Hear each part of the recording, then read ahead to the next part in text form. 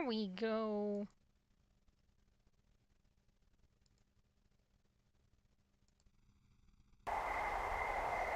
Yay, we can continue Firewatch.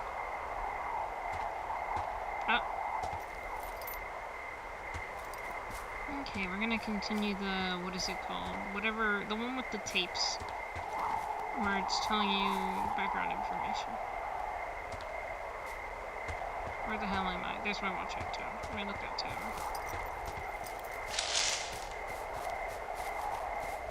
So last time we were talking about how, like,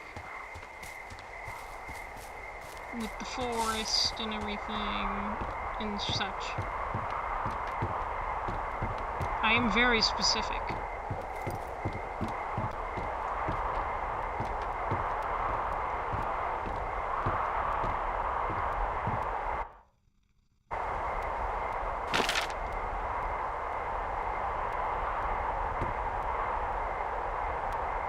We got all the ones for this day in. Intro, we're done.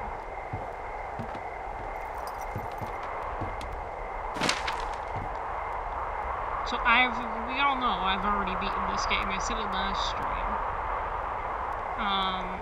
But yeah.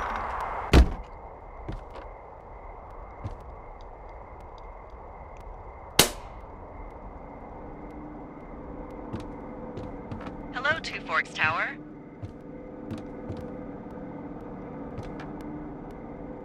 No, I don't want to answer you yet, Delilah. Two Forks Tower, this is Thoroughfare Tower. Come in. No.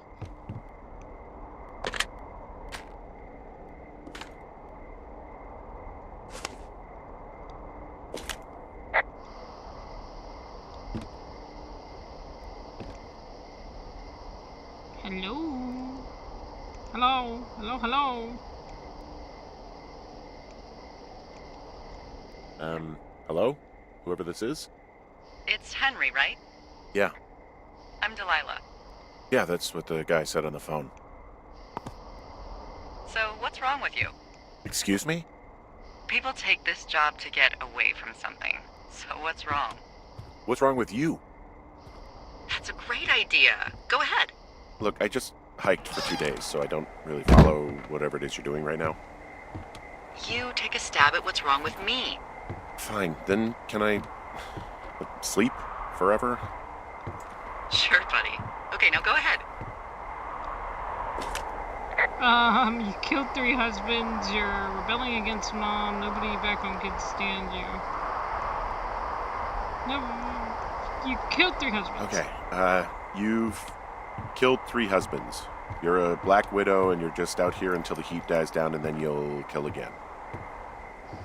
Ooh, very good. Bravo, Henry.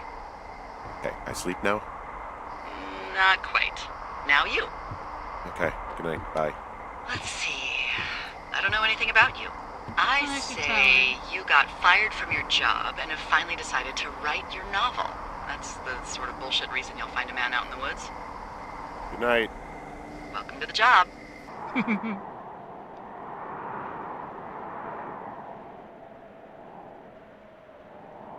Yippee! They won! Woohoo! Haha! Henry, get the fuck up, Henry. There's no cheese and crackers in prison, Gromit. Gromit, wake up, Gromit.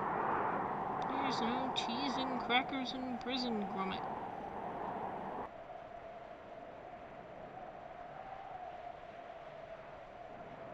Now come on.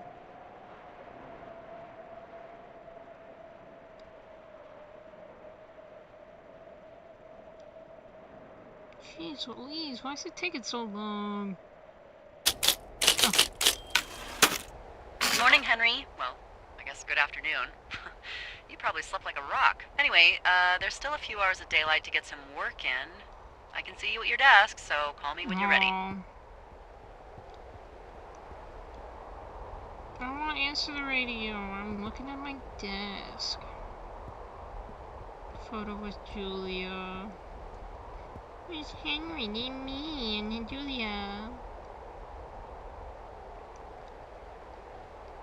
What does that say?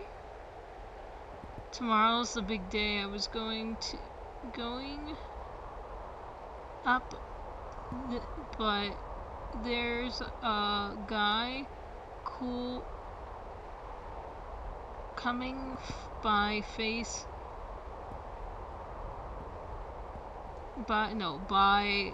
from the university, grabbing another box of books, and he was a real pain in the ass about doing it before I left. Yeah, what's this say? Before I left, something is it's a little blurry. I got to catch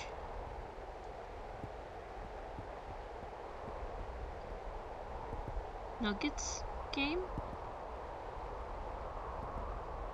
tonight. Not that Phoenix isn't going to take the series in 3 straight. There's always next year. Not sure I'll get another chance to write until I settle in. I's pretty sure I drive up to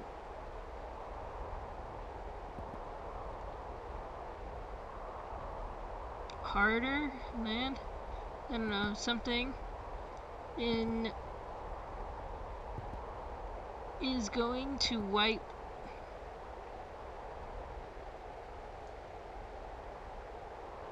something. Hiked in last night, got lost a lot on the way here, and then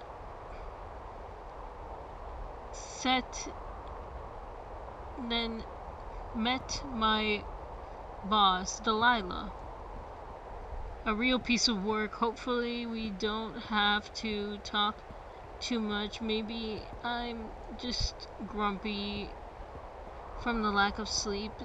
Didn't get a wink of sleep last night, and was pretty sure there was a bear sniffing around my tent. I actually made a good fire last night and flipped through Julia's journal. Oh, this is when we were looking at the journal. Still feels weird about having it, but Susan thinks it's a good way to what's the word she used? Stay connected to the real Jules. But I was sitting there looking at it, and I don't know if it's a good idea to keep doing that. It didn't feel good, and move your hand, Henry. Yeah, like I said, I didn't get much sleep. Great after that, but didn't sleep great after that. But it was probably the bear. Alright, it's late afternoon. I gotta check in with the boss. I imagine I won't have a hell of a lot to do. Oh, he was looking at his ring.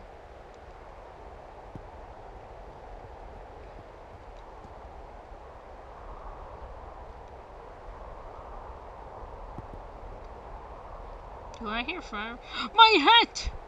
I have it! And there's a picture of a raccoon.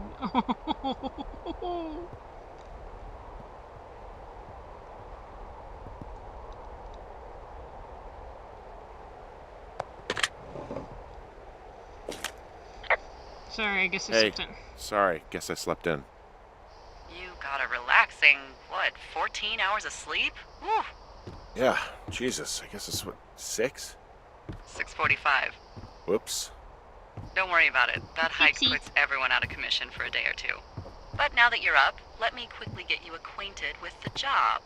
There's a thing in the middle of your room with a round map on it. Do you see it?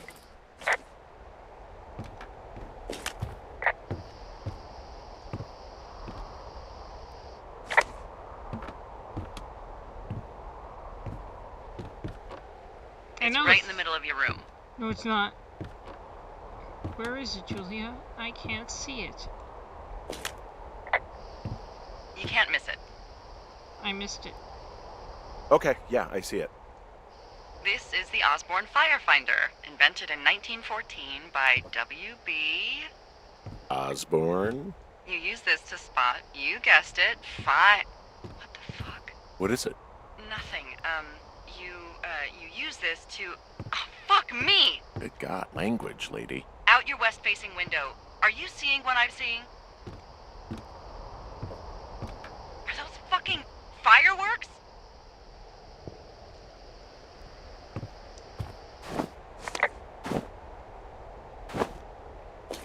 I need you to confirm. Do you see them? No, Delilah, give me a second. I don't know my west. It's west. Seriously, are you seeing this? No, Delilah, give me a second, please. Ah, I see it. Henry? Henry is... Give Henry minutes. Whoa, that's not legal, right? No. You need to get down there right now and stop them. Fire danger is through the fucking roof. Is that really my job? Your job is whatever I say it is. Look, the closest ranger is like 2 days away. Go down there and set him straight. I kick the shit out of them. Can I write them a ticket? Do you think you can handle that? Like, kick the shit out of them sort of straight? No. Jesus, no. What? I'm not a cop. It's not like I've got a rule book over here. Just make sure they don't do it again. Take their shit. All right, fine. Don't feed anyone a knuckle sandwich. Get going. You'll probably need a rope to get down the shale between you and the lake, if I remember right. There should be one in the supply box on the way. The code is 1234. It's actually that for all of them. Secure. Secure. Shut up.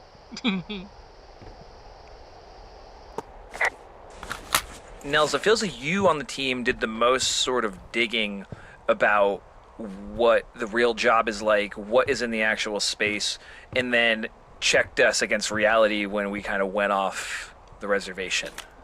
In general, I really like doing research. That's sort of a thing I've enjoyed on all the projects I've worked on. So for this, a bunch of folks on the team read this great book called Fire Season by Philip Connors, which is kind of like a memoir-ish thing from this dude who still is an active fire lookout even today. But I also I called up the Ministry of Forests and Natural Resources here in British Columbia and got redirected to like 3 increasingly small Ministry of Forest offices until someone just gave me literally the phone number of this cool old lady who had once been a fire lookout. So I just kind of chatted with her for like an hour and a half just about what doing the job was like. The reason why the game is not a simulation of being a fire lookout is because what everyone talks about is that the number one challenge with the job is that it is incredibly, impossibly boring. Because you can't, like, read a book. You can't, like, be doing other things, right? Like, not really. Yeah. At the end of day 3, where Delilah mentions it's like, Kendra's like, well, what do I do for the rest of the summer? She's like, you sit in that chair and you look out the window. That is actually what fire lookouts really do. So all the folks I talked to said, like, figuring out ways to combat boredom is the number one thing. The lady I talked to, she said she did a whole lot of needlepoint and cross stitch because you can do that without looking at your hands very much. Obviously, like, lookouts are also responsible for doing, maintenance on their towers. But again, it's like not maintenance because some crazy Yahoo smashed up your tower. It's maintenance like, oh, the paint is kind of flaking off, better paint it. Or these trees have grown too tall, so I need to chop them down. Not, I'm chopping down trees to form a weird log bridge. The main takeaway from whenever we would talk to someone who had done this job is why would you make a game about that? That is the most boring time of my entire life. So hopefully we showed them how. It feels like people who do this job like fall into two camps, right? They're the people who think they can do it and can't hack it and bail after like a month or two. You know, people like Jack Kerouac, who tried to do this and wrote about it in Desolation Angels, and then he went crazy from a lack of cigarettes and then left. Or the people who kind of enjoy the solitude and then figure out ways to deal with it. But, you know, we do have, like, a lot of the window dressing for the stuff people use. Like, other folks I talk to, it's like, what do you do? Well, we read a lot of books. And we, like, trade the books between the different lookouts through rangers and stuff like that. So, of course, Firewatch has a crap ton of weird books in it. Stuff like that. Man, I think I could do this. The kind of job where you just sit in a room. Not for the fact of solitude, but it's just... because...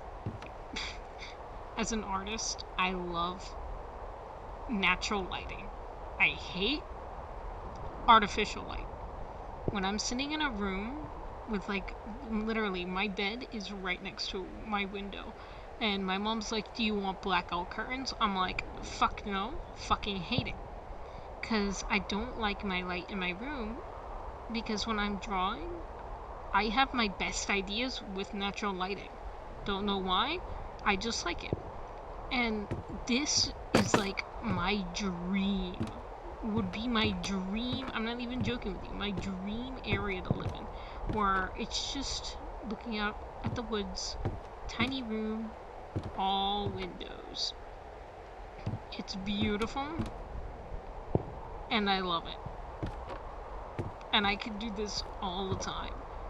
And if you're telling me all I have to do is sit in a room hours on end and stare at a window and look for a fire, bestie, I could do that all day.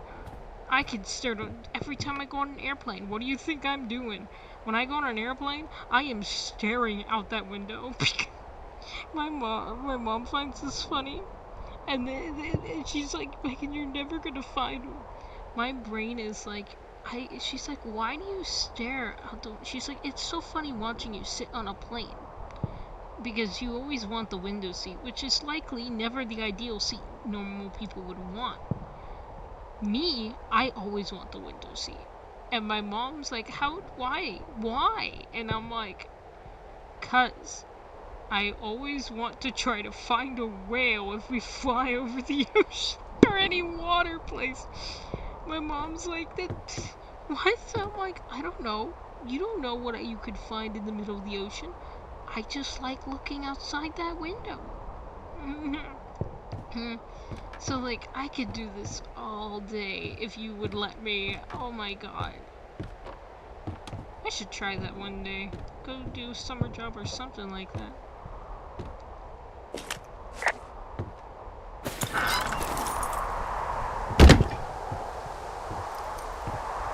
And then but I think the one thing that I would hate, that would be terrible, is this part. The confrontation, dealing with people,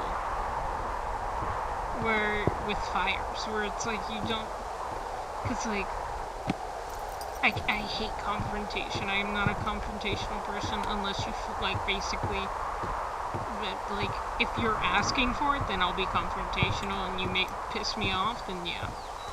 But when it comes to me having to be confrontational with you, like telling you, hey, we shouldn't do that, I am the most gentle ass person, and I would just suck it up and deal with it. I'd be like, oh, okay, and let you step all over me. But at one point, if I'm like, no, I can't let this happen, you're a piece of shit. What the fuck?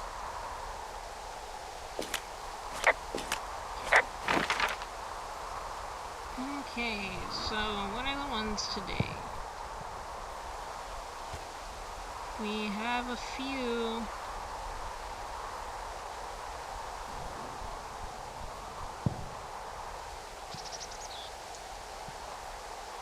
This is over by...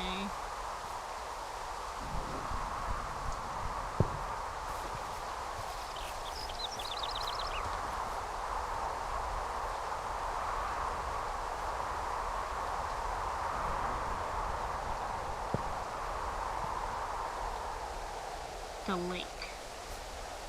I know we're gonna go to the lake today and then walk around and then come back to Thunder Canyon and then come back around. So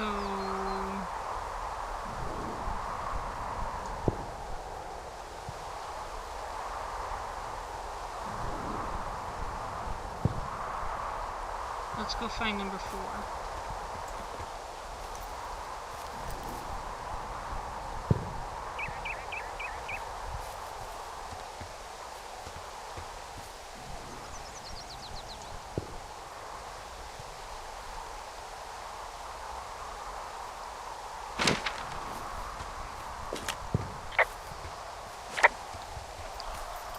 Am I going the right direction?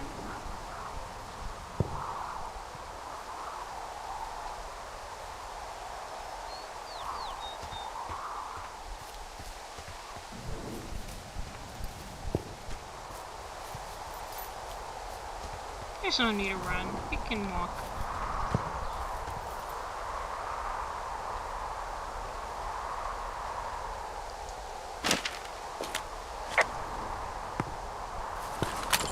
Hey, it's Jake again. And it's Jane again. All right, let's talk about Two Forks Lookout. I mean, we could just talk about lookout towers in general in video games.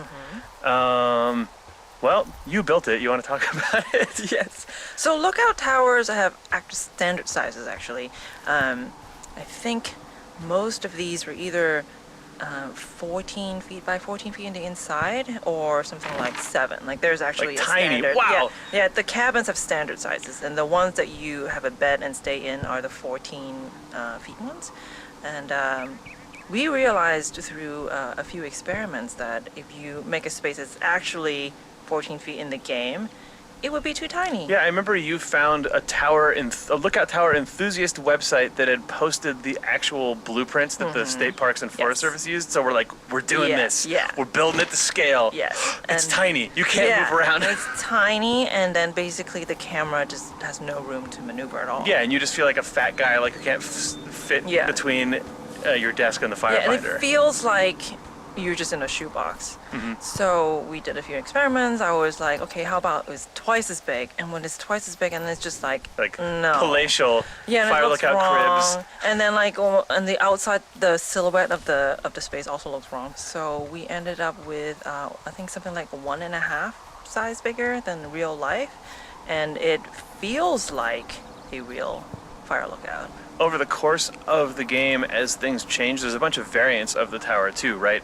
I mean, simple stuff like the broken window, but then also we move furniture around. Henry gets moved in over the time. Yeah, there are different states of the interior, and we achieved that by actually swapping out the whole interior set.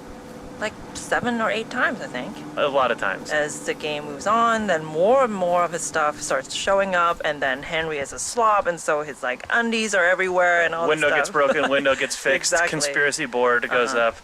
Yeah, and dirty socks get all over the place. Just tell the story of some slobby dude up here. Exactly.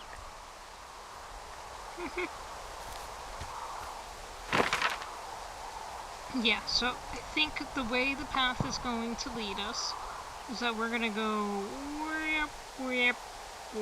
back. So, from what I remember on day, because we're gonna meet the stranger, and there's this one thing, because I remember playing this route. When I was playing it, listening to the tapes, I remember there's this one thing that I really liked that they added, the fact that I never noticed this, and now I notice it on a day-to-day basis with my friends. Because this happened with my old friend group, but I noticed something. So, in the game at one point it's going to talk about it, where it's like about how Delilah said something, and Henry is like, what?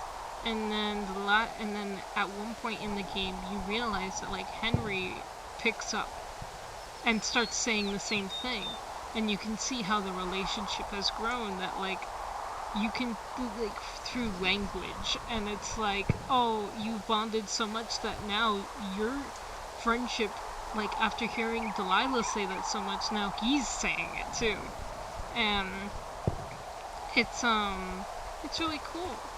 So it's like, and then I noticed that as I'm like, he's like, cause I noticed this I'm like, I never noticed it. That sounds really cool. And then I started noticing that I do it with my friends too. My old friends, my old friend group. There was something, and I still do it now. They pointed this out to me, how I always say things incorrectly. Like, they're like, it is so funny how you don't say 24/7, you say 24 and 7. So it's like you're like, and 7, we can't forget that 7. We can't forget that 7. It's like, it's 24 and 7, and then my friend, one of my ex-friends were like, they're like, now, you know what's really funny? Is that I catch myself saying it now. I can't help but say 24 and 7. Because you say it so much. And that's what's funny to me. And I'm like, that is such a funny thing I never noticed that people actually do. Okay. So we are gonna go 5, 6, 16. We got a 5. Let's go to 16, then 5.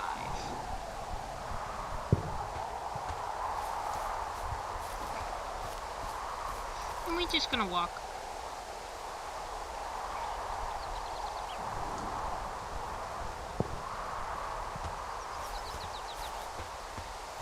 Enjoy the beauty.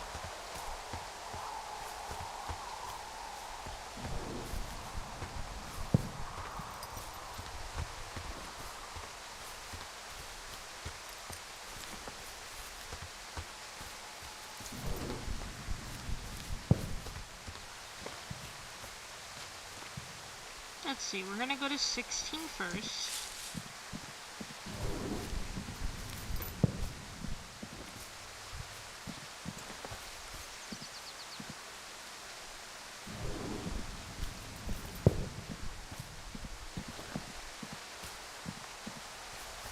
I can't see. I'm done.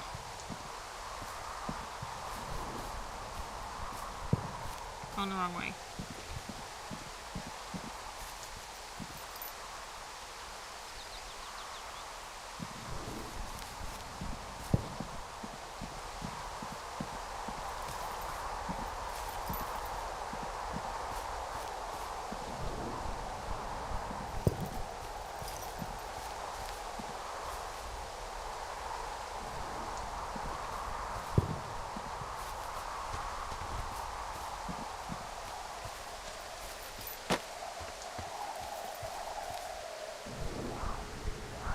Bello.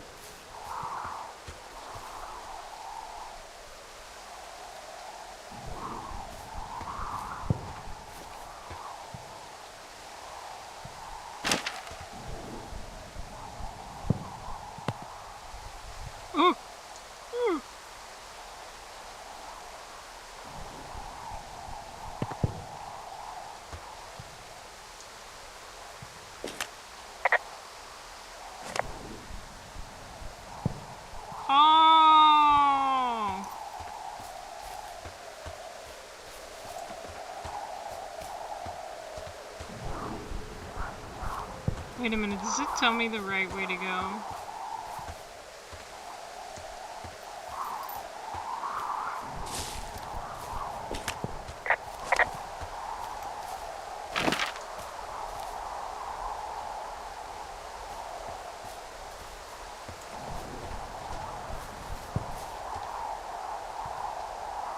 Where am I going?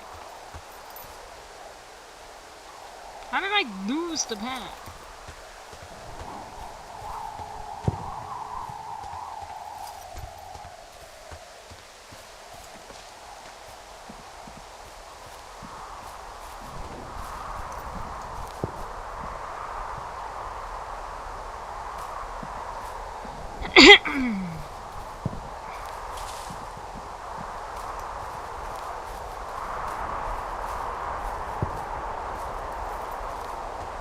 That's 15.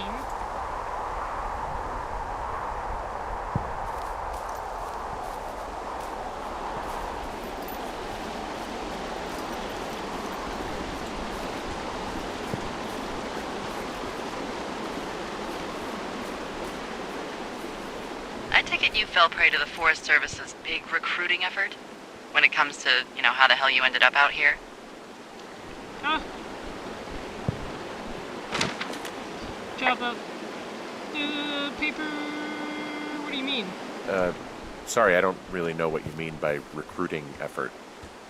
Oh, after last summer. Budgets went through the roof, a lookout in every lookout for the first time in 20 years. Last summer? Come on, you're from Denver, not Delaware. This was national news for Pete's sake. Boulder. I'm from Boulder. Same diff. You're gonna tell me what happened, or... Oh, you mean the fire? Oh, you're talking about that giant fire that probably caused some damage. Turned an entire jamboree of brownies to dust. Brownies don't have jamborees. Well, they should. And you don't know what the hell I'm talking about, do you? I do not. Jeez. I mean, the federal government almost let Yellowstone National Park burn to the ground? Ring a bell? Why'd they do that? Yellowstone is 15 miles away. Why would they do that? Well, the short story is that for 60 years, we got very good at not letting forest fires happen. And then about 15 years ago, they decided that forest fires in wilderness areas like Yellowstone should be left to burn. So that's what they did. I can't believe you didn't hear about this. There were reports that the entire park was gone. Dan Rather telling the country that President Reagan didn't care on the nightly news. And what the hell's he gonna do? Smoke jump in and snuff one out for the Gipper? What should they have done? So what should they have done? I don't even know. By the time the Yellowstone folks realized the little fires weren't gonna burn themselves out, 100,000 acres were gone. It's Yellowstone, People don't want to touch it. But we touch it every single day. But hey, I got a 30 cents an hour raise because we can't have another fiasco. The goddamn park can burn down again.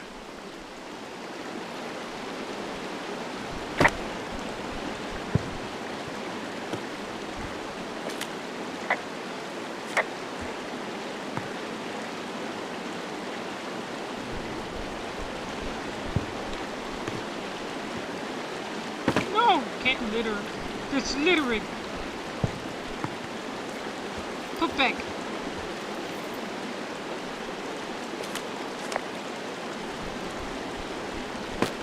Stop it. We're gonna get it in here.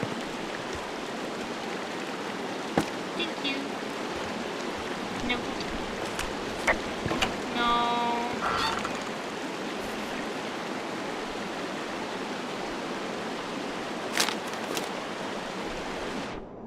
Ron, I really wish the powers that could be issued.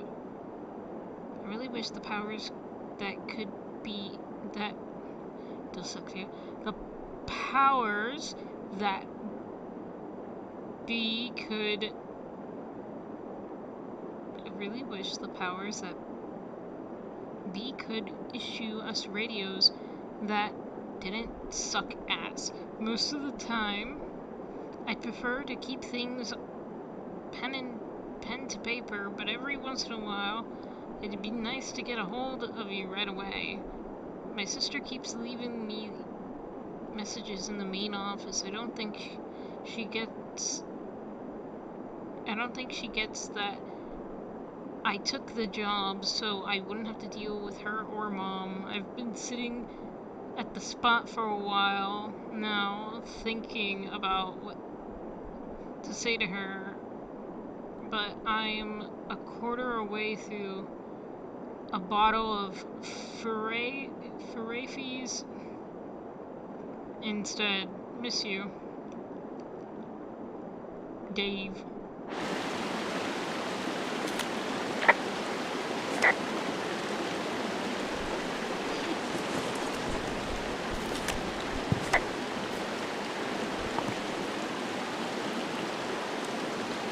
One chance to die. Pitch back.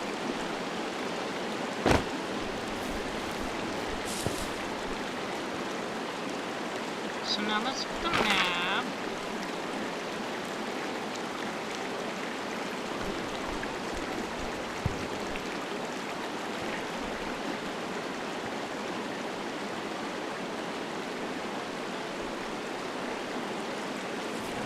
We aren't supposed to be here.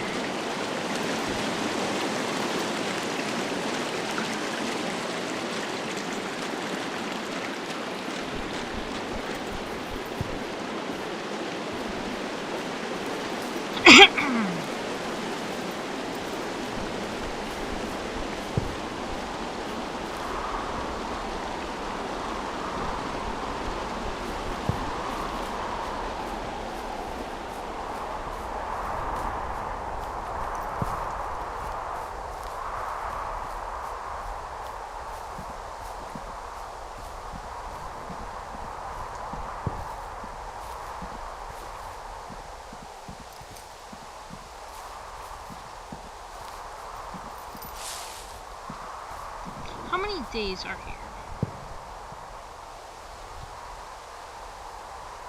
Because I can do this in a whole ass playthrough, but I really want to do this in parts.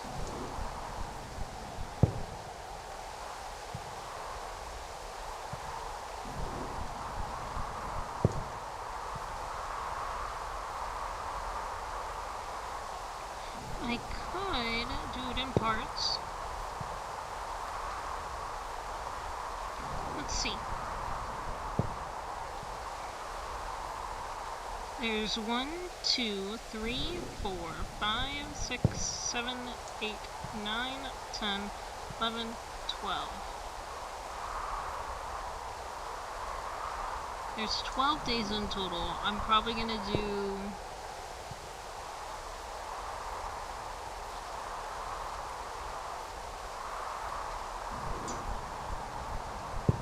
Let's do day 1, day 2, day 3, day 9, and day 15.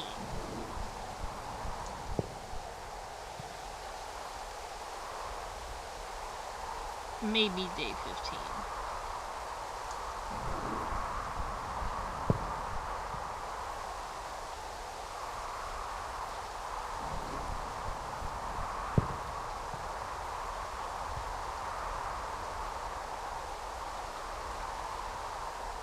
Yeah, we'll get up to day 15.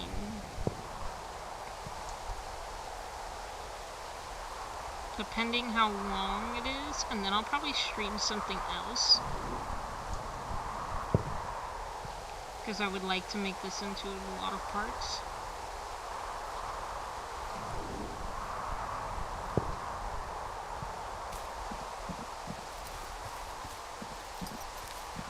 So I'm gonna walk, not run, because then we can make it longer.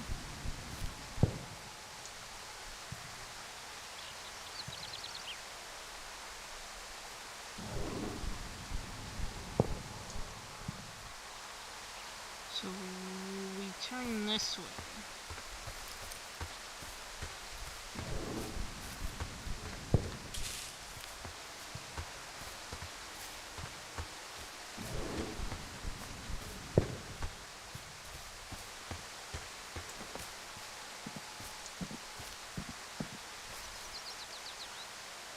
Almost there.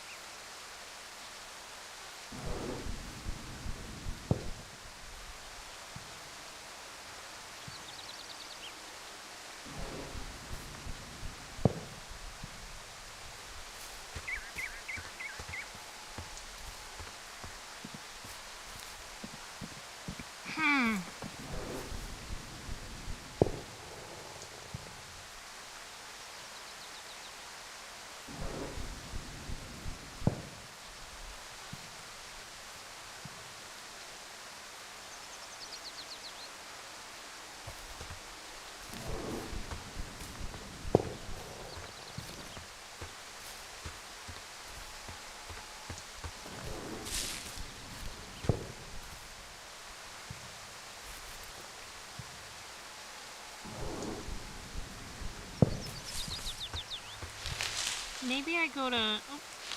Oh,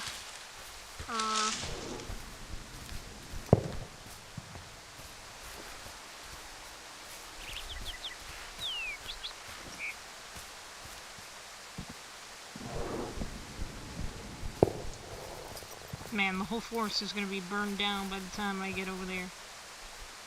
Oh! The medicine wheel. There it is.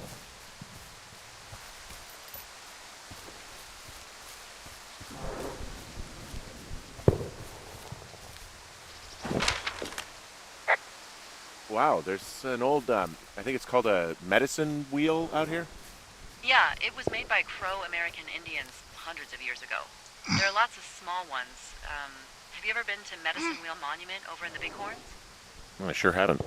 Well, it's worth a 3-hour detour on the way home in August. Neat. I'll keep it in mind.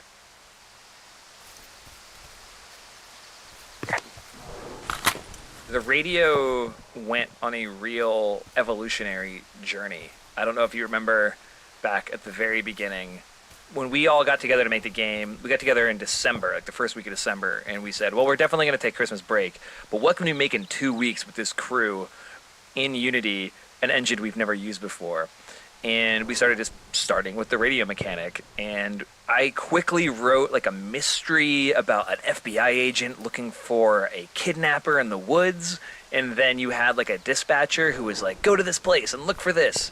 Oh, I think he left. And I think that's when we sort of proved out that looking at things and pointing at them the way you would like in a shooter, but then getting options to talk about them was the thing we were going to do.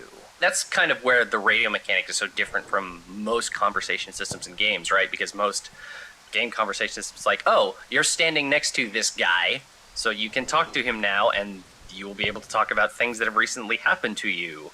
But since it's a radio, it's like you could be anywhere, anytime, talking about whatever you're looking at.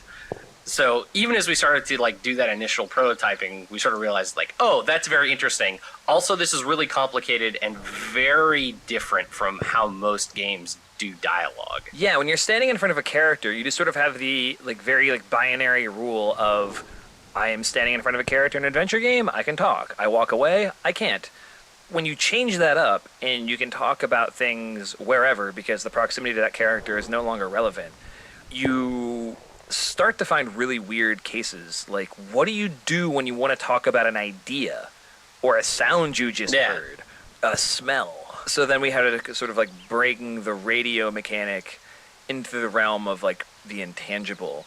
And I don't think that really came on until much later. Yeah, we got like, I think during that prototype we got the very initial vestiges of it, but in that initial prototype it was so simple where it's like, oh, if you're looking at this weird stone head, you can like push the one button to play this crappy audio top of "Oh hi Mark" from Tommy Wiseau's The Room, or you can push 2 to say "Oh hi Denny" instead. That was the darkest time of development for me. It was the most wonderful time because that movie gives me real physical illness. When we had mapped the radio mechanic to 2 lines from The Room, I was in a bad way about that. I enjoyed it greatly. I know you did. I know you did. Yes.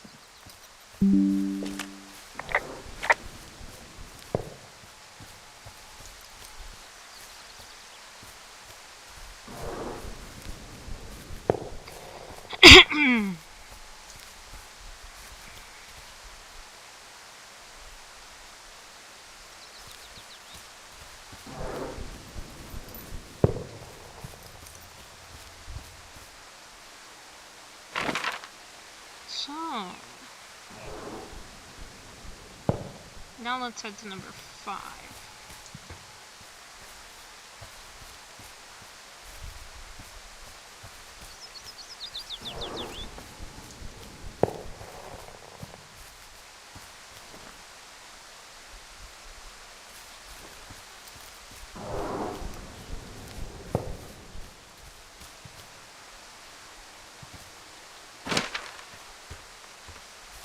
Should be over by here somewhere.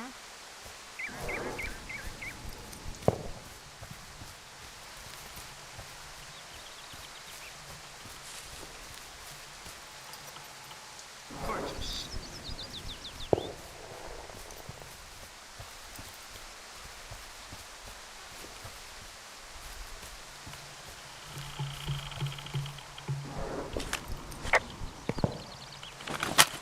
Hi there, it's Jake. And Chris again. Hey. So here we are in the cache box clearing, or at least I guess that's what we call it. There's a lot of cache boxes in Firewatch, but this was the first one that we placed into the game. For a long time, this was the cache box. It was the cache box, even though we knew we wanted to have more. This area was actually one of the first areas that we built out to any degree that looks like a piece of the world. It was a really good proving ground for us. Like when me and Nels Anderson were grayboxing the world at the very beginning, we tried a million different things, like maybe this was on the edge of a cliff, or maybe it was a secret that you had to find. And I think it was Sean who suggested that he really wanted it to feel like a warm, sort of enclosed space, like you've stumbled onto a little glen and you want to stay there for a while, which I think makes sense because we wanted people to actually stop and poke around and have it not feel like the woods. This was an area with a lot of firsts. I remember this really ended up looking a lot like Ollie's concept art in a way I think that felt like an accomplishment when it all got built out. It was also the first audio I implemented in the entire game, I believe. The Foley on the locks and the lid? Right, exactly. Oh, this was also, the cache box was also our proving ground for detailed object interaction with Henry animating the lock. And also, there is an exit out if you back up and turn left. That was the first time I prototyped one-way drops and also any like sort of secret paths, because the way that you cross the canyon also showed up here, and I didn't tell anyone on the team about it for like months, and people only noticed it once they started playing the back half of the game, and it was very fulfilling for me. Nice. Cache box. Cache box, land of firsts and secrets. That's the state flag of cache boxes. So this was a secret thing he made. That was the place we just came from.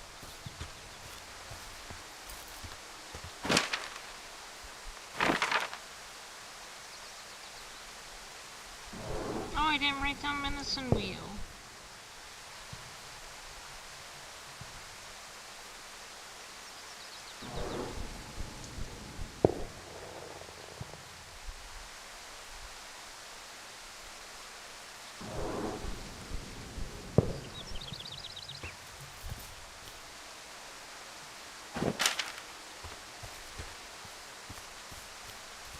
Dude, if this place was a real place, I would go camping here, no lie. I love camping.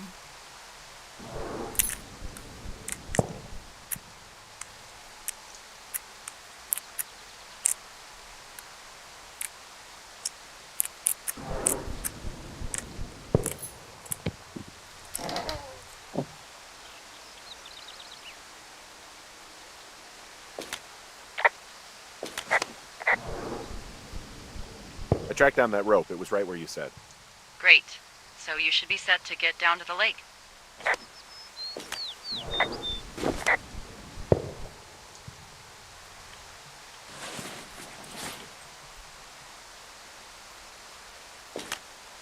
Hey, a snack! Hey, there's a snack in here. I'm probably going to eat it. You definitely do not want to do that. Whatever's in there has been in there for years. That's how you get food poisoning.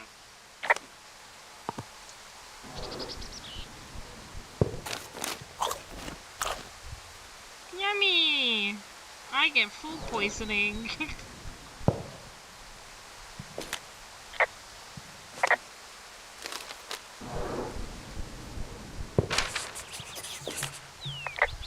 Itchy head, itchy head. Oops.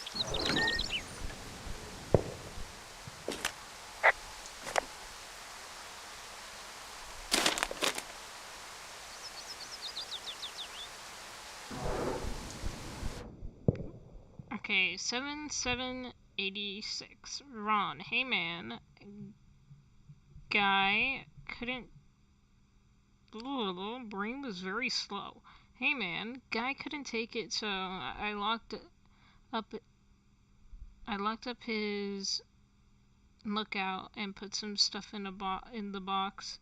Found one of those bars you liked hiking into the park, but let's get fucked back when I'm back, Dave.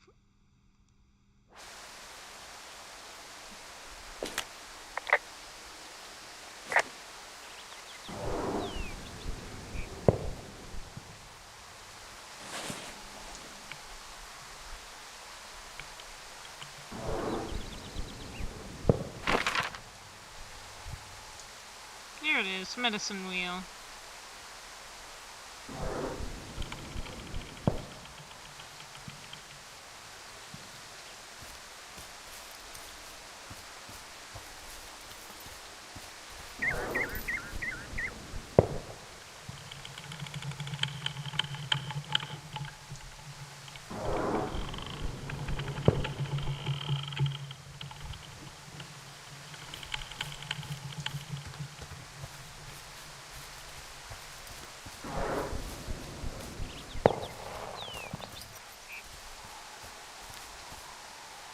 I ain't jogging.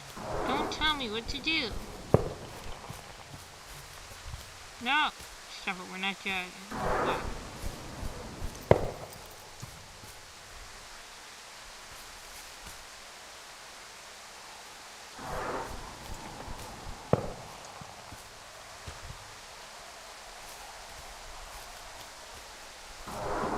Expect to see.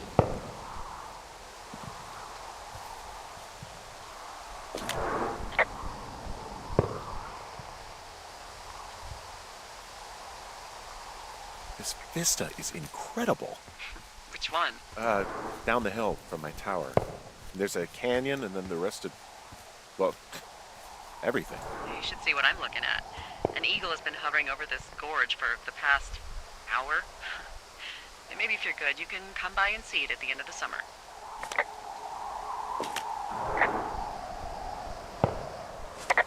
Hang on.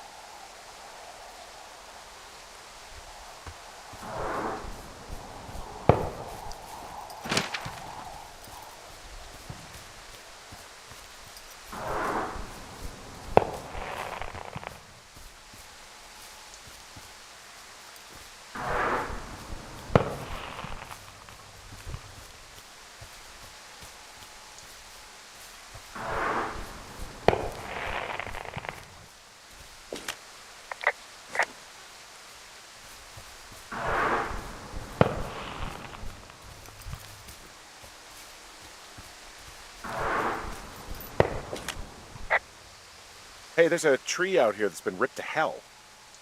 And? Don't you think that's, disconcerting?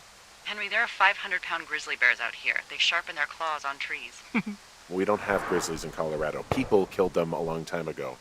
Well, in the thoroughfare, they hunt people, they kill people, they bury their bodies, and then come back weeks later to eat them because they prefer rotten meat.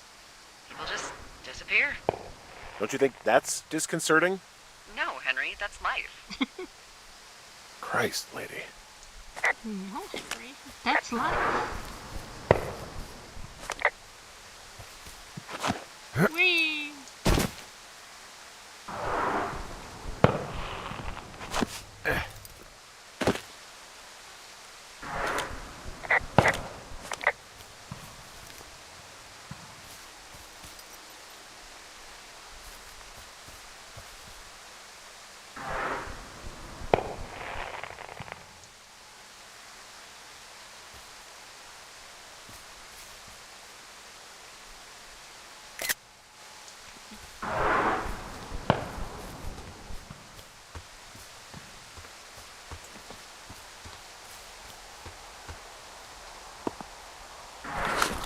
Jake, Oh, hey, Sean. you did a neat thing here in the game that I like a lot, which is when you make a dialogue choice with Delilah about what this dangerous hill should be called.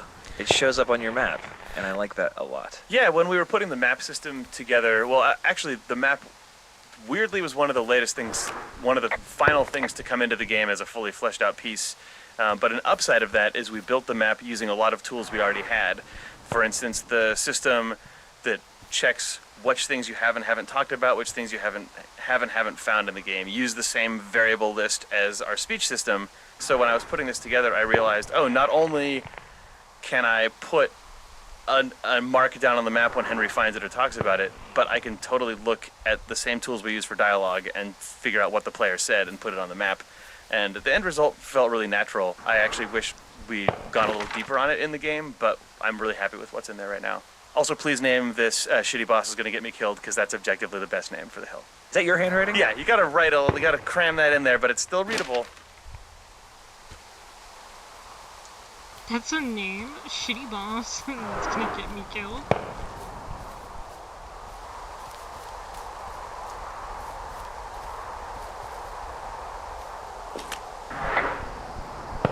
This shale slide is steep.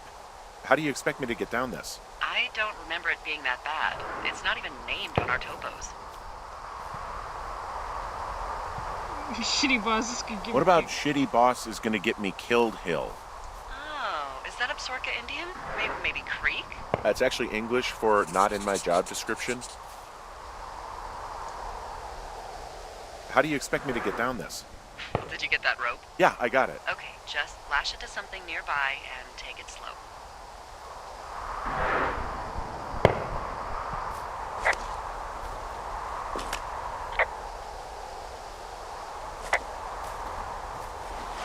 I'm gonna die. Remember me.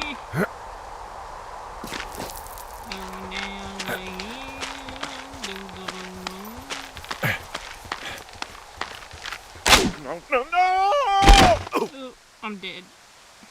I'm alive. I'm dead. I'm looking at you. Fuck you.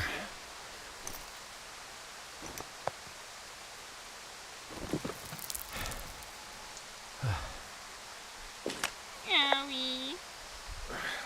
Hey, What the hell's wrong with you? my shitty boss almost got me killed. First, your boss is a delight. Secondly, Jesus. What exactly happened? My rope snapped coming down the shale slide. You didn't break anything, did you? No, I think I'll make it. Well, be careful for Christ's sake. Wait a minute, I have to look at the map.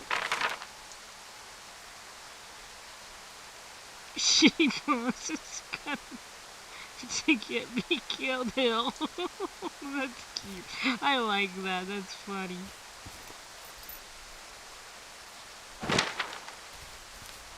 Actually, wait. Bring the map. Let me look at the map. Number 43. Here we come.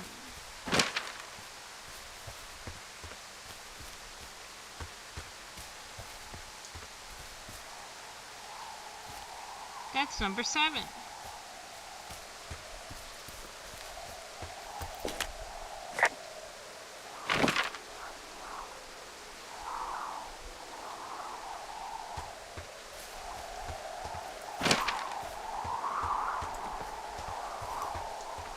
What's that over there?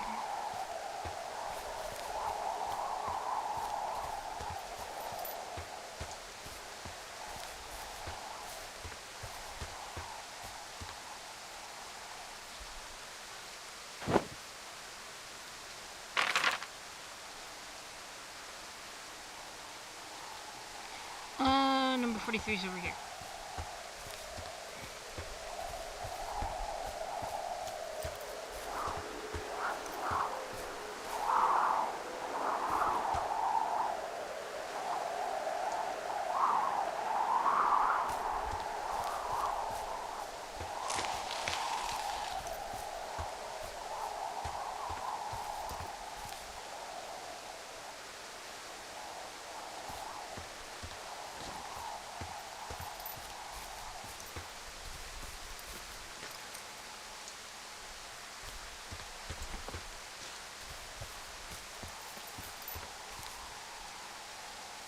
I'm literally right on top of it.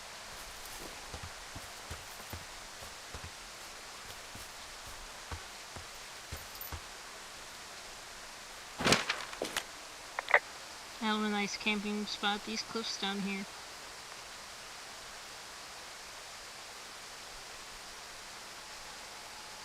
It is a hell of a nice camping spot down here by the lake. I haven't been down there in years, but yeah, Jonesy Lake area is perfect.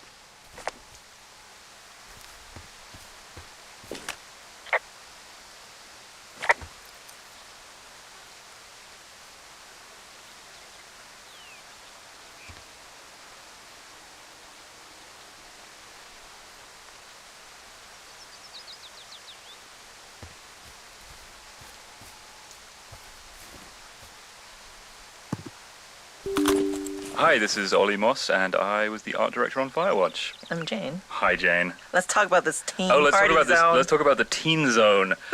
So the Teen Zone is one of the first areas that we used as a sort of art test to see how we would go about building the rest of the game. We knew from the pretty early on that, like, on day one, you will start from the tower, and you will have to head down to the lake, and somewhere in between, you will see some teens, and they're partying.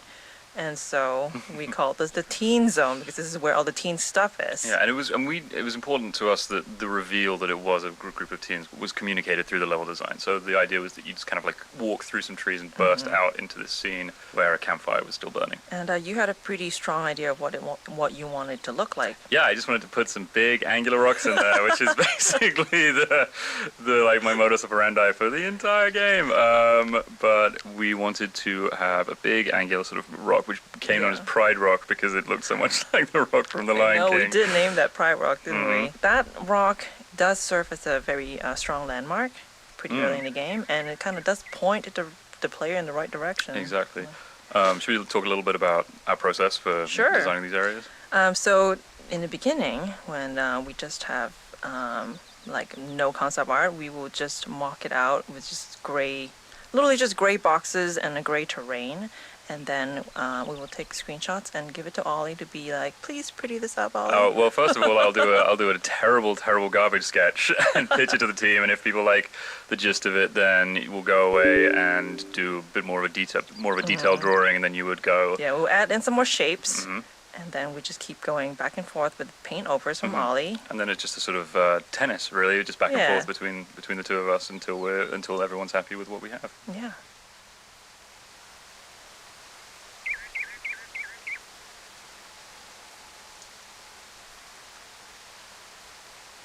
Forgive this thou stream, I must fix stuff.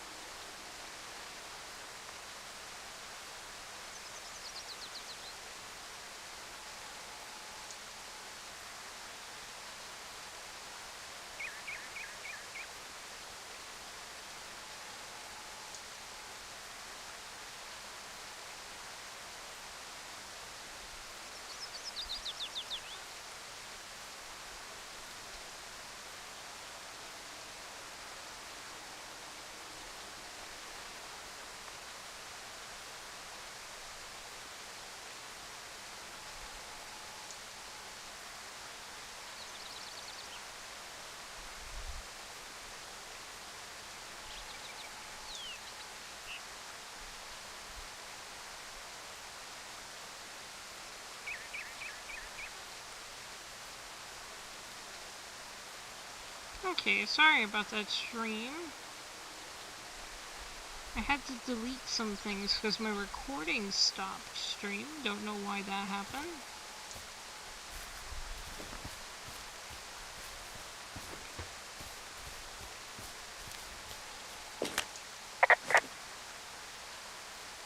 God, I love looking at designs.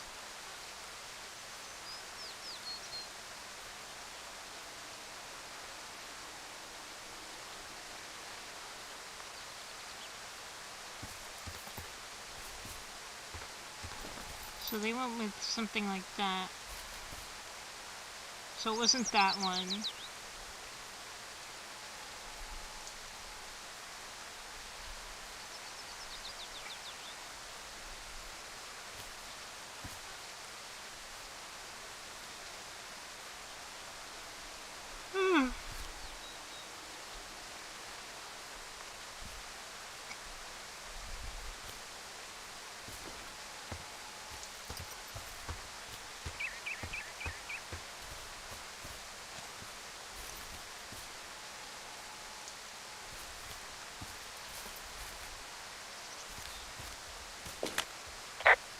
Finding a bunch of empty beer cans. They threw them all over hell. The idiots down at the lake? Yeah, them. I just found where they're hanging out.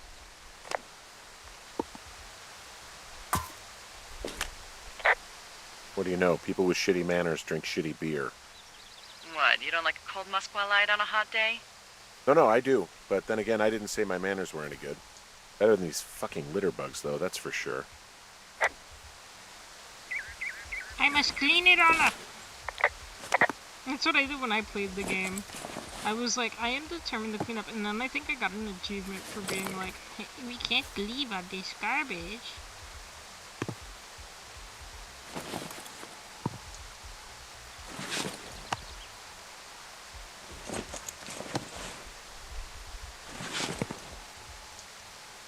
I don't have OCD, I don't like leaving garbage in the woods. The raccoons can get sick. You know, there's a camping place where I go to with my family every year. And I think last year when I went, they had, it was really funny because, just shut up the butterfly. It was really funny because, the raccoon, there was raccoons, there. Like, we were just chilling one day, at our campsite, and then all of a sudden they're like, oh, like, these people in their campsite came over to ours, and I think they were getting ready to leave, because their car was over there, and then they come over, and they're like, talking about the raccoons, and how they were over there, it's like, oh, be careful of the raccoons, and we're like, raccoons? And then in the middle of the night, not in the middle of the night, but we were, like, at the campfire, like, talking to each other, and all of a sudden we hear like a little rustle in the woods. It's like a little raccoon. And the motherfucker's trying to get into our garbage and rip open our trash bag. And when my brother and me were chasing it into the woods, like being like, no, don't eat that. And then my cousin and me also decided, we're like, why don't, he's just hungry, so we could give him an orange. And he ran up the tree and he was eating an orange and he was so happy.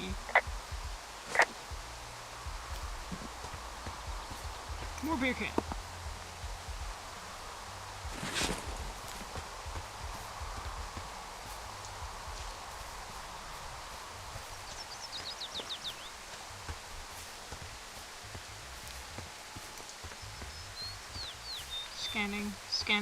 Scanning. More beer cans. No more beer cans.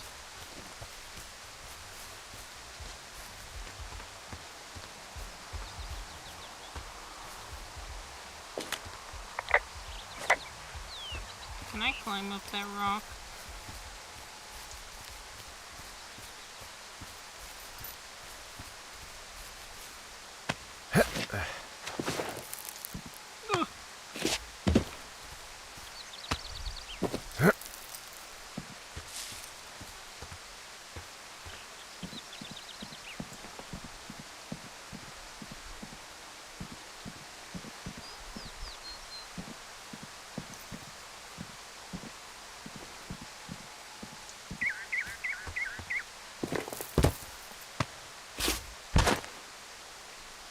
The fuck?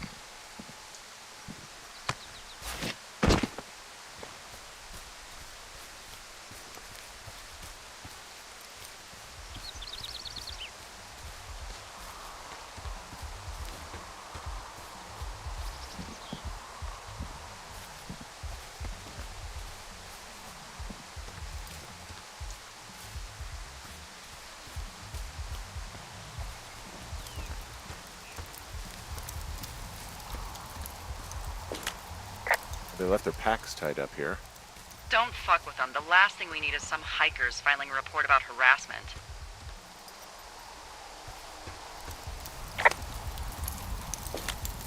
Oh, look, they decided to have a campfire, too. You know, they color-coded the fire danger signs in case people were illiterate. But I guess that doesn't take into account just plain stupid, does it?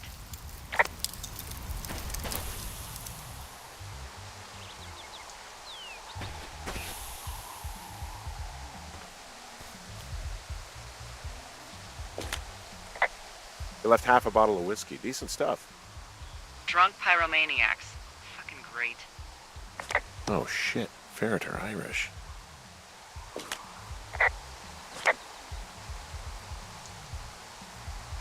Hold, save for later. Shoves. Officer, you're... What beer are you talking about?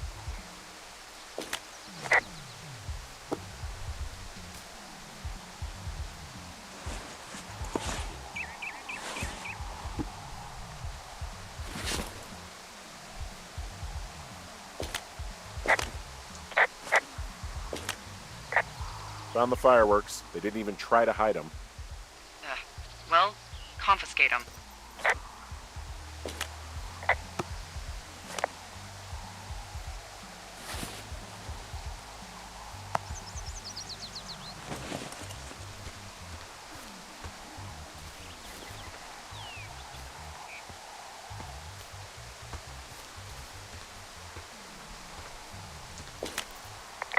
Well, I put out their fire.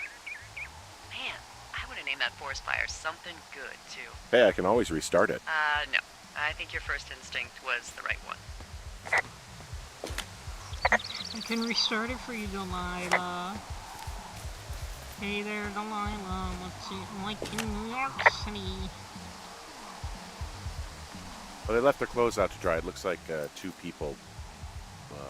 What if they're naked? Won't that be exciting? Look, they're obviously still there, so tell them off and then head back.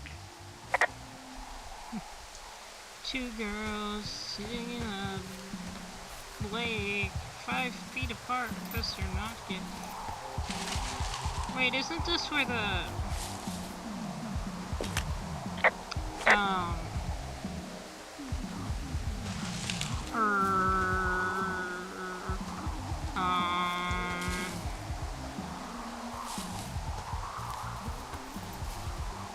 Yeah, this is where I think the guy's thing is. Map. Let's check map. Did I miss any? Again.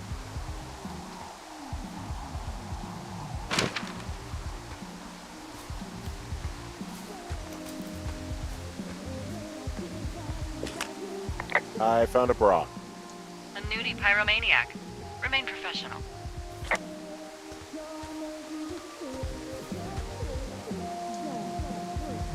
This music's my vibe, man.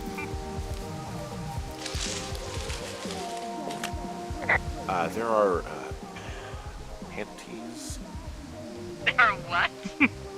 I don't want to say that word again. Why, 'cause you're 12?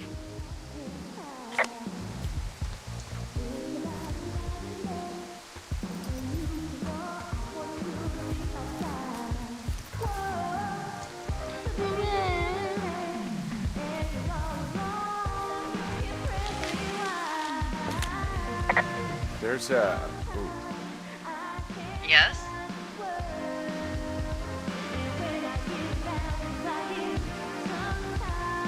There are 2 naked ladies out here. Can you handle that? Come on, I like naked ladies, same as anyone, but there's, you know. 2? Yeah. I know this will be tough for you, but try to pick your tongue up off the ground and do your job. Okay. 2 naked women. Oh my god. Those are teenagers. No. Forget what I said if they're teenagers. I forget if they're teenagers. I think they're teenagers. Wait, yeah, they're teenagers. I found them in the lake. Skinny dipping. Yeah. Is that a guy over there? Oh boy. Enjoy dealing with that.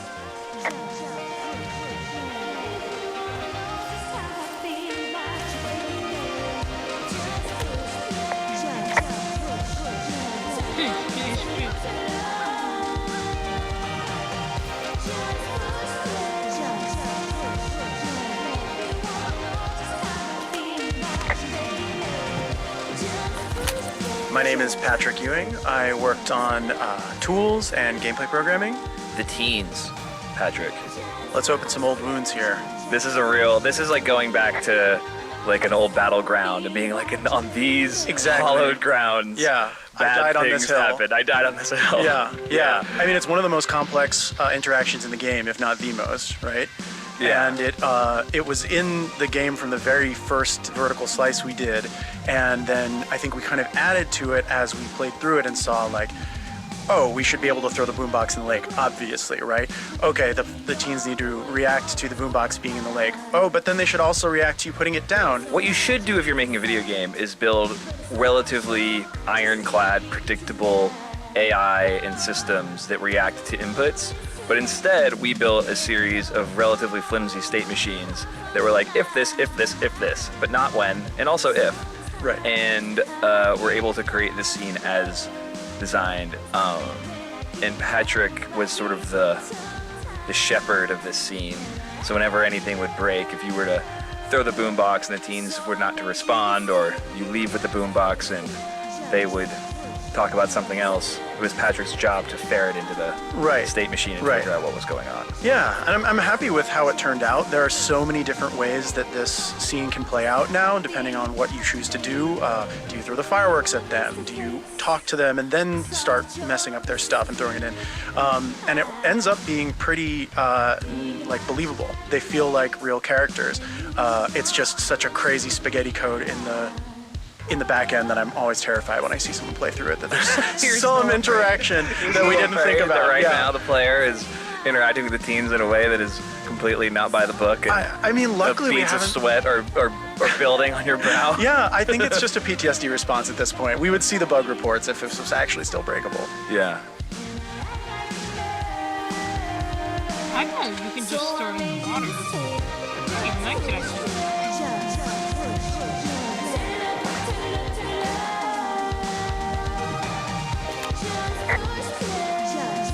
Now you're lighting fireworks. Fireworks.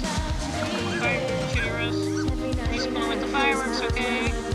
You gotta take it easy with the fireworks, all right? You ought to take it easy at the Sizzler buffet. Chelsea, what? He's just some loser out in the woods. I mean, he's rodent.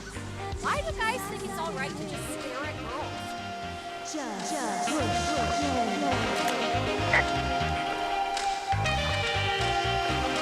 Don't know anything about me, I took all your shit.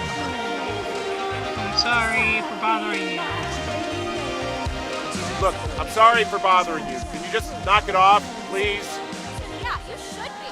This is a free country, and we should be free to do whatever we want. And free from any peeping toms. I said sorry. Oh my God, is that what you are? Work me out. Ew. Can we just get out of here?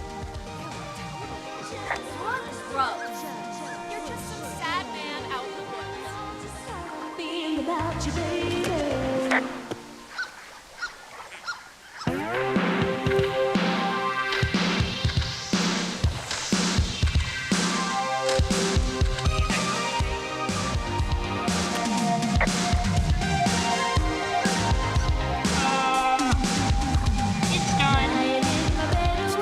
Oh, wow. The music's a little loud.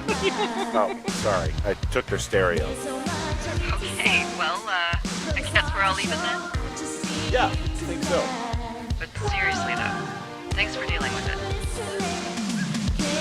My stereo now. Coming home.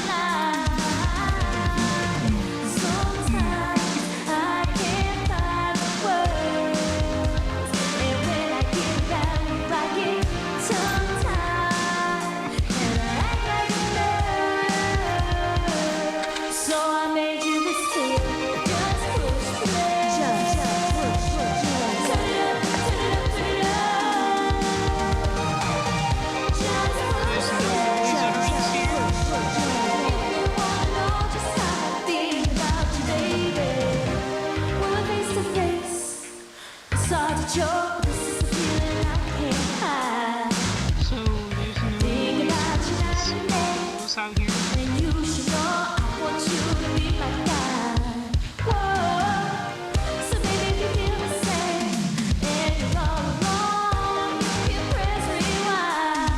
So there's no noise ordinances or rules out here?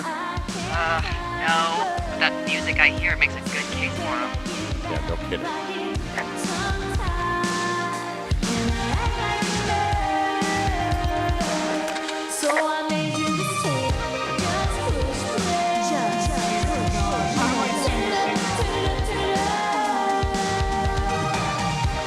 Any chance of those kids getting a disease in this lake, like diphtheria or consumption?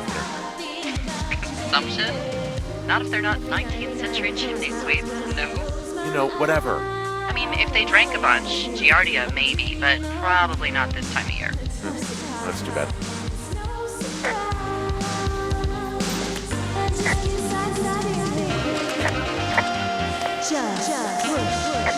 Well, this lake does seem like a good spot to swim, even if the last people to do so were assholes. Yeah, right now, though, it's all snowmelt, so you'll freeze your balls off. As hot as it's been, maybe that's a fair trade. It's starting to feel like it.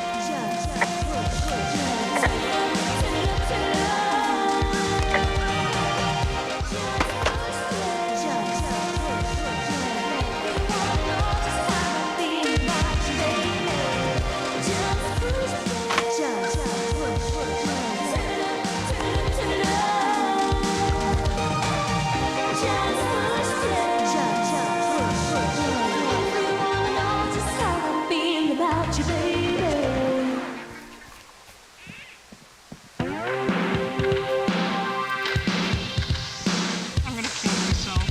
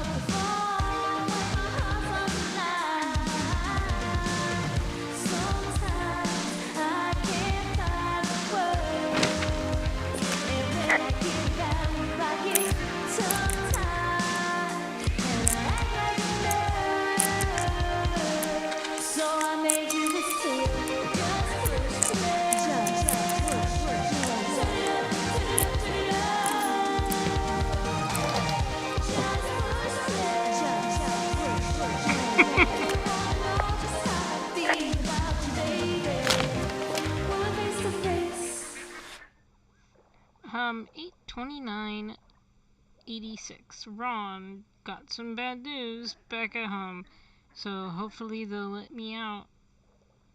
Let me out of here for a while. Let me out of here for a while. Who's to say, though, budgets being what they are? Did you get my note about what went down in Wapiti? Sheriff isn't too pleased with me, but I don't know.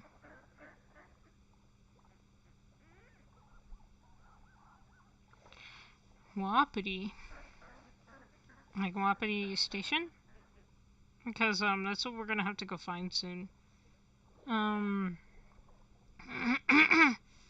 Did you get my note about what went down in Wapiti?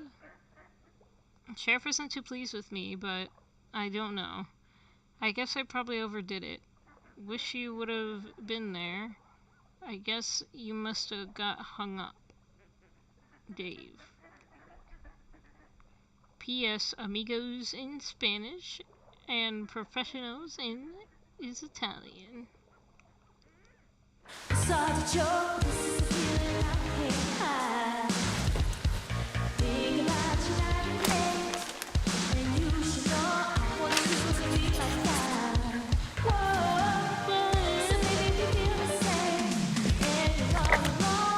I found a sweatshirt from the University of Eastern Colorado.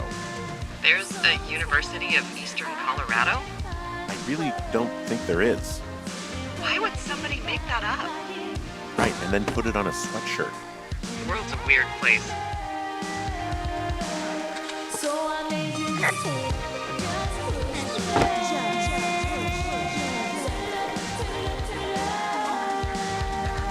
I know Turk Reynolds is around here.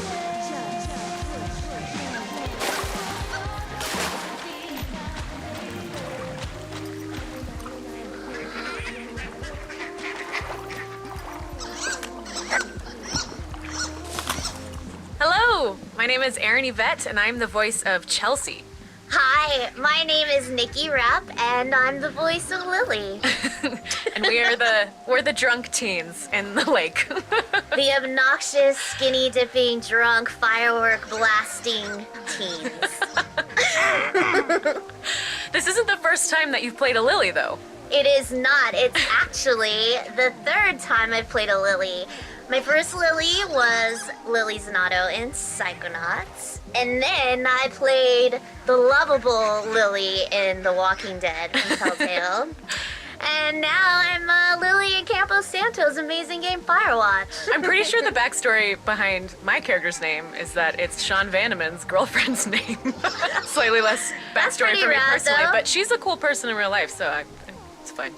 Although I wouldn't say that this character is based off of her, because this character is, I guess I always pictured her being changing majors constantly in college because she like can't decide what she wants to do. Like she's gone through like psychology and sociology and like and just constantly flunking out of everything. Yeah, so she's I just think switching until something sticks. That's good you had ambition. I don't think my character really...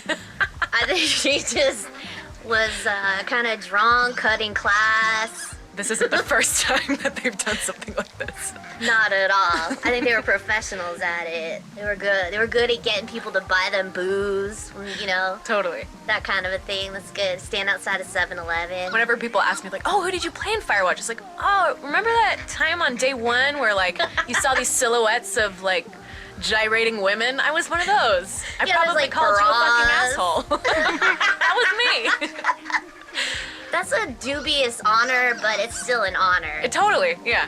A little tiny bit of a really cool game. Thanks. You're welcome. Turtle. Whoa, I found a turtle. Maybe it's a tortoise. It's a thing with a shell. Well, isn't that something? It's actually pretty cute. Well, Henry, if you decide you want it to keep you company, nobody will mind. Now, what do I call it? Looks like a, Oh, this ought to be good. It's a secret. It's a secret. No, actually, I think I'll come up with this thing's name on my own. Something real special. What a lucky creature.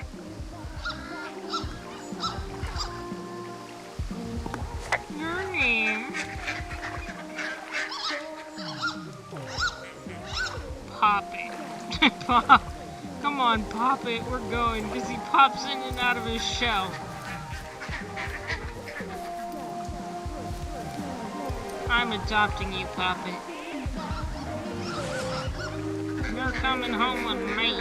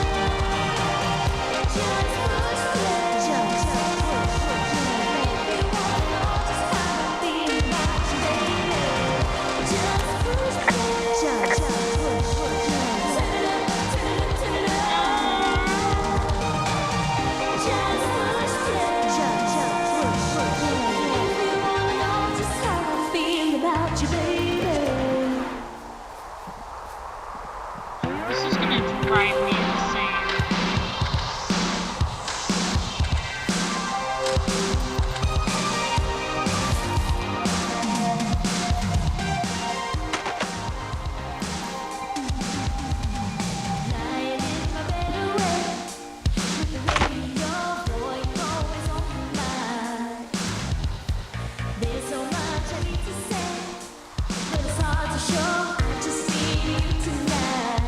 Whoa.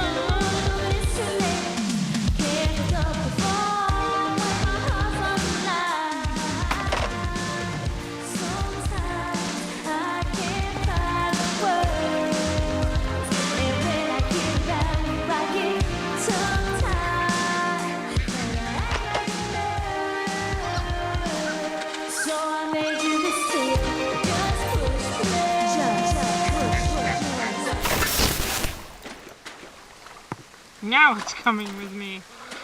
Dear God.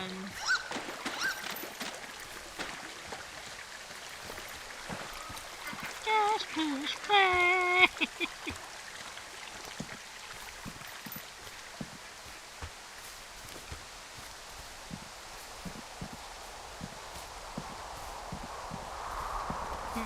They said I had a tiny penis and I didn't like that, so I broke their boombox.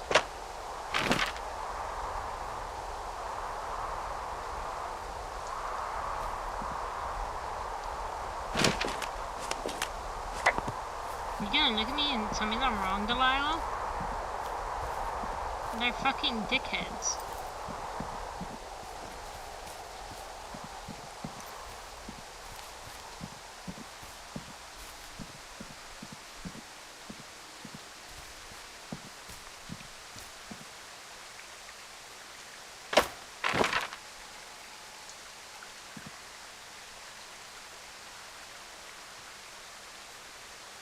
So 4 more. 1, 2, 3, 4.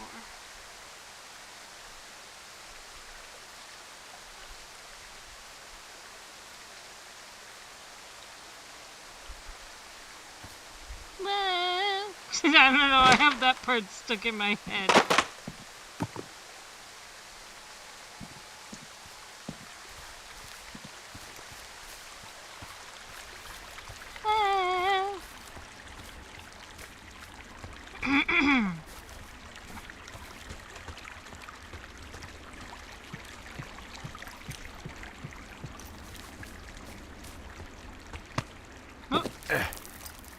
Oh.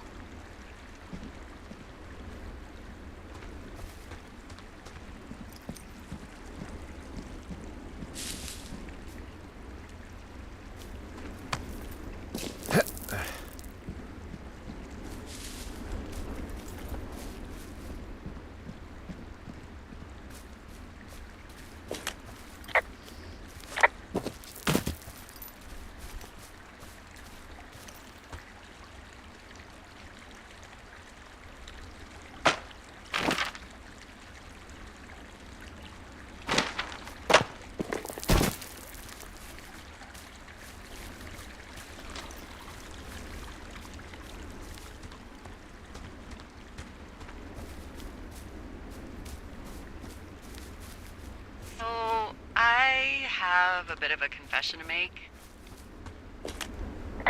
What is it? What is it? Look, I was drunk last night when I welcomed you to the job. Yeah, well, you're not the first boss to be guilty of that. I know, I know I can get a little pushy, putting you on the spot about why you're out here and stuff. It's not a big deal. It's fine. I'll keep that sort of thing to a minimum. Anyway, let me know when you get back to your lookout.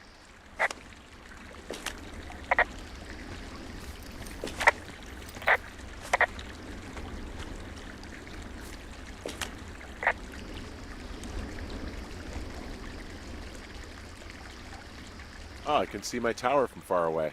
Yeah, we experimented with hidden underground towers for a while, but we weren't really happy with the results. You did not. We were all worked all summer. Oh no! No!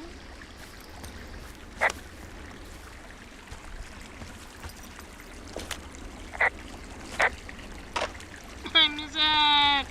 No, Delilah, talk to me. I was gonna ask. Oh man, I really wanted to know the dialogue. I'm a very indecisive person, Delilah.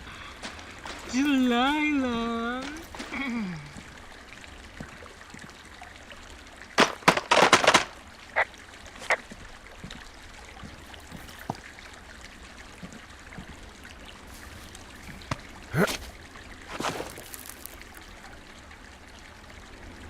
Just push play.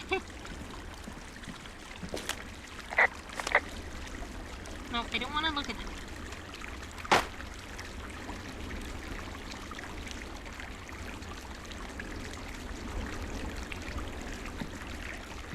How about this way?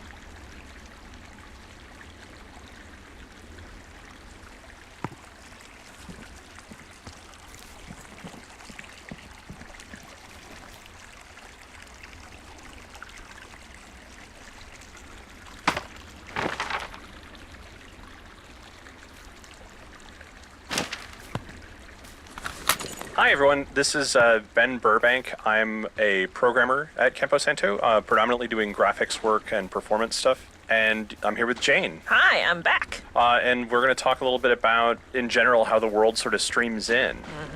This is a big open world game. There are, like, what, tens of thousands of trees somewhere in there? Yeah, and we have how many chunks of the world that we stream in and out? There are I don't 100 remember. plus. Yeah, I think over 120. One of the big challenges with that was we have to remove parts of it when you're not looking at it, because video game consoles and computers don't like to draw things that aren't seen. Especially not a lot of trees. Yeah, it's a lot of work for that little graphics card to do to try and draw all those that big forest. So the canyon's one of the spots where we have like obvious occlusion where you can't see most of the world.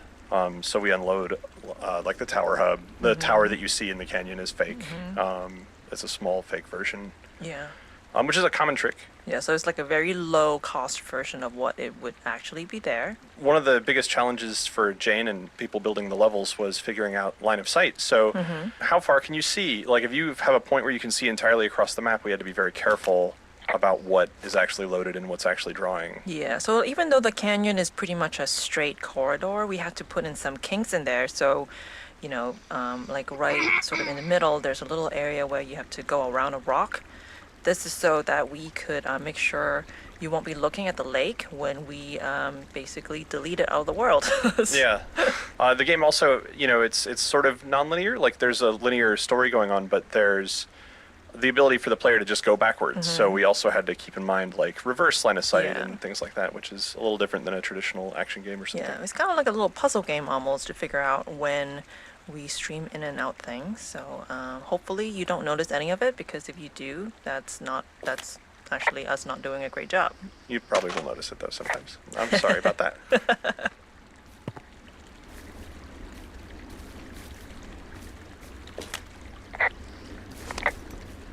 So it was hard for them to make the...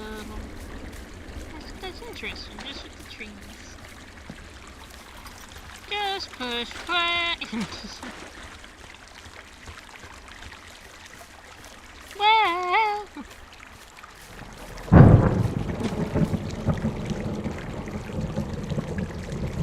Hello? I'm scared. Hey, I heard some thunder. Yeah, I've got eyes on a storm out to the north. Well, that's bad, right? Because of the lightning? It just means we'll be busy. Hurry home and try not to get hit by lightning. It was 9. I got hit by lightning when I was 9 years old, so I'm safe. It's not going to strike twice and all that. Well, there was an old lookout named Roy Sullivan who got hit by lightning 7 times. I don't like the sound of that. Yeah, well, if it makes you feel any better, it wasn't what killed him. What killed him? Suicide. Would you believe? Oh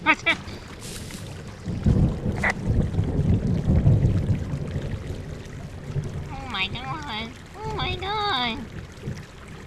He's noisy. The radio?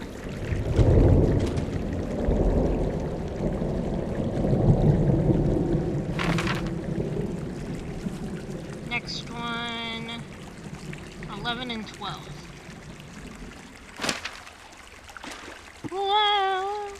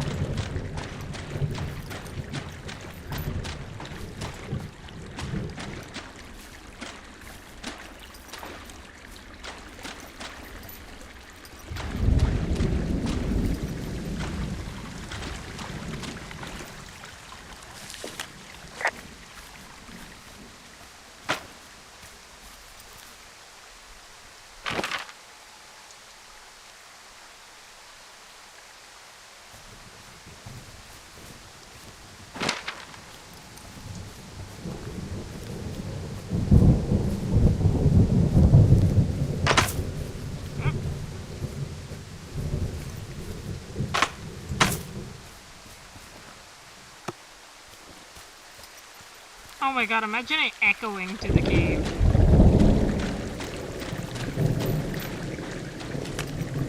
What's in this cave down here? In Thunder Canyon? Thunder Canyon? Hey, I didn't name it. But in the cave, I don't know, rocks? NFS tells people not to go too far in there. It's pretty dangerous. So I say, fuck it. You're a grown man, you can go where you want. great. Used to go caving with someone back in Colorado. She loved it. Might be great to explore it sometime this summer. Well, that could be fun. Obviously, be very careful. It doesn't seem that dangerous. Whoa, whoa! Oh, no! Henry! Seriously, it's completely fine in here. God damn it. Hello? Oh!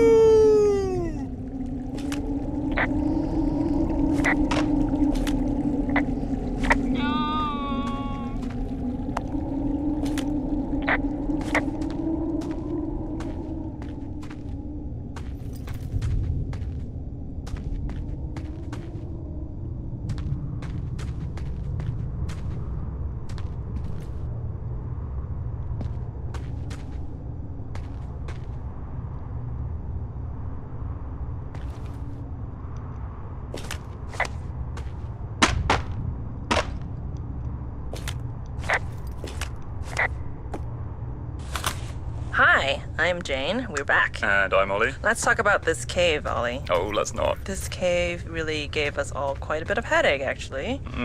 I was actually kind of having a mini panic attack because one of the hardest things to light in games actually is any area that's sort of half indoor and half outdoor, and this cave is a pain in the butt to light. It is. Well, having we thought you'd be an old pro at this, having worked on a game called The Cave.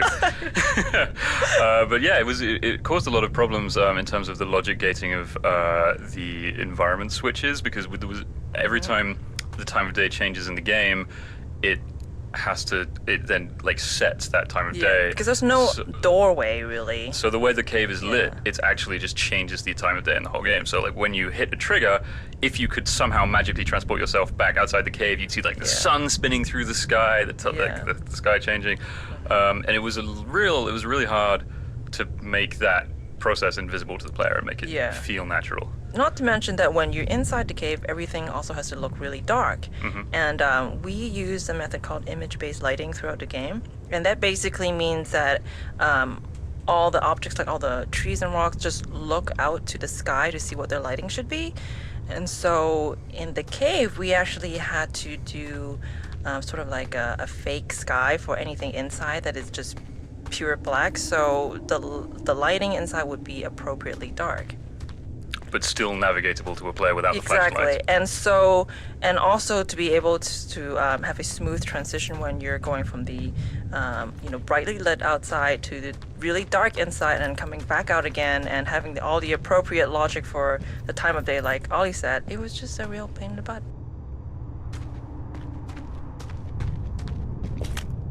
This cave is gated off. It's to stop spelunkers from dying without getting the keys from the Forest Service office first. Makes sense. Although Debbie says she lost them like 3 years ago, so maybe its mysteries are locked away for good. Ah, damn. Yeah, but maybe you can find another one to get your caving kicks in. Oh, this one's so close to home and convenient, though. Aw, sorry, Hank.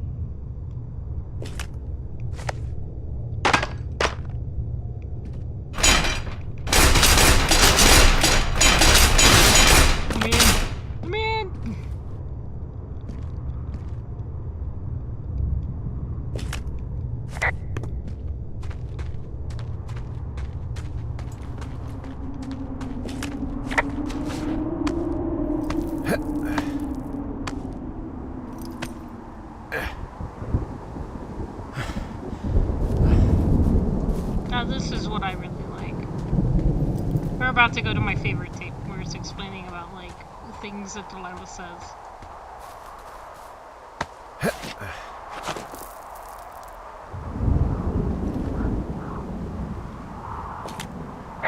There's some guy out here. Some guy? Wait, he's looking at you? Is he doing anything else? I don't think so. Henry, there's something someone should have told you about this area. What is it? It's outside. Come on. The whole thing. And people come and go as they please. It's madness. Oh my Yeah, god. yeah, okay. I get it. Look, bumping into someone in the middle of nowhere is part of the fun.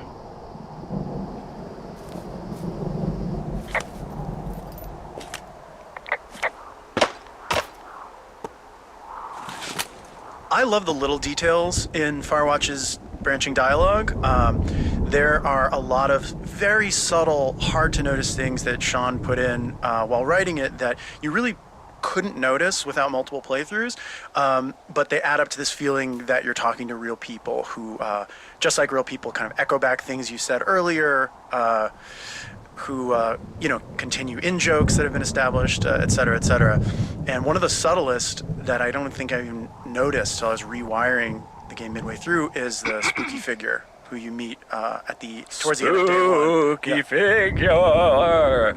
If the teens call you a creep, Henry calls the guy who's putting a flashlight in his face a creep. Right. And he goes, "There's some guy out here creeping," or he says something like, "He's a creep out here." She's like, "A creep, Henry." He's like, Right. "Yeah, there's a guy who's spooking me out here. I don't like it."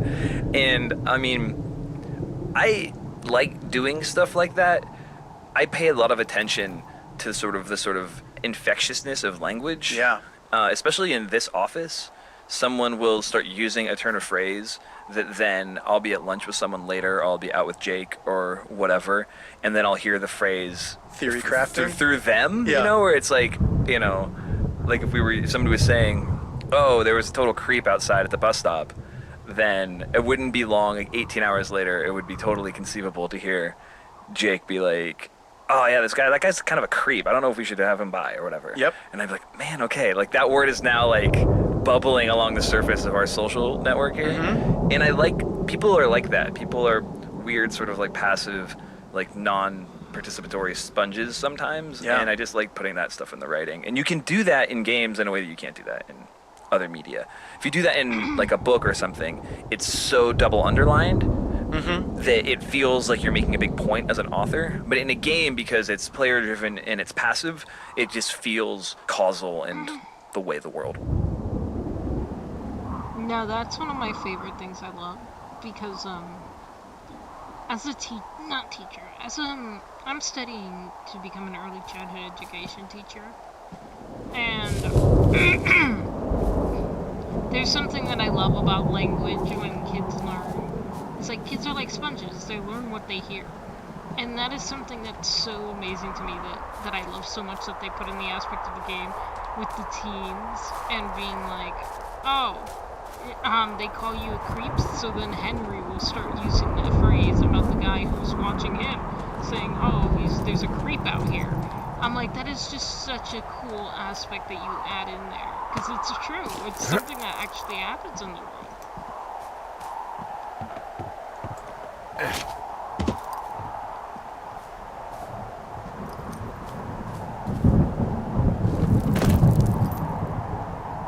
Okay, let's see.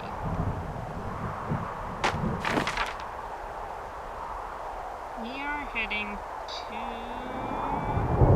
the last one.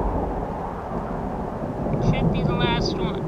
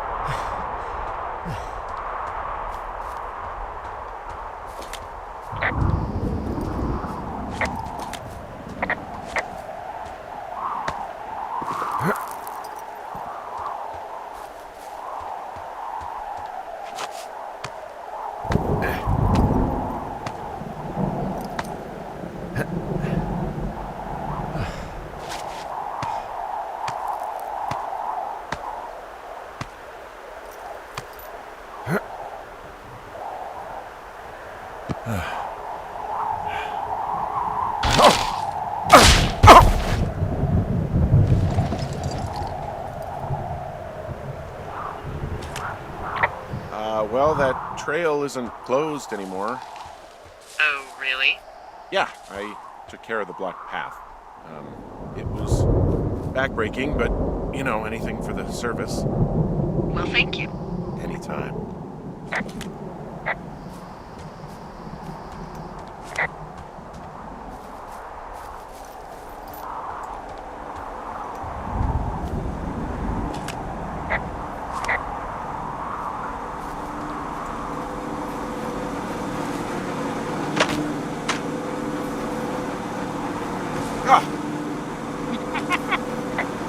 I don't think there's any fictional character I hate more than Forrest Burns. Henry, as an employee of the Forest Service, that is treason. Yeah, well, he really freaked me out as a kid. He inspired me to spend the bulk of my 30s keeping the wilderness safe. A shrink would have a field day with you. Thanks, Mom. What kind of name is Forrest Burns anyway? Well, that would be a pun, Hank. A glorious pun. I went to junior high with a guy named Royal Butts. Royal? Butts. I didn't think anyone had been named Royal since the 1850s. Well, Royal's mom, Flo, was a bit of a trendsetter. Hello, Butts? Oh, man, that's even worse. Yeah, well, it's still better than Forrest Burns.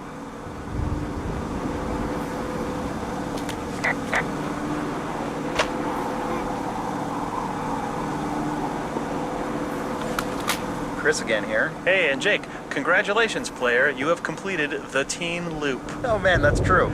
This is the end of what was originally called teenloop.unity, a scene file in our game engine Unity, because we thought that was just going to be the file corresponding to the first this piece of game that you've just played. Yeah, this first big objective. But then we kept building, so all of Firewatch is in fact saved inside of a file called teenloop.unity. So know that for the rest of your play experience, you are inside of the Teen Loop. Yeah.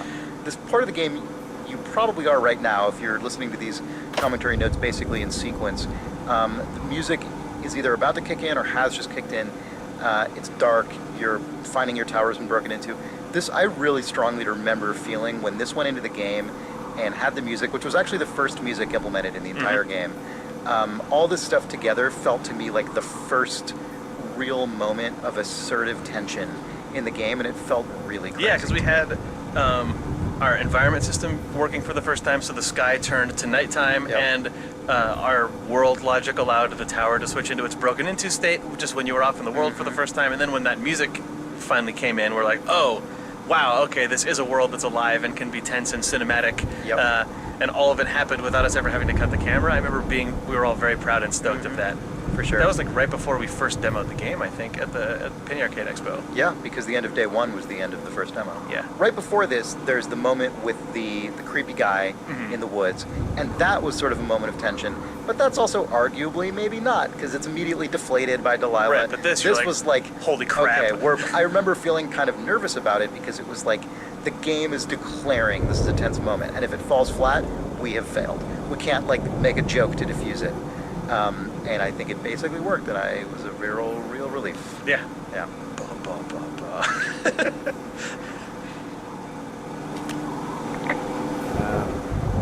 So it's just the outhouse then, in terms of going to the bathroom? You're a man, Henry. You can go wherever you want. Well, number one at least. And, full disclosure, I pee wherever I want as well. So this generator is all the power I've got out here. Yep. It doesn't go through much gas, and, well, you don't have much in the way of electronics, so... What about my hairdryer? Oh, I'm sorry. You might just have to make peace with frizzy locks. I could never. I could never.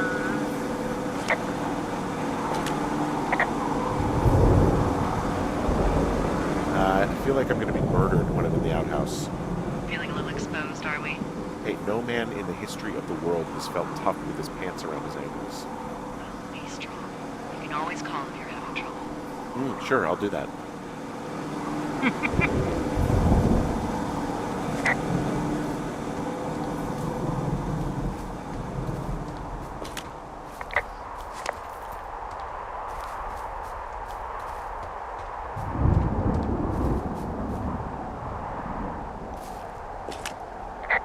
What can I do for you? Well, my typewriter is on the ground outside of my tower. You right? Yeah, look, the wind? No. How the hell? You should get inside. Fuck me.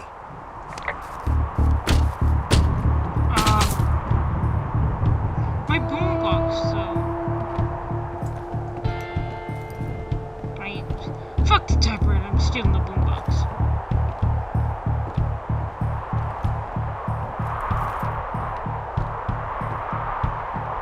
Are they all broken?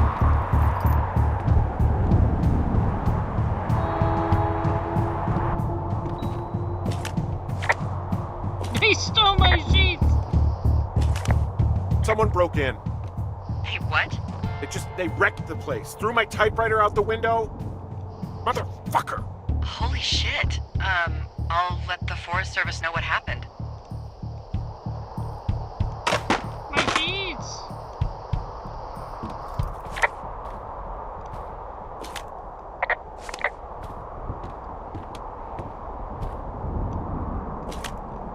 The place is trashed.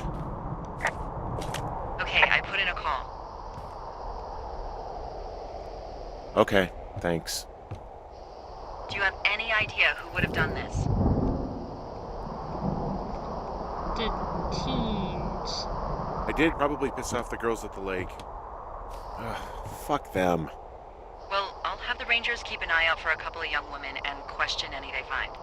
I can't believe someone would do this. I worry about bears and fires, and that's about it. And now I've got to worry about some, violent campers? Okay, in the morning I'm gonna call my friend Patty, who works the desk down in Cody. They keep a list of everyone who's officially been in and out of the trailhead since, I don't know, forever, and see if we can get a list of names. We won't get much, but at least if anything else happens, we can refer to it and see if anything comes up. Thanks. I need you to feel safe out here.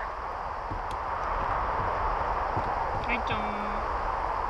Tell me where they're going is. Just point me to the Forest Service weapons cache and I'll feel safer than the Pope in his little car. Yeah, someone made the choice years ago that leaving people with infinite amounts of alone time and a gun was kind of a bad idea. Grenades? I'll see what I can do.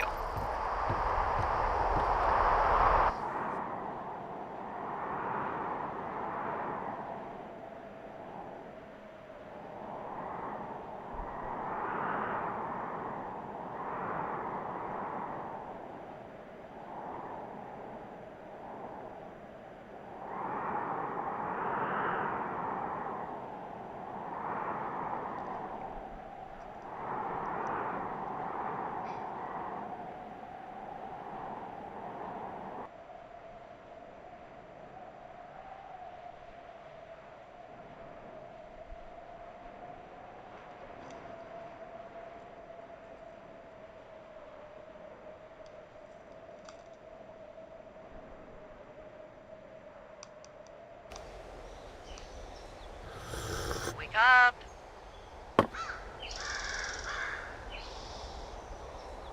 Hey, wake up. No.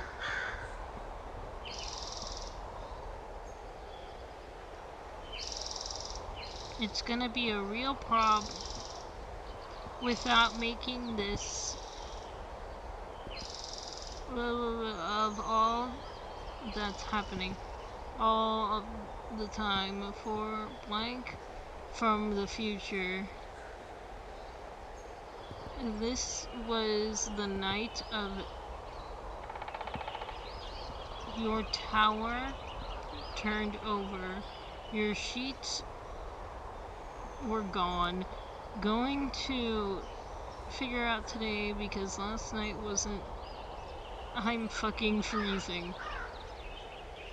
Was 100% sure I wouldn't have to have any Jules dreams out here since I was sleeping in a new place and fell asleep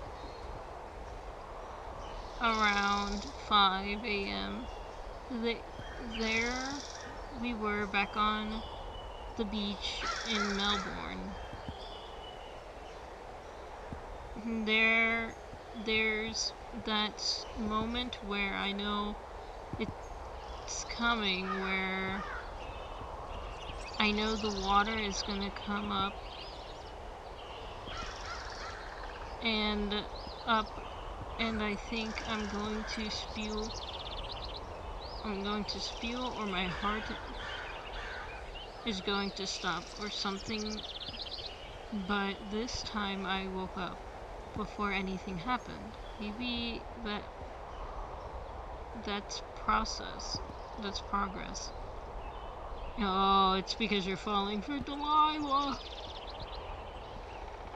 I had my fingers crossed that I would just be dreaming about squirrels and the mountain and trees and shit, but what are you going to do?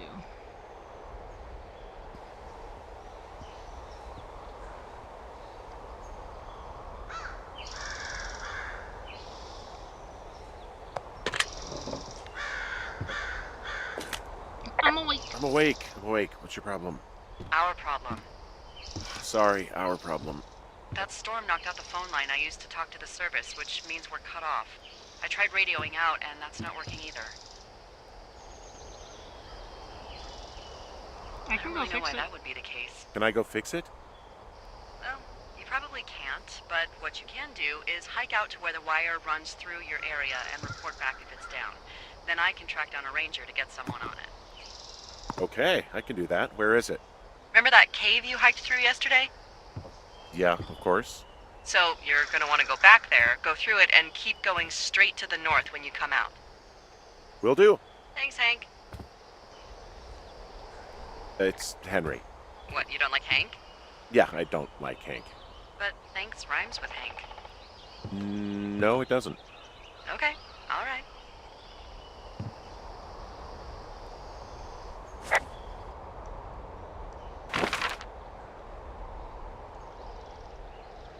Do I listen to 3 again?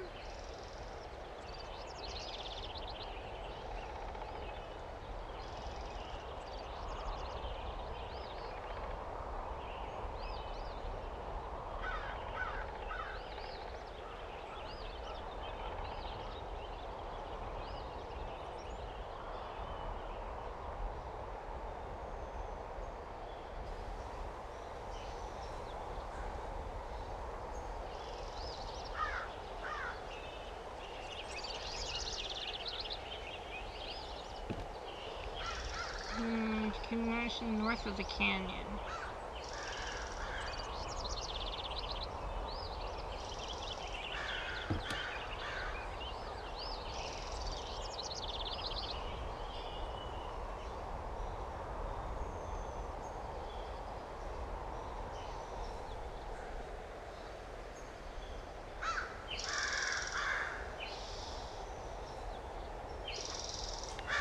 So this is my main goal, but we're gonna go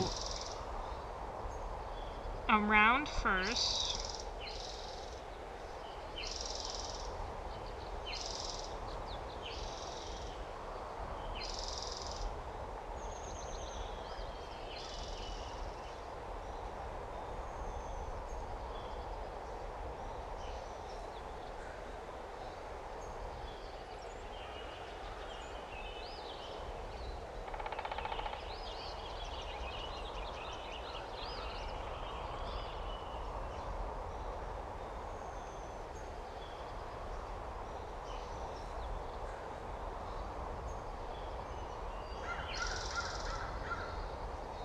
No, because this is where we have to go for the whatever. I think.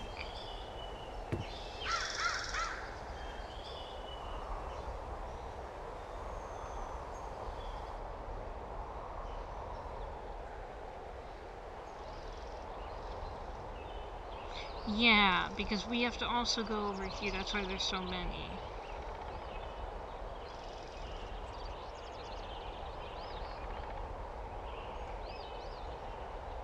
Because they're going to be the ones who cut the wire.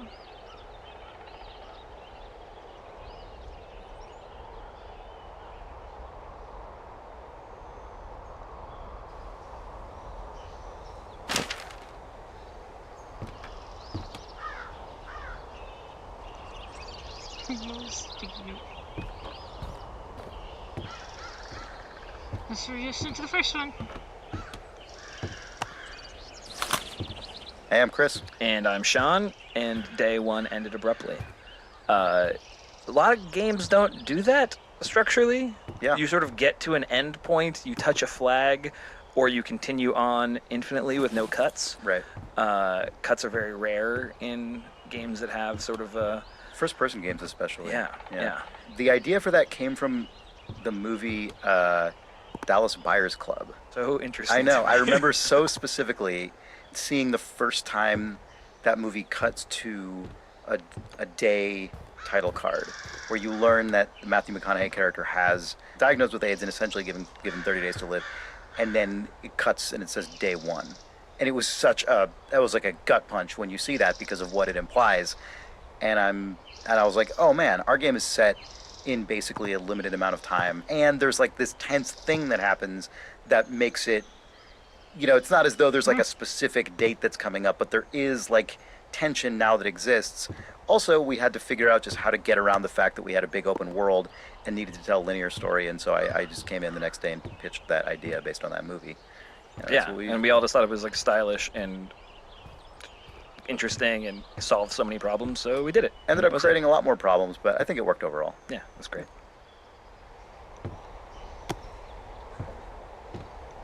Okay, let's get out into the world.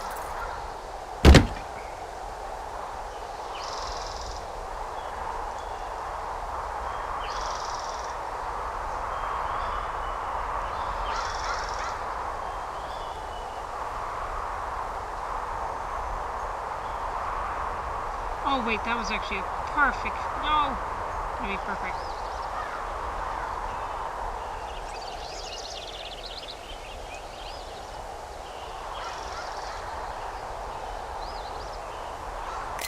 Done. Beautiful.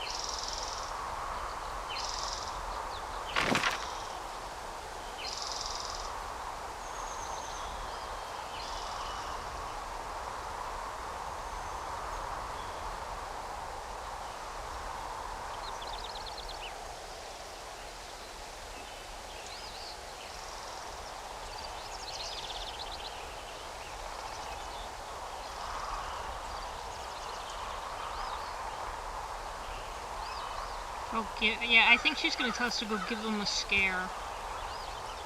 So we're gonna go the proper way.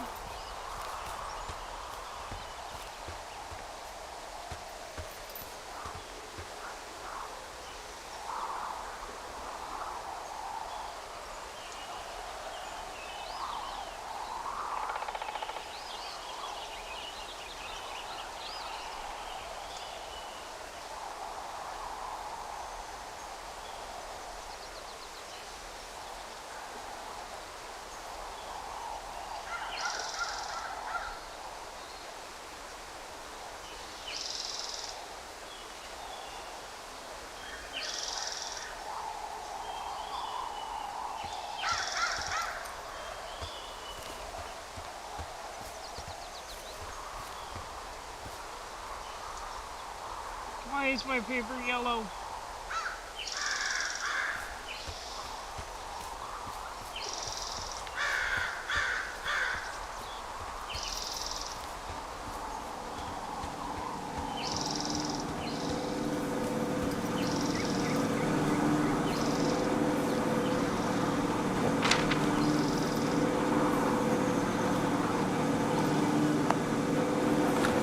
Hey, it's Oli again. And Jake. Hey, Jake. So I feel that we're right now in close proximity to Forrest Burns. I think the idea for Burns came around when we realized that Smokey the Bear was not a public domain figure, and we realized, but also something that people associate really closely, the idea of a mascot with wilderness parks. Right. So what if we created something far worse than Smokey the Bear? What if we made something horrifying and strange? And the original idea was that as the game kind of built up, you'd find these Forrest Burns posters that would get gradually more sinister and be this sort of like externalization of Henry's inner paranoia sort of creeping in.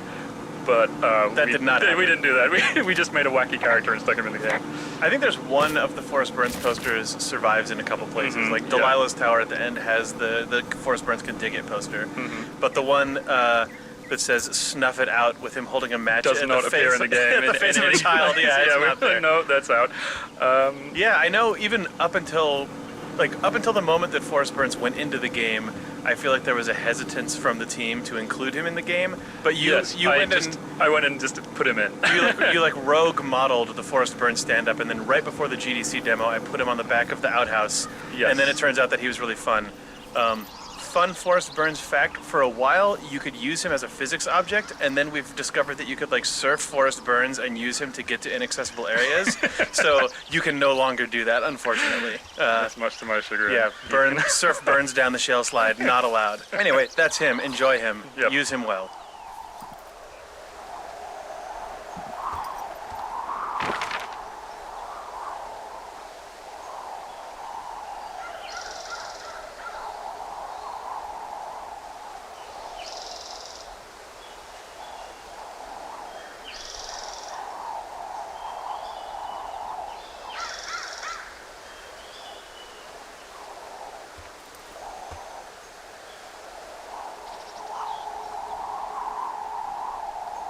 Let's go down here.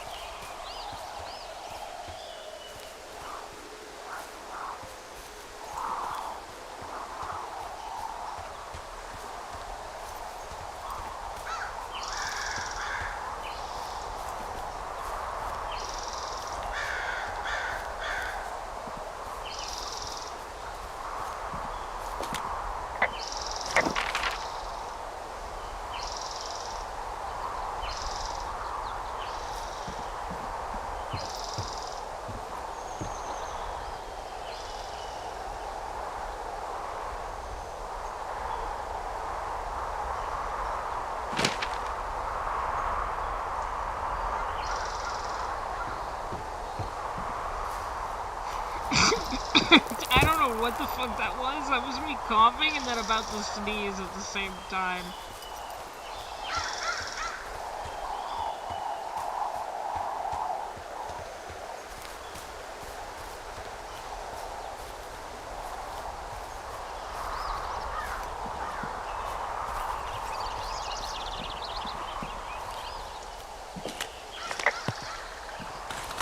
Hey, it's Chris again. And Sean. Hey. Hey.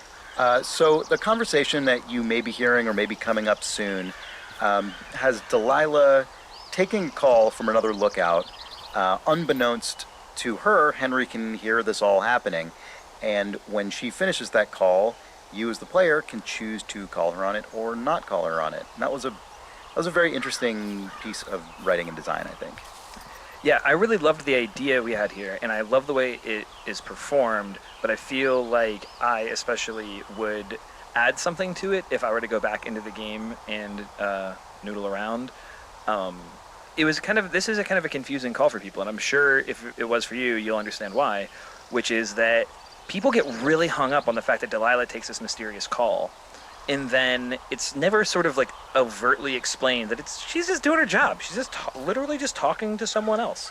And the lens through which you hear it is 100% is Henry's paranoia. But I feel like that could have been underscored here way more had I let you, the player, find a nuanced middle ground and sort of pry at her about what that call was without freaking out. If you call her on it, Henry gets very, very defensive. And while I think that goes to illustrate the fact that Henry doesn't have a lot of capacity for nuance and middle ground because he's so damaged and bummed to be in the situation he's in, I feel like he kind of did players a disservice by not letting them feel out the relationship in a potential mystery early on. I think that dated from an earlier revision of the game in which we were barreling towards more of a hard break between Henry and Delilah. Yes. And this was maybe just one thing that didn't quite get that last tweak. Yeah. But I still like the scene, Me too. nevertheless. Yeah. So I wonder if I can do that.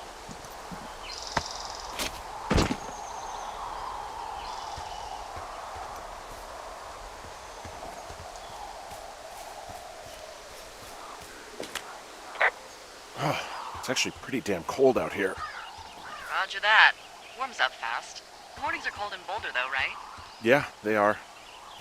What did you get up to down there? I mean, what's life like?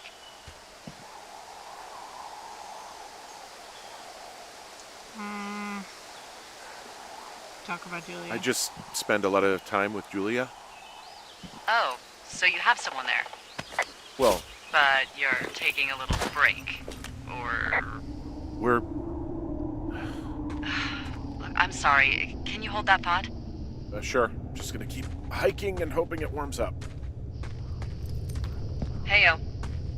I don't think so. Why, you? Okay, good.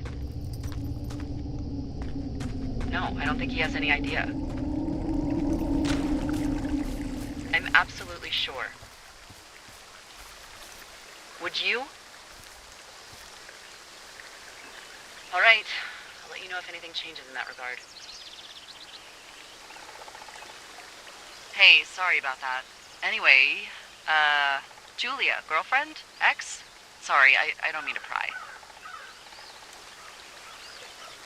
Talk about Julia. That would be my wife, Julia. Oh, like your wife? Or like she's taken half my stuff wife? My wife. But you're here.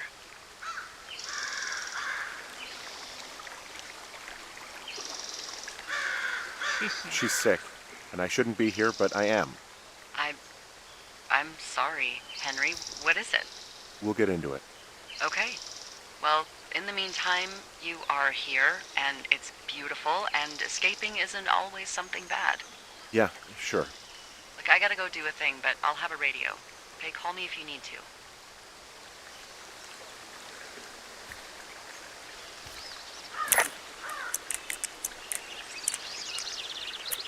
Thank you.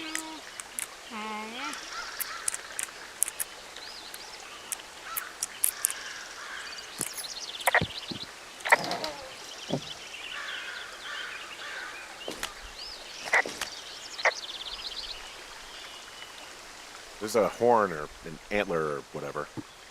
Well, antlers are made of bone, and horns are made of the same stuff as your fingernails. I guess this is a bone. Antler. A ranger must have found it this spring.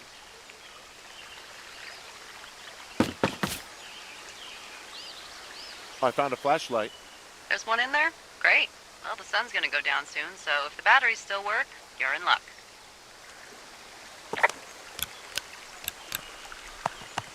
Ah!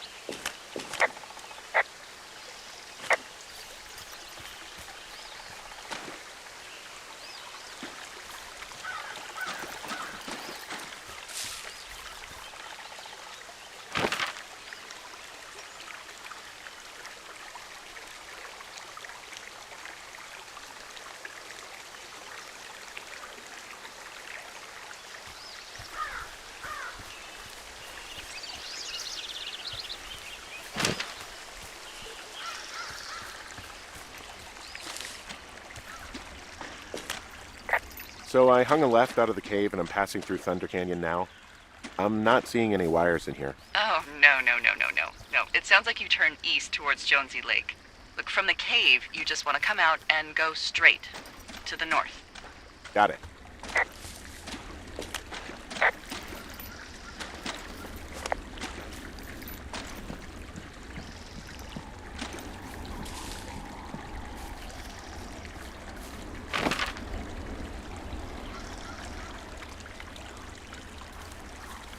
Oh.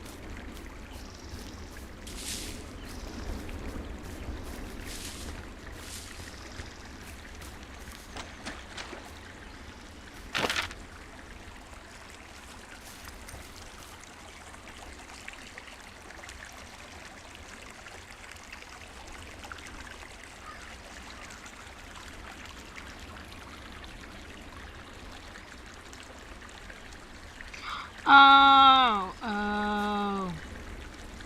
Okay. Okay.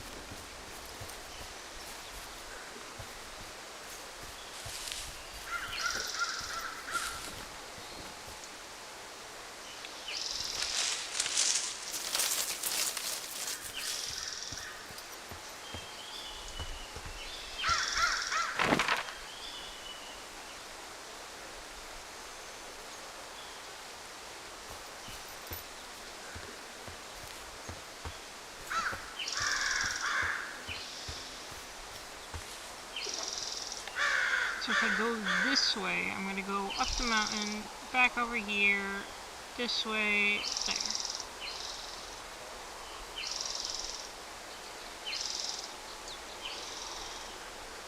So I could go back here, go there, there.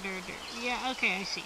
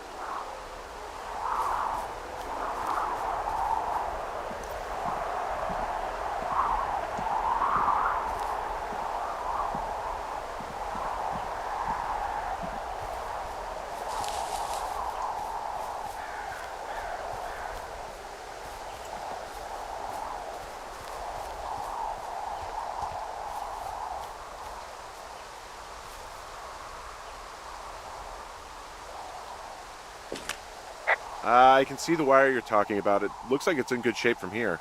Follow it up to the top of the trail if you can. You can head back as soon as you give me the all clear. Got it.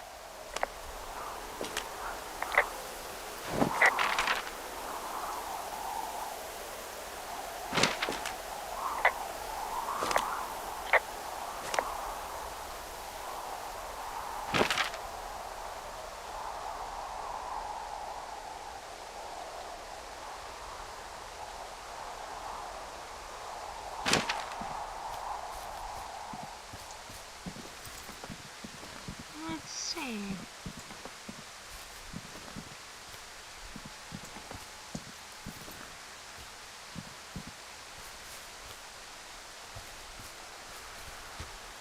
Oh yeah, I remember when I was looking at stuff, there was actually like a haunted house that you could find in this game.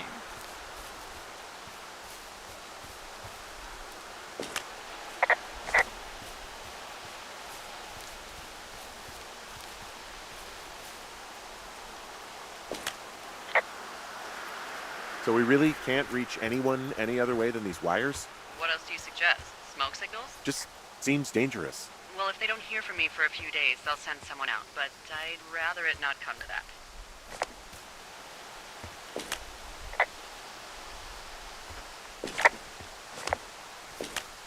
that. Hey, I found a structure that might have been an outhouse once, I think. Whoa, you don't need my permission to go to the bathroom, but, you know, use abandoned shitters at your own peril. I mean, I'm in the right area? I do believe. The comms wire runs for quite a ways. Follow it all the way to the top of Beartooth Point, and if it's not damaged, you can loop around back home.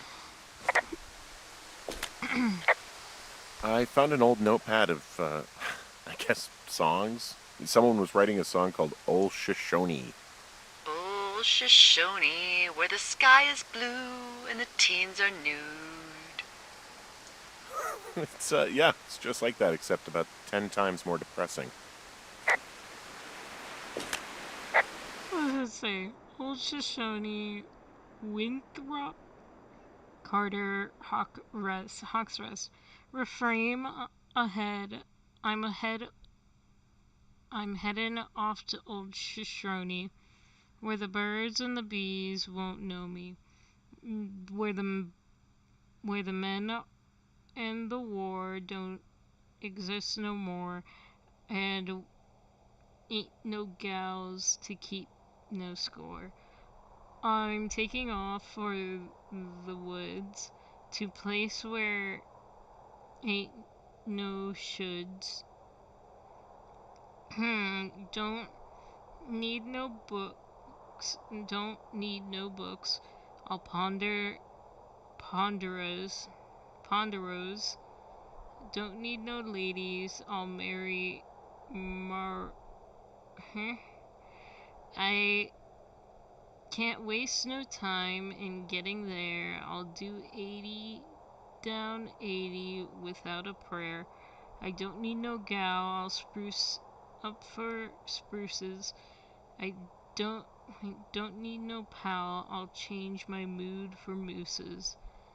If you wonder where my ass been, it's been carvoting with aspens. Don't need no grass. I'll get altered among adlers. Don't need no mass. I'll grovel before boulders. I'm heading off to Old Shoshone, where elk and the owls won't know me, where ain't no judges whom I gotta plea because I can be me in Old Shoshone.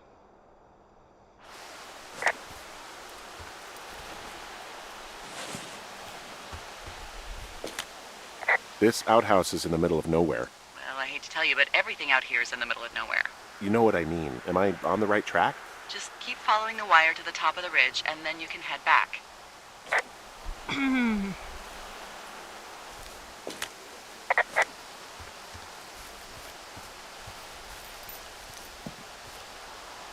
There it is. Anything I should know about the cabin at the top of this hill? Hello? Okay, then.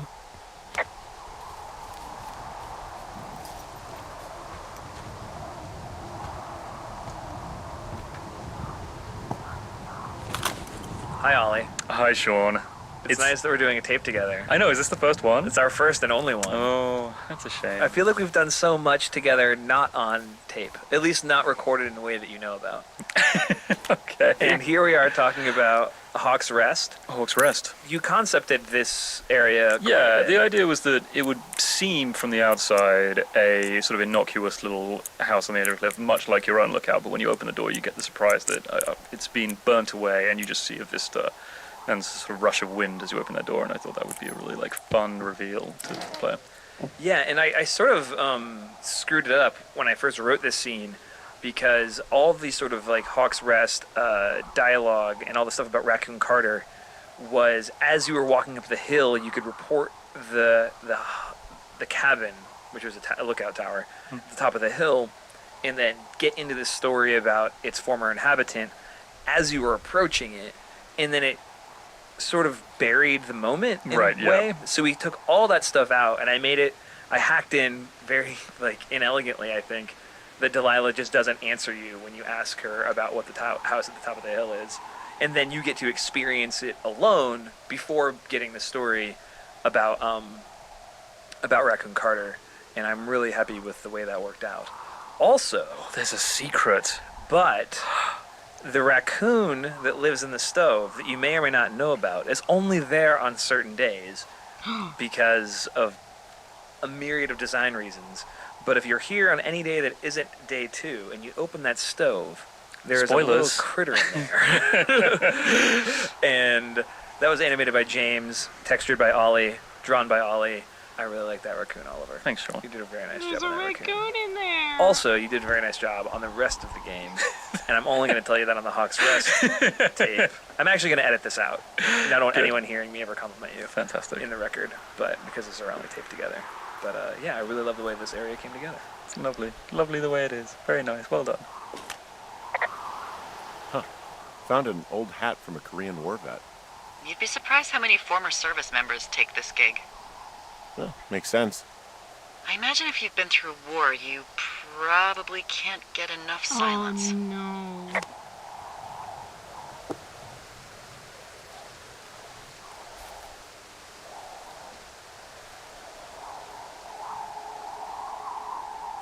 So, isn't... I think the guy, whatever the fuck his name is, isn't he a veteran? The guy whose son died in this game? Spoiler alert. Because I played this game before, but I mean... The guy who died, or whatever, the one that said Delilah tells you, who came here before you, with his son.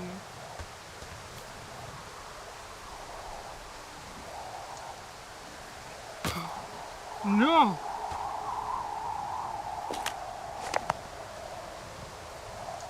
I'm a veteran now.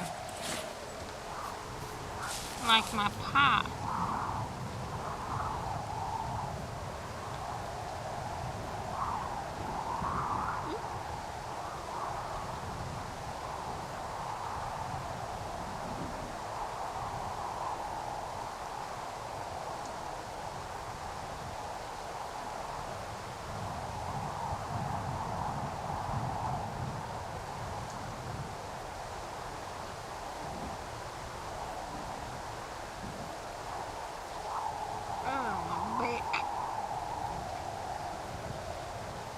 I'm becoming brittle.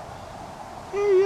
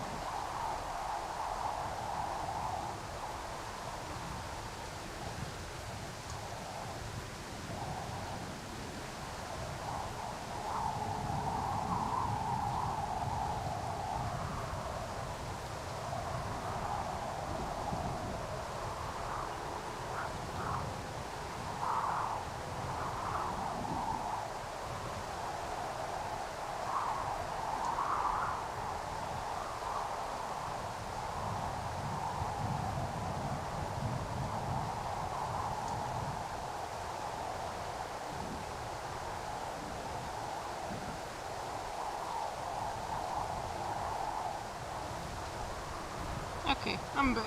Sorry. Whoosh, got distracted. Needed to lay down for a minute.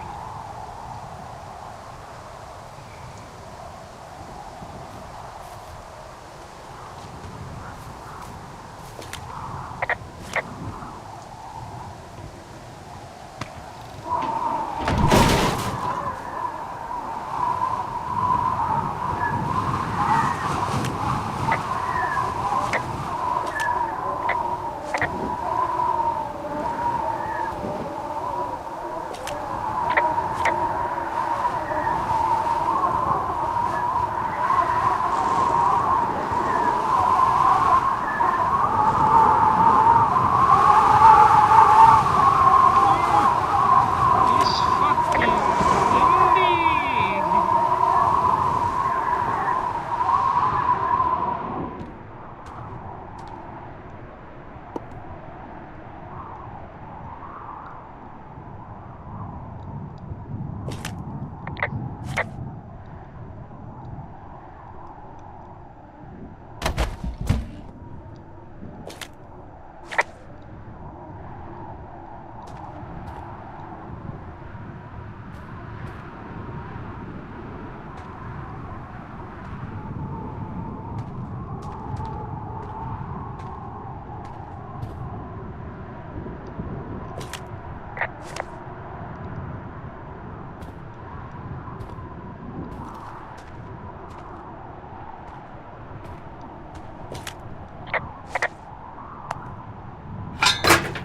No raccoon.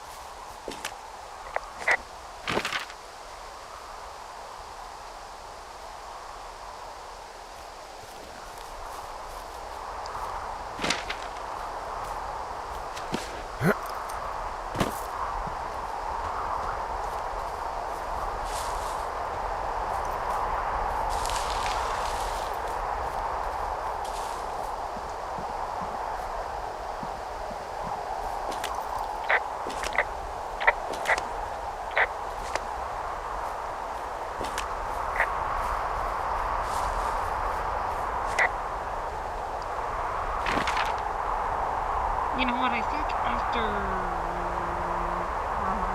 this day, we'll end it here.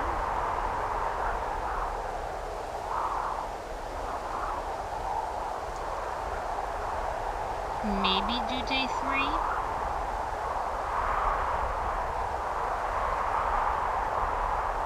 Yeah, we'll do day 3, end it, and that's it, I think.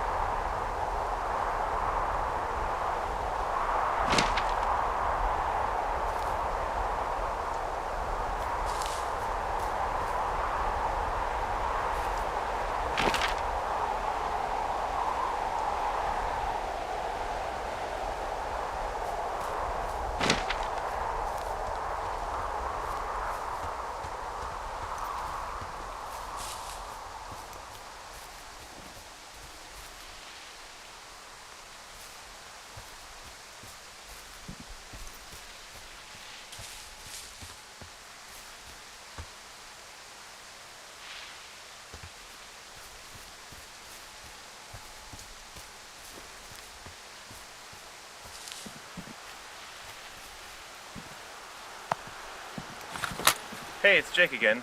And Mark's here. So, is there anything style-wise that you had to consider on this game, as opposed to doing work in like I don't know, a lot of the other stuff you've done is probably more AAA in scope.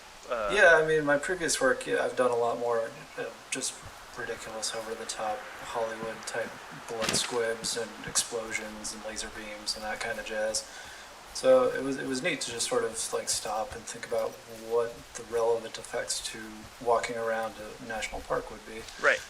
Just sort of ambient, natural, secondary motion that you would want in the world, without it being obnoxiously overpowered as most things you would do for a AAA action game.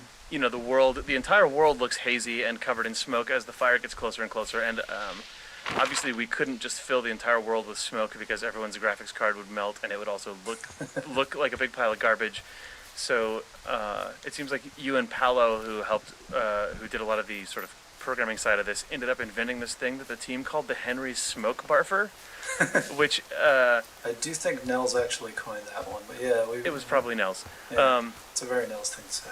Yeah, Henry at this point in the game is wandering around with basically a pigpen cloud around him. When you see the sparks flying around on day 79 or the sort of lingering haze on days 77 and 78, that's actually just Henry's body emitting those, then leaving them behind in a trail. I made up a group of emitters that rotate around the watchtower that, you know, if you look real closely, you could probably make it out, but it gives that sort of feeling of it's super intensely smoky outside without having to...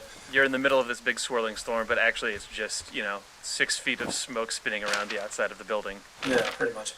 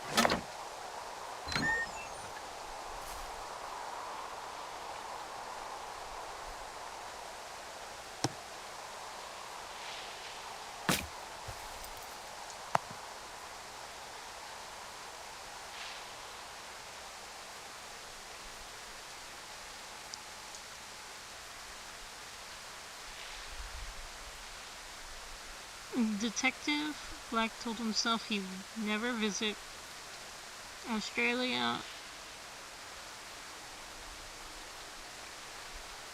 Hang on.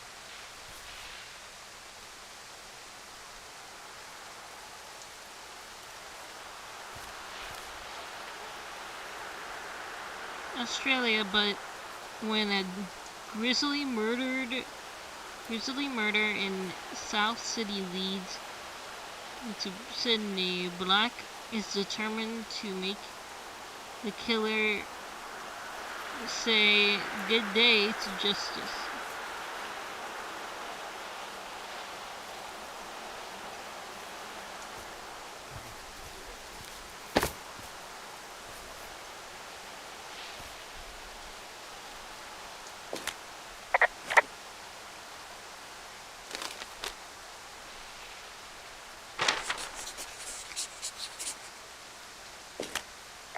Who are these guys, Ron and Dave? They're leaving notes for each other in the boxes.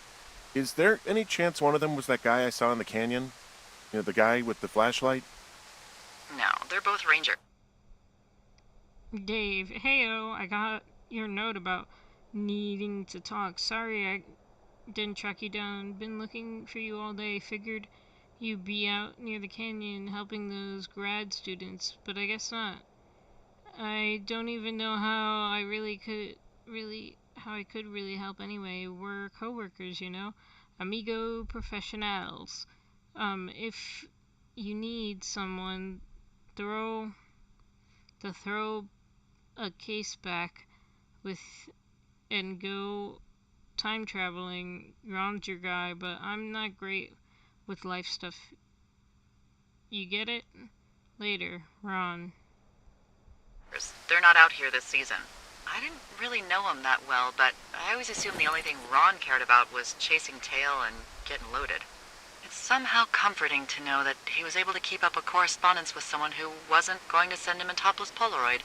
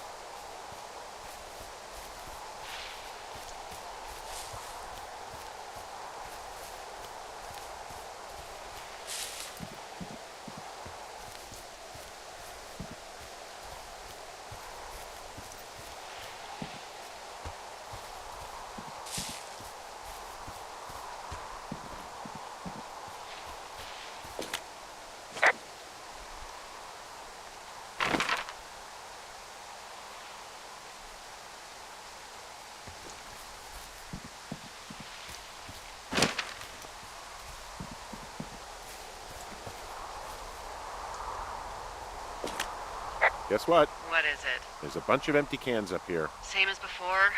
Yep. These fucking kids. How could these girls be so stupid? Trust me, I never underestimate the stupidity of a drunk teenager. Also, I never underestimate the balls of a drunk young woman, having been one.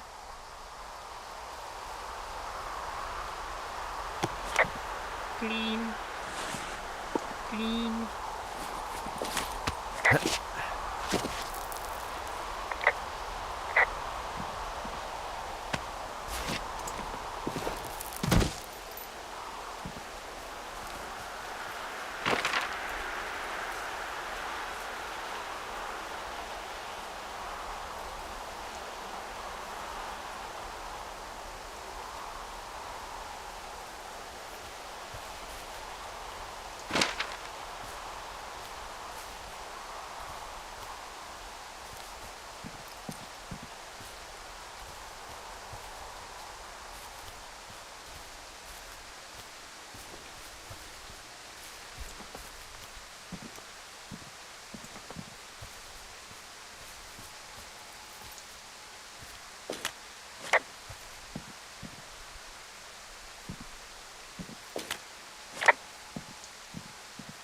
No!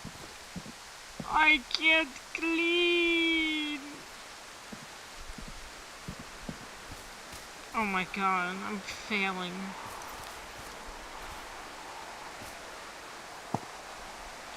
Maybe if I...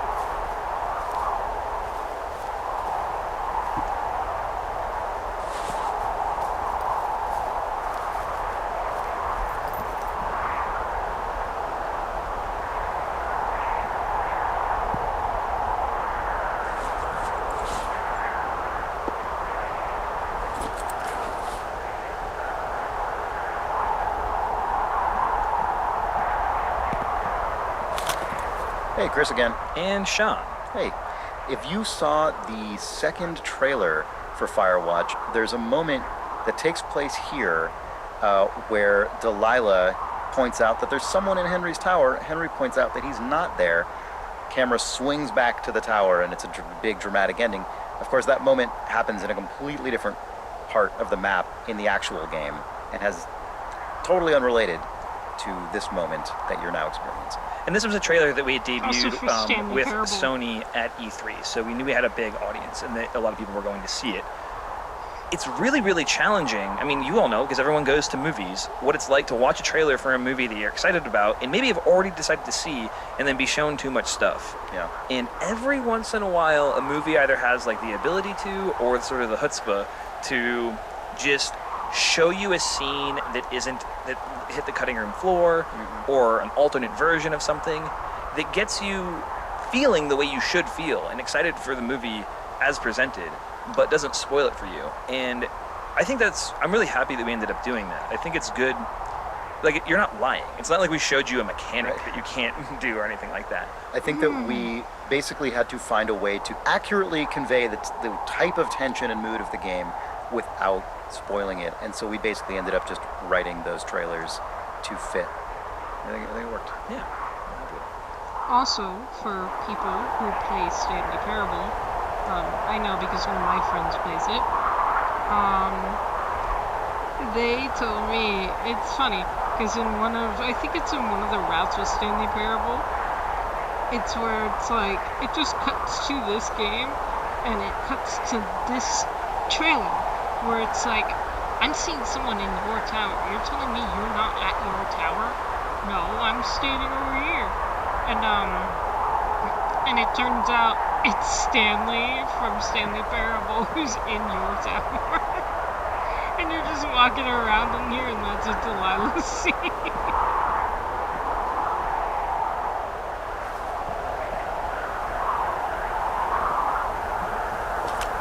Hey, so the wire is definitely down out here. I just found it. That's actually good to hear. I can send someone out to fix it. Good find. Yeah, the thing is, it doesn't look like the wind. It looks like it was cut deliberately. I knew it. The moment you said you found their trash. These idiots are gonna pay. Do they realize this is how people die? I mean, what if something happened to one of my lookouts while this was going on? God forbid there's an actual fire burning out of control. What do you want to do?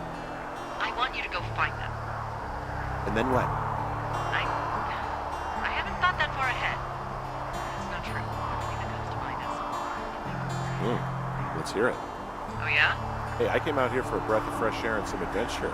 What do you got? I think I want you to just find them and scare the hell out of them.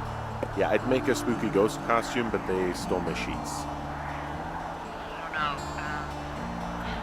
Wait for them to wander off and wreck their camp. Something that would make a teenage girl run home to mommy and daddy. I'll find them. Thanks. But I am gonna need a raise. Don't hold your breath. I'd start by hiking back towards your tower and just keep an eye out for anything that would lead you to them. Well, they're big into Red Eagle. Great. See if you can find the path they took down from there.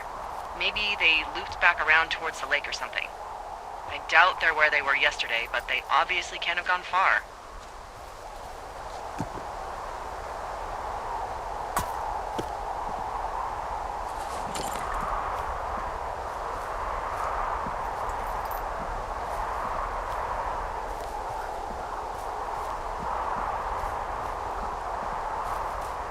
Cleaning up the garbage.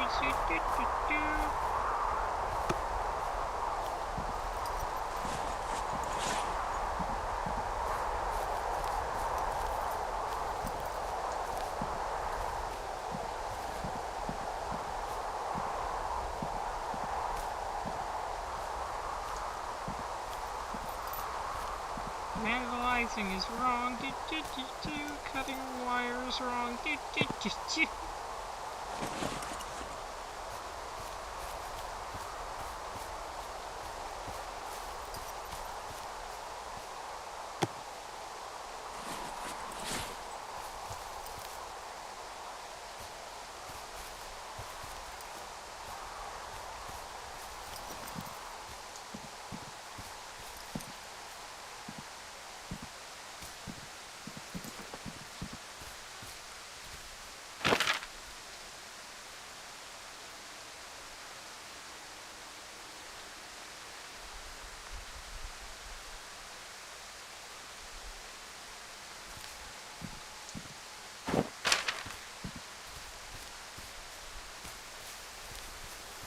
Scanning for trash, scanning, scanning, scanning for trash, scanning.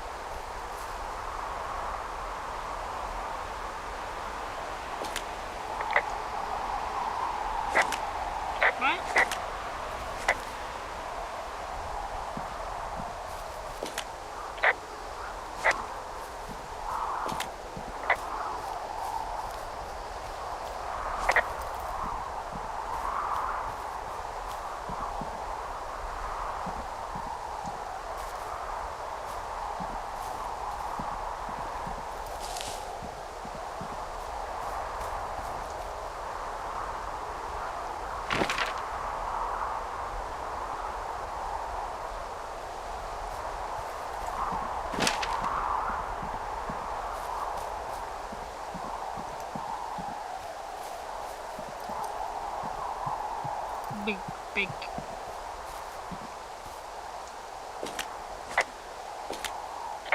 There's an abandoned pack out here. And it's not one of the teens? No, it looks like it was lost a long time ago. Well, you could always pilfer it for supplies.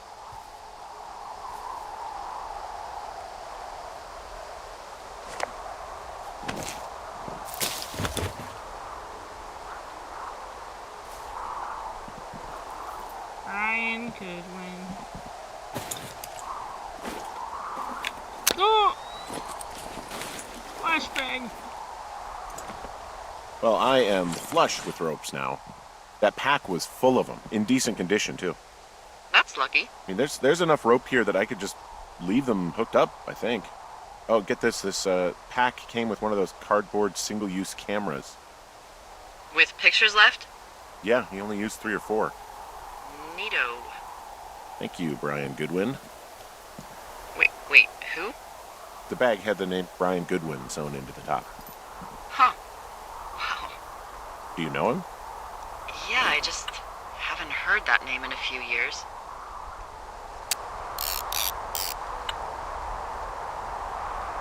No, come on! Anyway, yeah, Brian Goodwin. He was stationed in Two Forks, your lookout, with his dad Ned 3 summers ago. Great kid. You can bring children out here? No. You know, I'm not a stickler for rules. They took off halfway through the summer. Why? Where did they go? I don't know. I never really hit it off with old Ned, and one day they were just gone. Sucks. Anyway, so it goes. Have fun with that camera. Try not to snap anything that would scar a Photodome employee. I don't know. I got a lot of hiking to do. Might get bored. Well, I'm bored as rocks, so I'll keep you company while you find those girls, huh? Damn. You telling me I can't take a dick pic? Hi, it's Ben. Oh, it's Jake. Hey, Ben. So let's talk about Henry's camera. Or I guess, more specifically, the Goodwin family camera. We liked the idea of Brian and his dad bringing one of those little cardboard cameras out with them, and we had thought at various points in production, maybe we should cut taking photos because it's really complicated. Maybe you should just see the ones at the end in the credits and be shocked by the Goodwin family. When I joined the project, I actually was super excited about this feature. I liked the idea of having the camera have a little bit of a real-world feel to it. People seemed to like when you showed an animated GIF of it on Twitter. People went crazy remembering these things. Especially once the idea was proposed that on PC you could print out your photos or you could upload them to the internet and get them developed, which is the thing that we do. Yeah, the photos that we take are actually secretly 5 megapixel, like first generation digital camera quality photos, but just good enough that if you print them out, they look okay. Yeah, like once we went all in on that as a concept, it seemed like having the camera in the game was like an essential no-brainer. And then we went all in on making it work like a real camera. Like we really wanted, you'll have a fixed number of shots you can take. Every time you take a picture, Henry has to wind the camera by hand. And some players like ignore it and don't take pictures. They'll take like the 2 that Delilah tells you to, and then the end credits will play and they'll see 2 pictures and maybe have a little feeling of loss that they didn't participate in that feature. Yeah, or people who get super bummed because they get really into the mystery and take pictures of like strange machines and ripped up campsites and a dead Brian Goodwin, and then get to the end credit sequence and go, oh, that was me. Yeah, they only see the sad things. I Those like people that. win. Depending on how much you use the camera and what you choose to take a picture of, you end up getting a different story at the end of the game. That's the thing that I think worked out the best with the camera and made me the happiest that we actually went all out on building this stupid thing. Yeah, it's really nice. See, I'm the one person who's like, pretty picture. Pretty pickles. Ooh. Pretty pickles.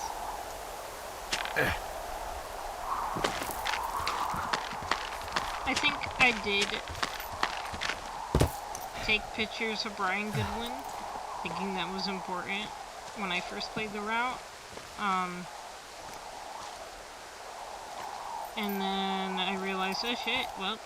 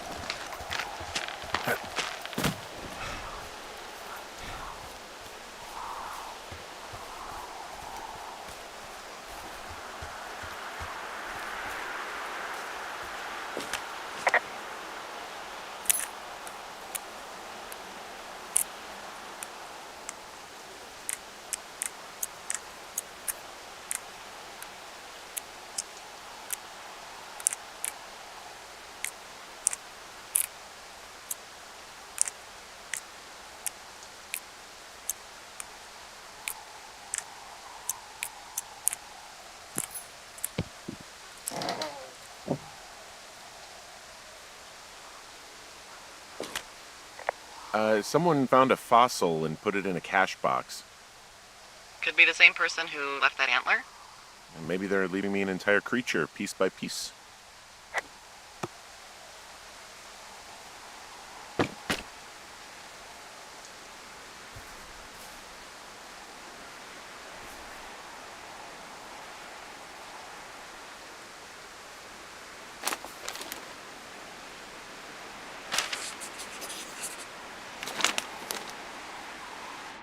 Dave, guess who's going out with Debbie next week? No, not that shitheel Steve.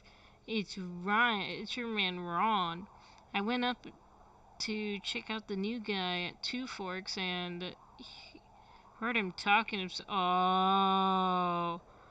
And heard him talking to himself more than usual for LOs. So I figured I'd stay away. Remember when you saw Chimney Rock having himself in that hammock? I'm starting to think the Forest Service only picks up the deranged and perverted.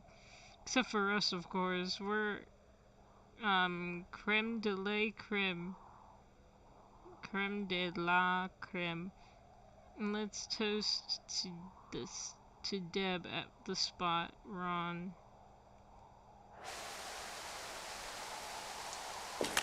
Uh-oh, Ned.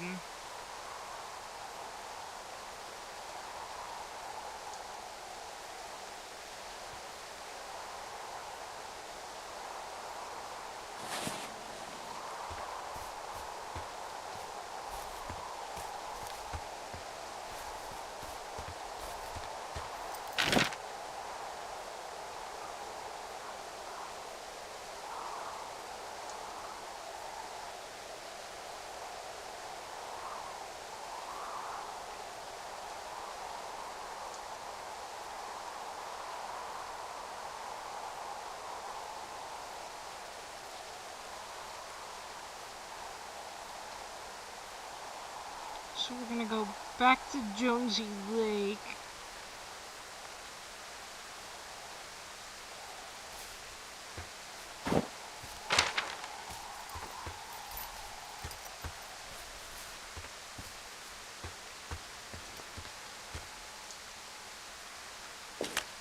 I see a really thin plume of smoke.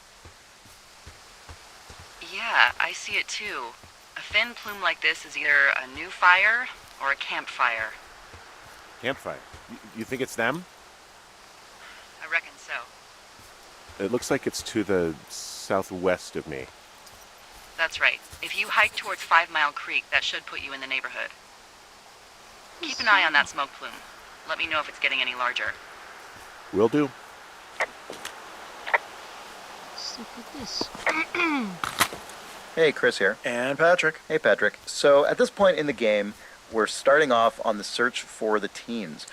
One big challenge we frequently had on Firewatch was figuring out how to guide players when the person giving you your current objective doesn't actually know where to send you. Delilah knows you need to find the teens, but neither of you have any idea where to start. And in this case, we'd used telephone poles to get you up to Beartooth Point, and we're now using some beer cans to sort of lead you in the general direction away from that. Of course, we rapidly saw that these teens were drinking a truly ludicrous number of beers in one walk. I think you and I both placed quite a few of these beer cans, probably you even more than I. Yep. It started to sort of strain credulity. Right, which is why I think we had to add that case at the end just to make it plausible Yeah, that there are something like 30 cans out there. Right. Yeah. Probably the best tool we ended up coming up with for this, which was the smoke plume, Right.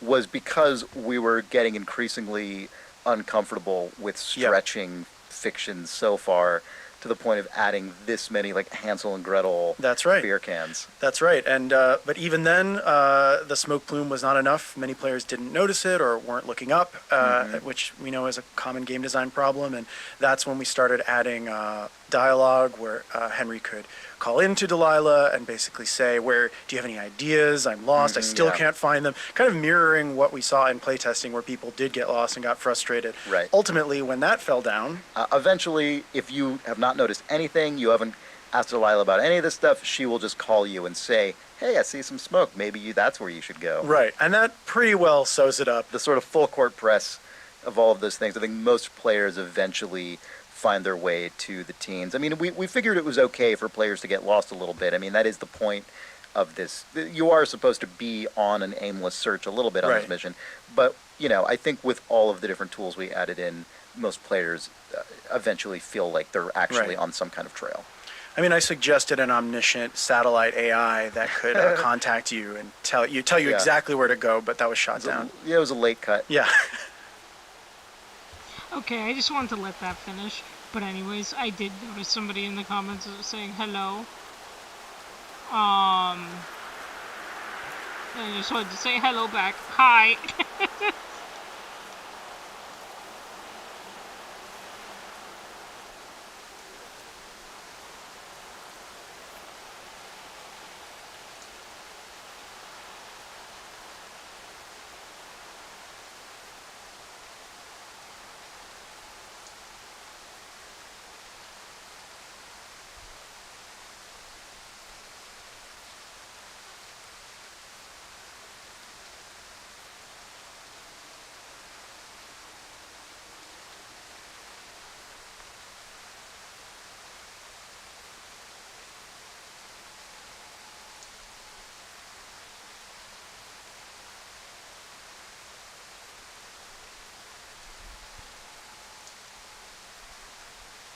Anyways, okay, sorry. I was texting a friend.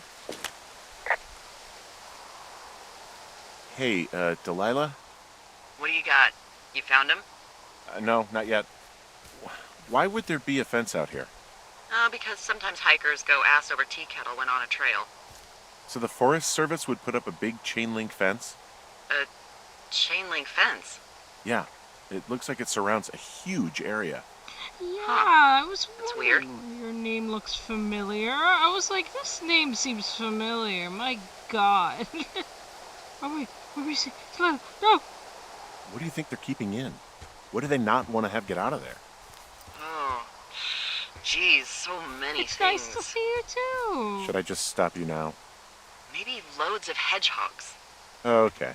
Thousands even. Full percentage points of the global hedgehog population. Uh-huh. The New Zealand government is up in arms. Where are all the hedgehogs? Well, folks are hiding them all in Wyoming. That's where they are. Who would do that and why? Haha. That is the real mystery. Really glad I kept you in the loop. Thanks for all of the high-quality information. Okay. I'll ask what's up if I talk to someone in the next few days who I think might know.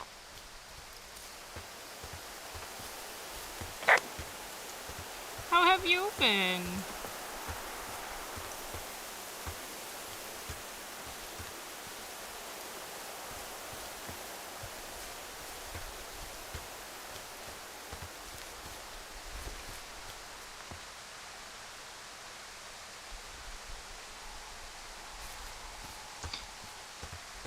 I've been good. I mean, lots of stuff has happened with me, but I mean, honestly, everybody who I've known. What does she have?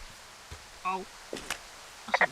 She's got Alzheimer's. Shut up, Delilah. Dementia.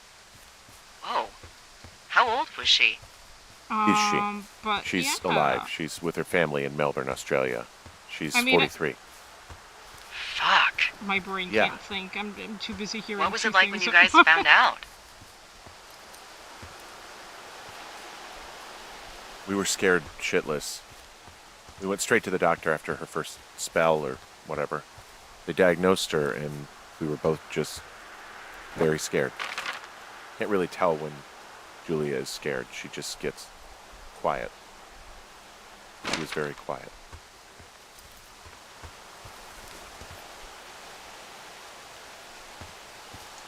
Okay, what was I gonna say now?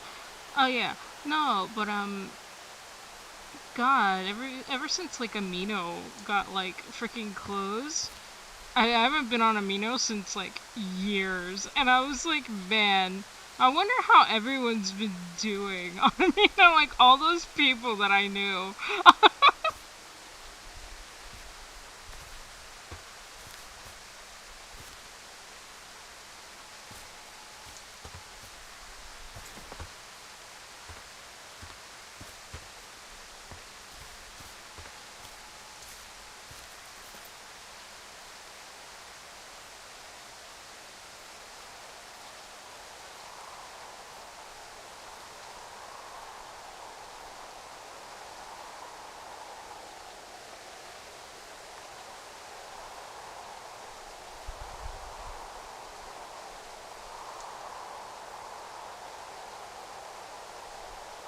Holy shit, you have stuff for me in your archives?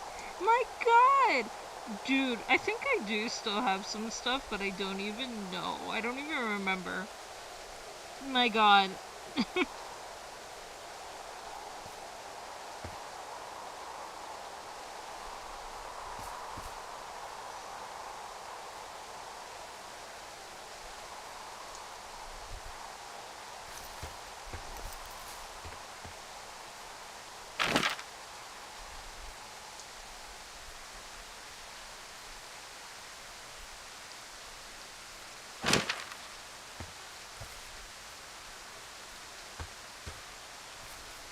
I do have a Discord.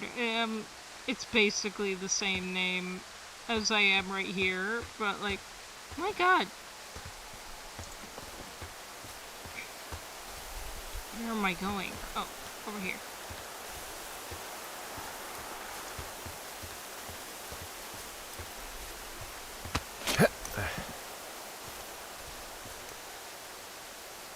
I do too. I have very vague memories, but like, it's so funny because when I go back to some of the stuff that I drew, I'm like, man, let's reread what the fuck was going on in here.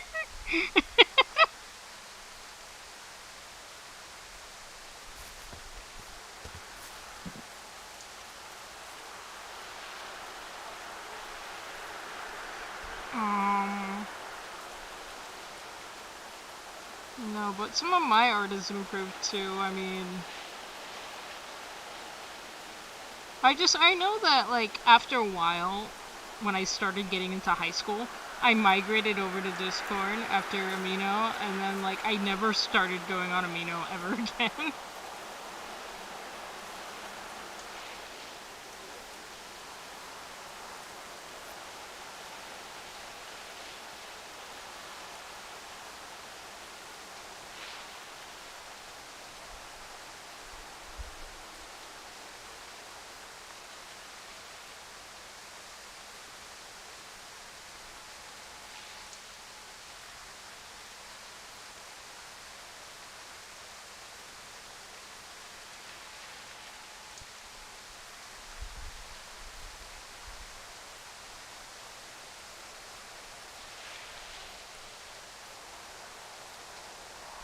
I think I stopped going on Amino because mainly one, it was just like I think when one of my friends introduced me to their group, oh, but it was,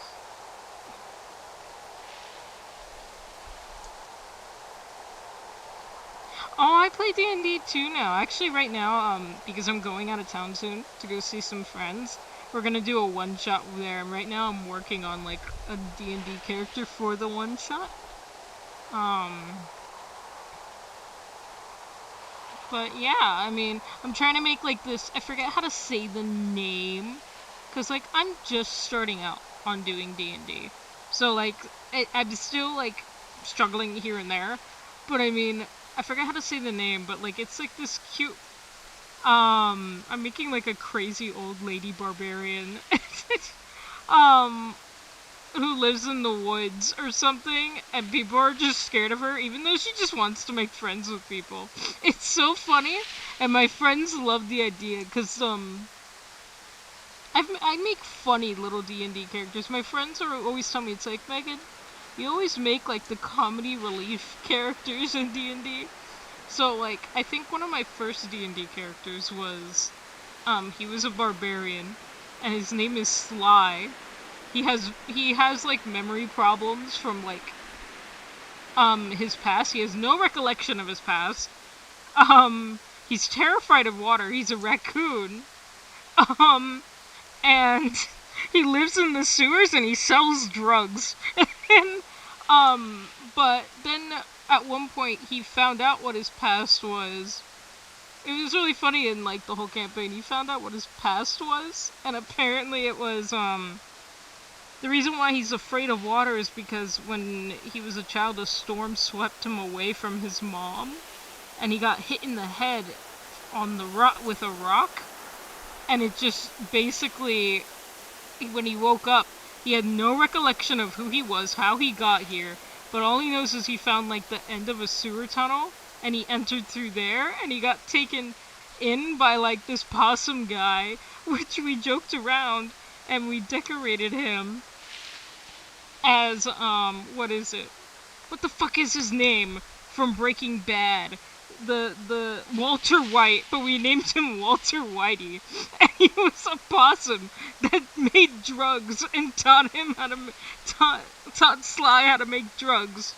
But originally his name was actually Cooper. And and my friend's like, are you telling me you named this character after a video game character, Sly Cooper? And I'm like, yeah. And then I think a recent one we just had was a possum I made. His name is Guac. His full name is Guacamole. And he speaks in the third person. He's 18, and he's a paladin. And he fell off his mom's back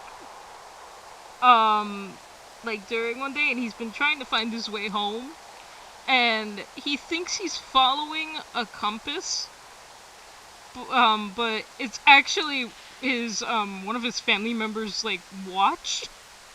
So he's just going in circles all day, following this watch that's leading him absolutely nowhere, thinking it's a compass. So he's obsessed with watches, and he likes to steal watches. It is so funny. Yeah, but I love my characters so much. They're so silly. Oh, and then he loves giving people friendship bracelets.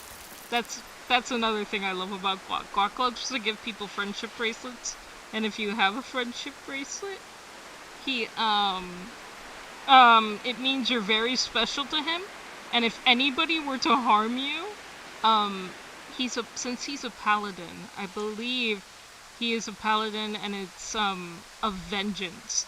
So anytime somebody hurts you, if you have a bracelet, he will do anything and everything in his power to go after and annihilate that person that hurt you.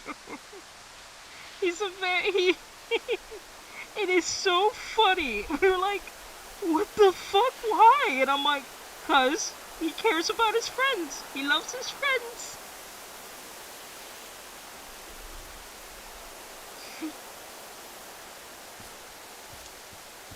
Oh. Wait, no, get back up there. I need to get that tape. Tape.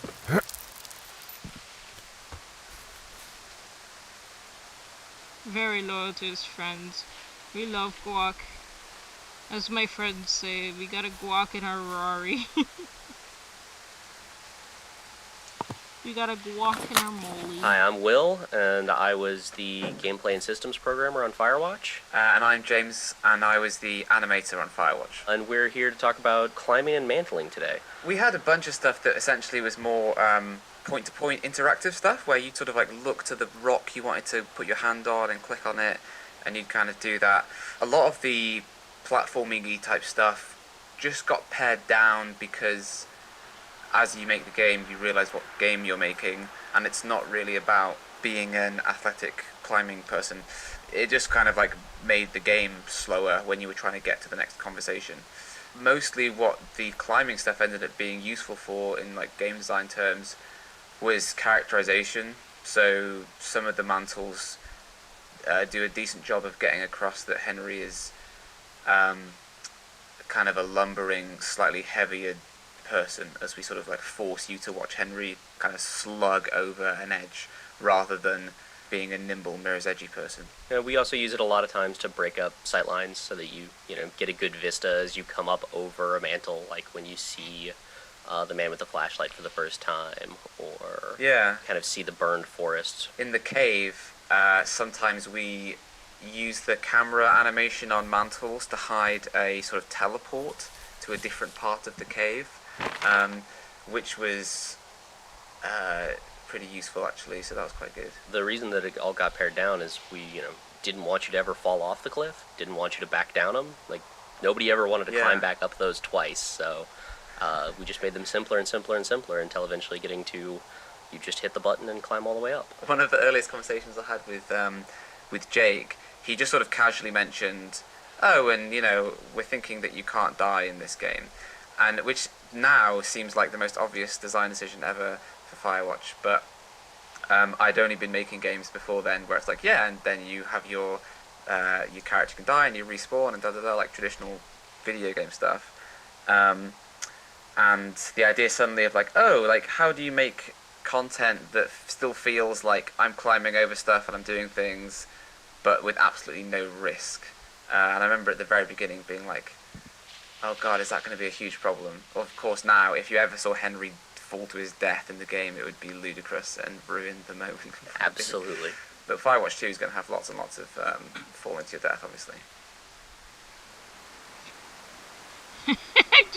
I'm reading it in the corner where you think that man will stare at everyone without blinking and blinking casually.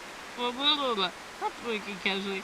That man will stare at everyone without blinking and casually pull out his teeth and hand them to people with no explanation, even if it serves purpose. His memory brain really is in shambles. Receive a straight answer from brother. I love that. I love that. Those types of characters bring me so much joy. I love them so much. When I make characters that just like are insane, you never know what will happen. Like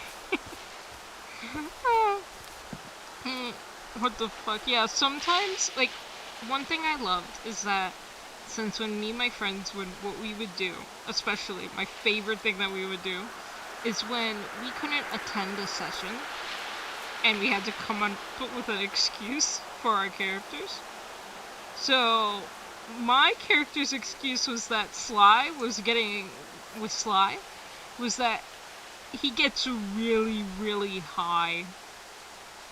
So, like, if he's, like, he would be smoking too much Fey weed, and he's just too high, and he's out of it. He's out of it. Doesn't know what the fuck is going on.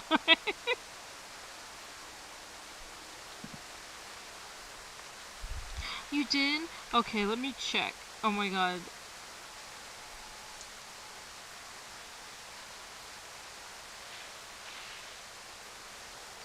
Yeah, I got it.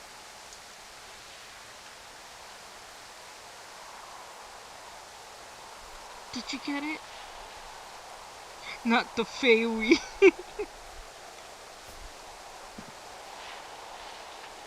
Did you get it? I don't know. I waved at you.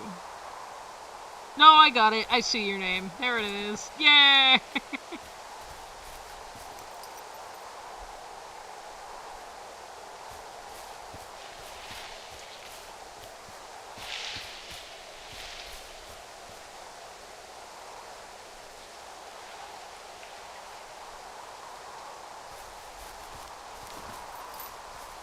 Yeah, I got it. I see it now.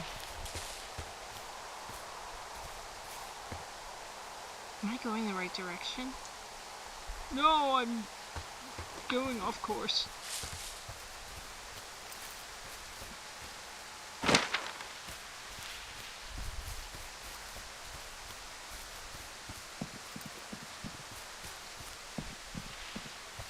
What the fuck?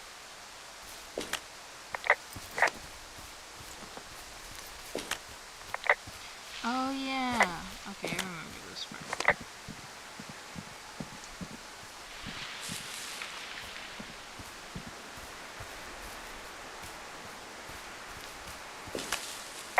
So, how'd you meet? Met in a bar. The birthplace of modern romance. I stumbled over and told her she was pretty, and that was it. Aw, you were brave. I was drunk. I was drunk.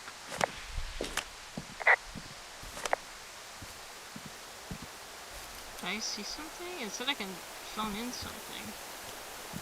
No? I'm having a hell of a time getting this fucking flapjack off his ass and out to repair that wire.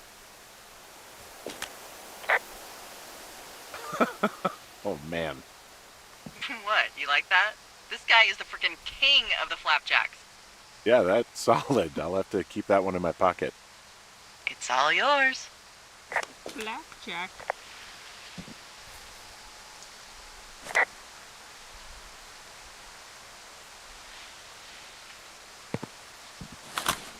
Oh, hey, this is Ben again, and I'm here with Paolo. Hello, I'm Paolo. I was the graphics programmer on Firewatch. So we're here to talk a little bit about the time of day system that the game uses and the skybox stuff. You're in an area where there's a weird device that you can use to step and mess around with those while we talk. As you can see around you right now, you can walk on the different parts there and you'll see the weather changing. So immediately when we started working on Firewatch, there were a couple of important points. We had to have a dynamic time of day. So at any point, people could trigger changing the sky, changing the fog, changing each individual component independently. At the same time, this has all sorts of technical implications, but the most important are, okay, how do we represent all this information? Games have many ways of baking data, which means that you sort of gather the lighting information in a scene and then you save it into memory, which is usually a texture or other data structures, to then use it in real time. Now, the problem with that was that we had a lot of different permutations and we wanted them to change in real time. And also, we didn't know ahead of time how many we were going to have. So we tried to go with a fully dynamic solution. In this case, what dynamic means is just that as you walk around, you'll see the sun moving around, the sky color changing, the fog color changing, and the shadows moving. So all those components are always rendered every frame, and there's no information that is stored anywhere. So what pieces make up the sky again? The sky, we tried first an approach of representing sort of a simplified version of the scattering equation and seeing what that would look like. And it was looking good in the game, but it was still very difficult to author. And since Ollie, as the art director, is absolutely talented with colors, at some point we just sat down and we sort of worked together and said, okay, imagine that you could just paint the sky in Photoshop and think about how that would work in the game. It might just magically work. And by doing that, we basically dissected his process of assembling just a painted sky in Photoshop, and we created a shader, which are basically programs that run on the GPU to render things, that suited his exact style. So really, the sky is just a series of gradients that blend into each other with a couple of controls to change curves and attenuations between them. So as you walk around, you'll be able to see how both the sky changes and then the fog adapts to the same color and the sun moves in the right direction. And then there were just a couple of numbers to make sure that like the brightness around the sun would be higher so that it would still sort of represent and give the feeling of what the sky and how the sky behaves. And this like gave Ollie the ability to test some things very quickly. Exactly. Having immediate feedback for filling a world that was as big as Firewatch, especially for the sort of limited team size that we had, was absolutely important. Like we had to have a way so that artists would make something quickly, have an idea of what it would look in the game, and knowing that it was pretty close to what we were going to ship. Yep. That must have been very annoying to hear, just two people talking at once.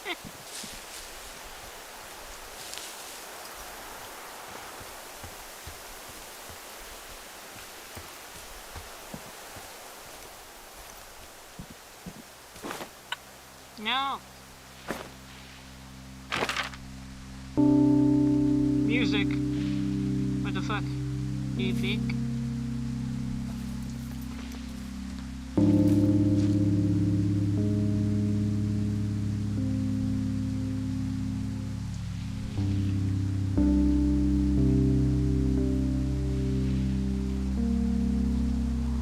So he could head to my shitty boss is gonna kill me hill.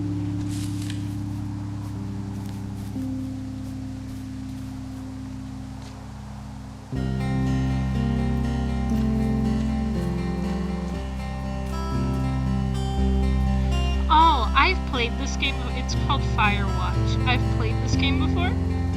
I've already beaten it before, but right now I'm playing, what is it? So, underneath, like, the whole game, there's, like, this area that you can listen to where it's talking about, like, the people who made the game, and they talk about, like, behind the scenes and everything, and you can see stuff.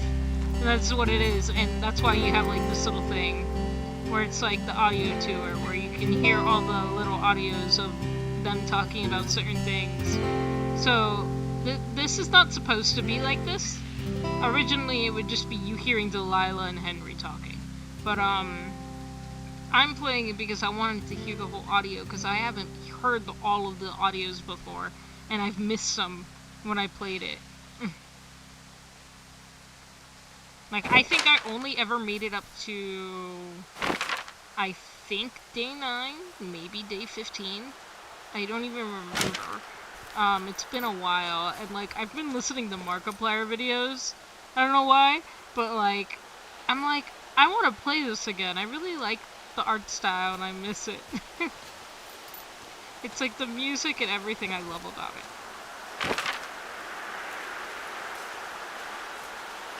But, like, so far, it's a mystery game. Like,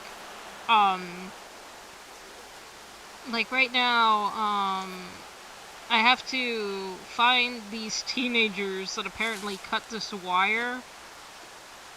Like it says right here where it says cut comm wire. They cut the wire, so I have to go find them. And, apparently Delilah wants me to go scare them a little bit. And I believe, from my memory, I think something happened, and we didn't do it, but, like, something happened to them.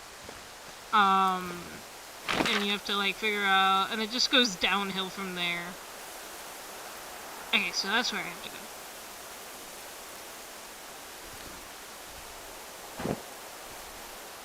Oh, froze.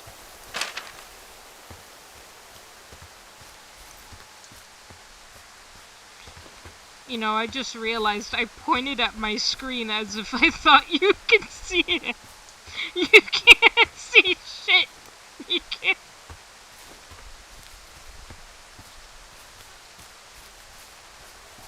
I see.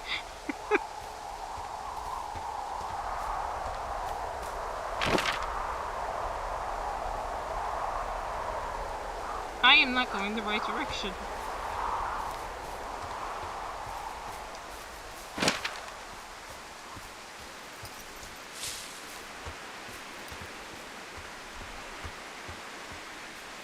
What's the smoke plume?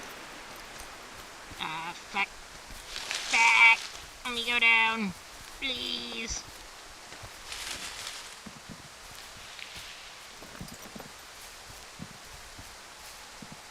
Oh, okay, well that's good.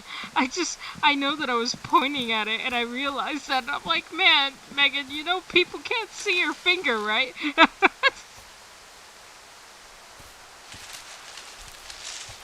Oh! Let me out! Please! Oh shit, no! No! Oh no. Oh god. Please, let me out. No, I don't want to be in the book! God damn it!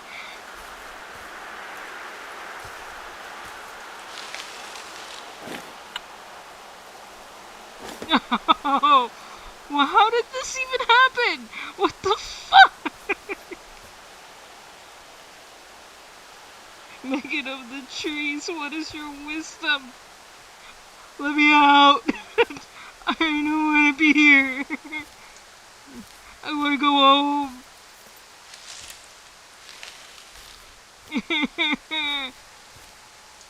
Let me out. I don't want to.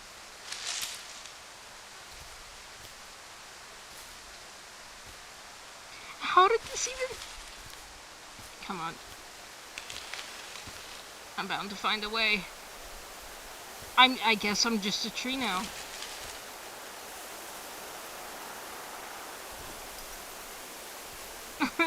Nah, be the new... I am the Lorax and I am one with the tree! What has happened? Oh! Leave me alone. Leave me alone, Freddie Mercury. You're supposed to be dead.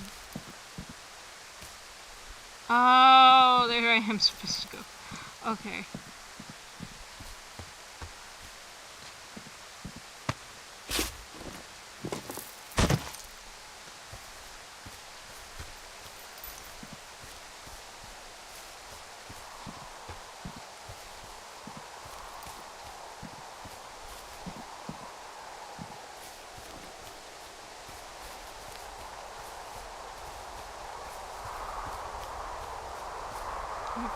What am I looking at?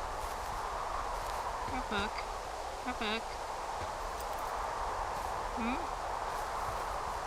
I don't see no rope hook. What the fuck? Oh.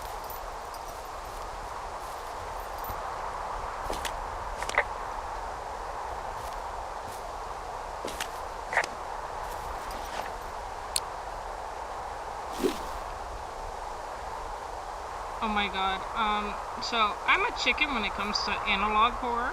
Any horror. I'm fine with horror, but at the same time I'm not fine. It's so funny, like... How do I describe it? Like... For me it depends, I guess. Because, like, if I'm playing a game at nighttime, in the dark, no, I need to have the lights on because I can't handle it. The anxiety gets to me. In fact, there's a part in this game, I think it's when you get towards the end, when you figure out the mystery, and it still gets me every time. It's not really a jump scare, it's more so the music. I don't like sounds that pick up that are just eerie music. It bothers me because I'm like, oh, something's watching me in the background. I feel eerie. I don't like that.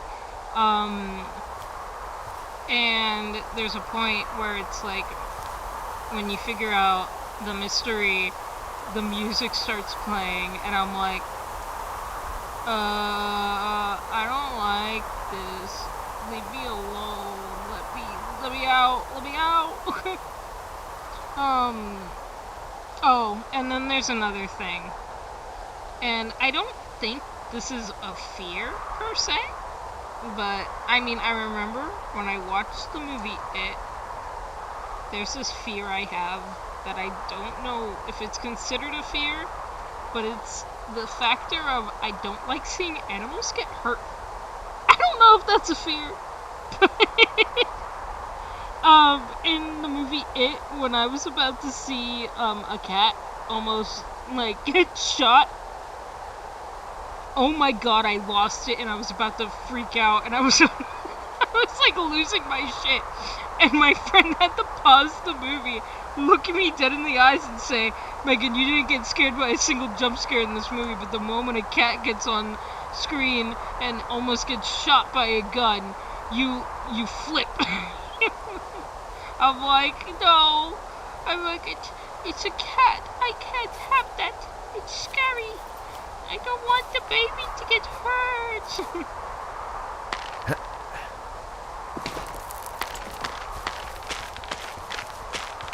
But analog horror, I don't think. Like, what is it?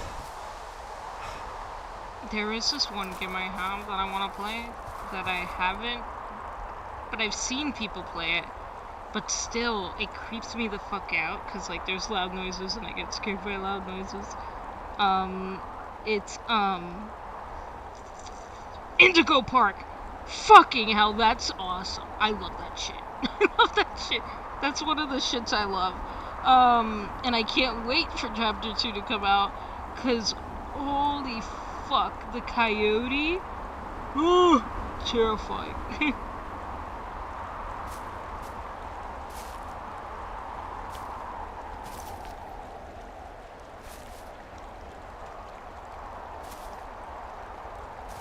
I think I actually, yeah, I have it on my computer, the Chapter 1. I was gonna play it sometime soon, but, like, I haven't gotten the chance to yet.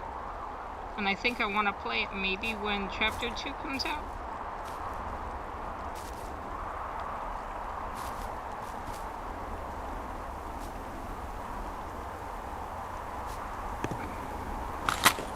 Hey, Jane. Hi, Jake. Let's talk about how I almost killed you over this canyon crossing. Why would anyone have any objection to something in a game as lovely as this area? So originally, when we first built this whole canyon, you can only walk through the bottom where the creek is. It looks really lovely when you're walking along the bottom looking up. And you cannot get close to anything. You can just imagine what the top of the canyon looks like, and you don't ever have to see it or make it. Basically, there was nothing up here. But what if, think about this though, what if you could walk across the top of it and look down, and then we built all of that too?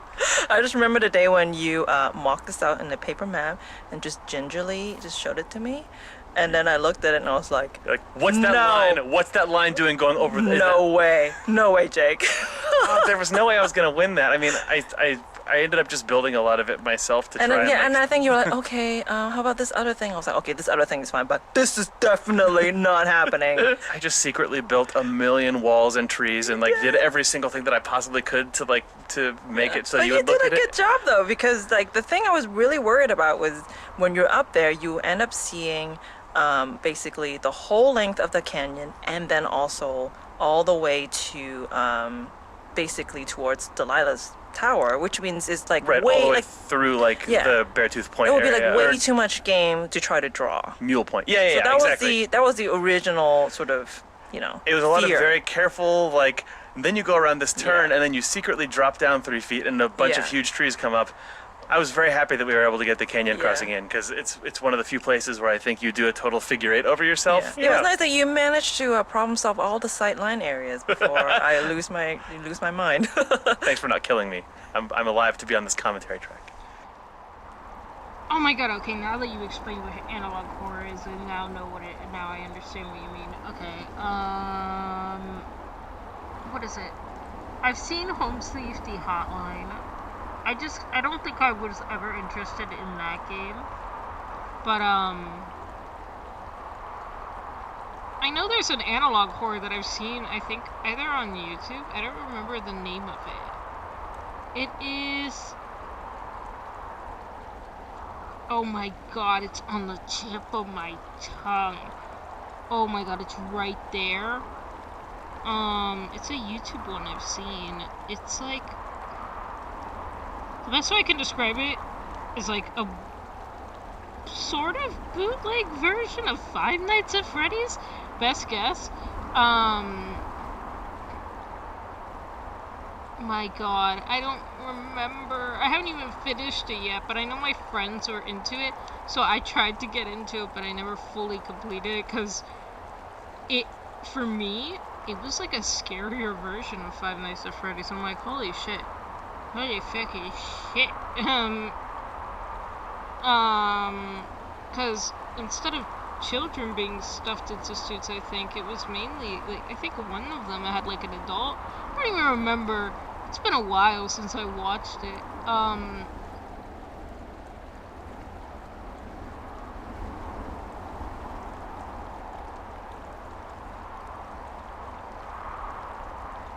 Walton Files, that's what it is! Yes, yes, yes! The Walton Files! Haven't even finished it! Oh my god, but I've seen it. I think I've seen it up to where it's like talking about the wife. Oh my goodness, or whatever. Oh, that one got me. I was like, the noises and everything. I don't think I was able to sleep after that one. Walton's Files is what I'm thinking of. Oh, I couldn't sleep at that, over that. That shit got me good.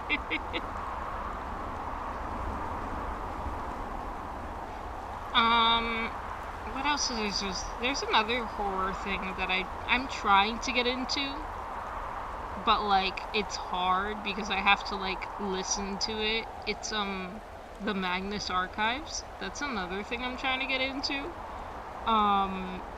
But for me, it's like, imagine listening to an audiobook.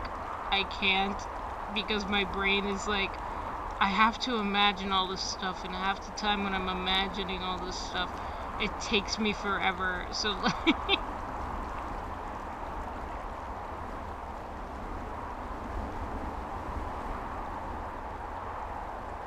I'm like, I know my friends are like, Megan, it's so good. You need to listen to it. And it's like, you don't understand.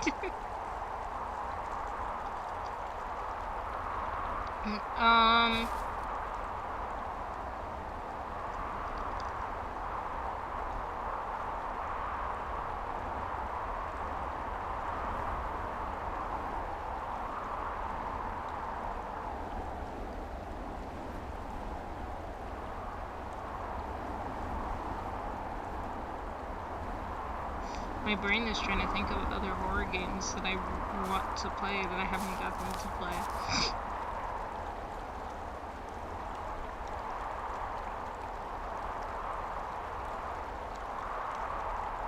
Hang on, let me...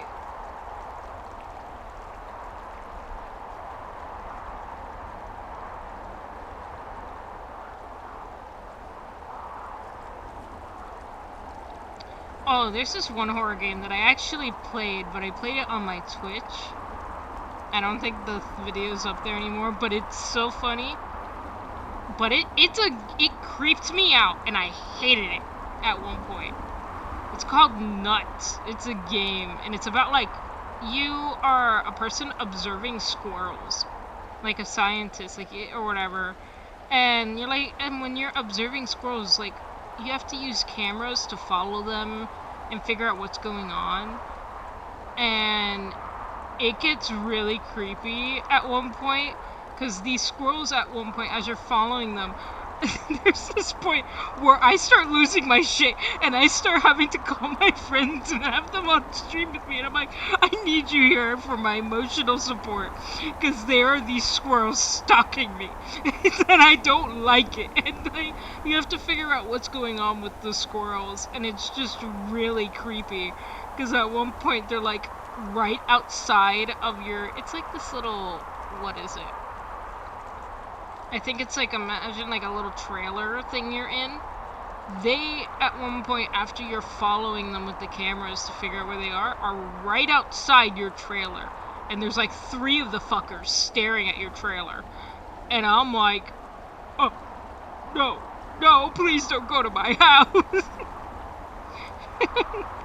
I did not like the game whatsoever. It scared the living shit out of me. And then when you get towards the ending, you have to, like, I think the music is creepier, the colors of the world are darker, it's fucked up, and I don't like it. I hated it, it was so bad, because you don't know where the squirrels are going, what they're leading you to. It was funny, though, in the beginning, because in the beginning I accidentally found it before following the squirrels. I was like, oh look, there's a ship in the background. I turn the corner and I find the area where the squirrels are supposed to be going to, and I'm like, oops, I wasn't supposed to be here yet. And I'm like,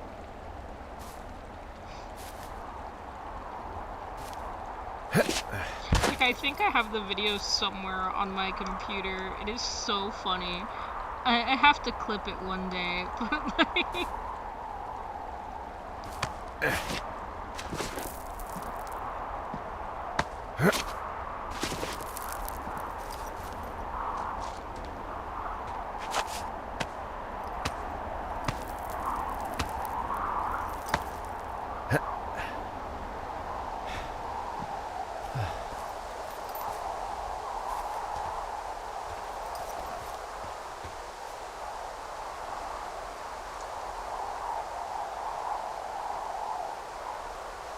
Do I even have a horror game on my Switch?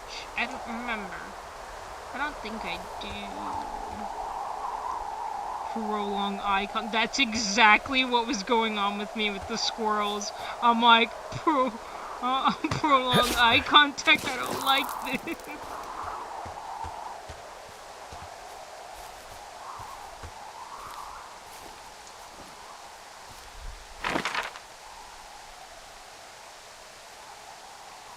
I need to go over there.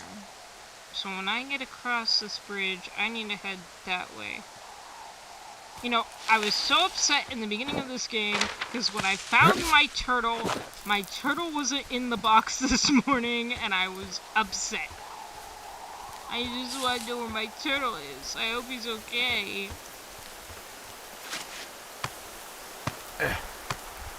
I named him Poppet because he just pops in and out of his little shell, and I love him.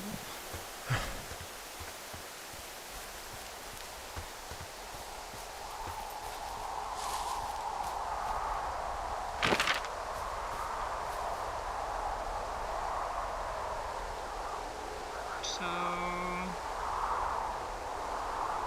my shitty boss is gonna get me killed, yeah.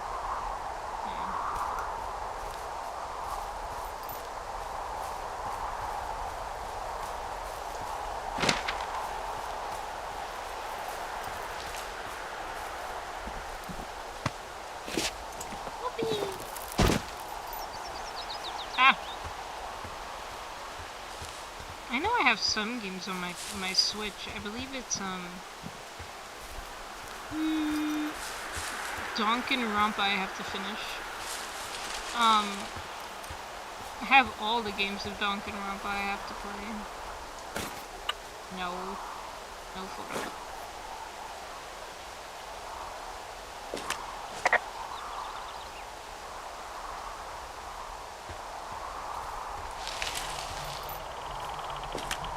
I've got an overgrown trail here, Yeah, that'll happen. so I'm screwed when it comes to getting past it. Screwed until you clear it yourself, yeah. Great. Well, if I come across some tools, I'll add groundskeeping to my ever-increasing list of responsibilities.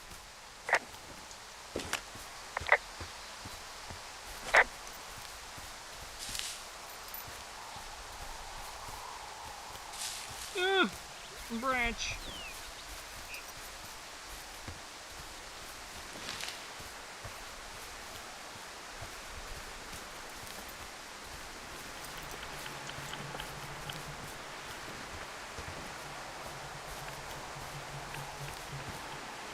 No, am I going to see the plume of smoke? No. Okay, good.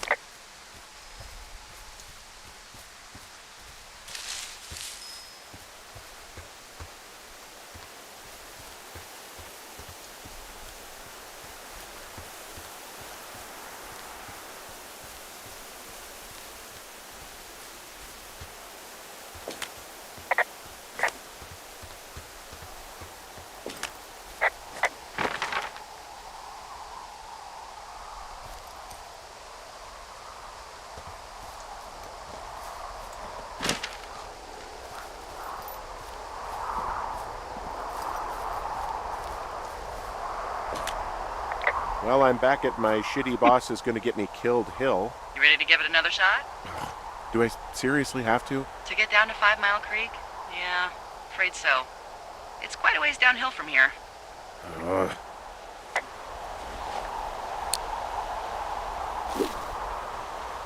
That was the best name I ever named a hill. Repel! Repel! Repel!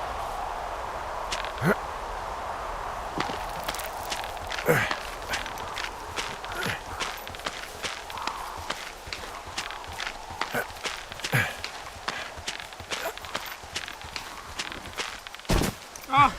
I saw inside myself.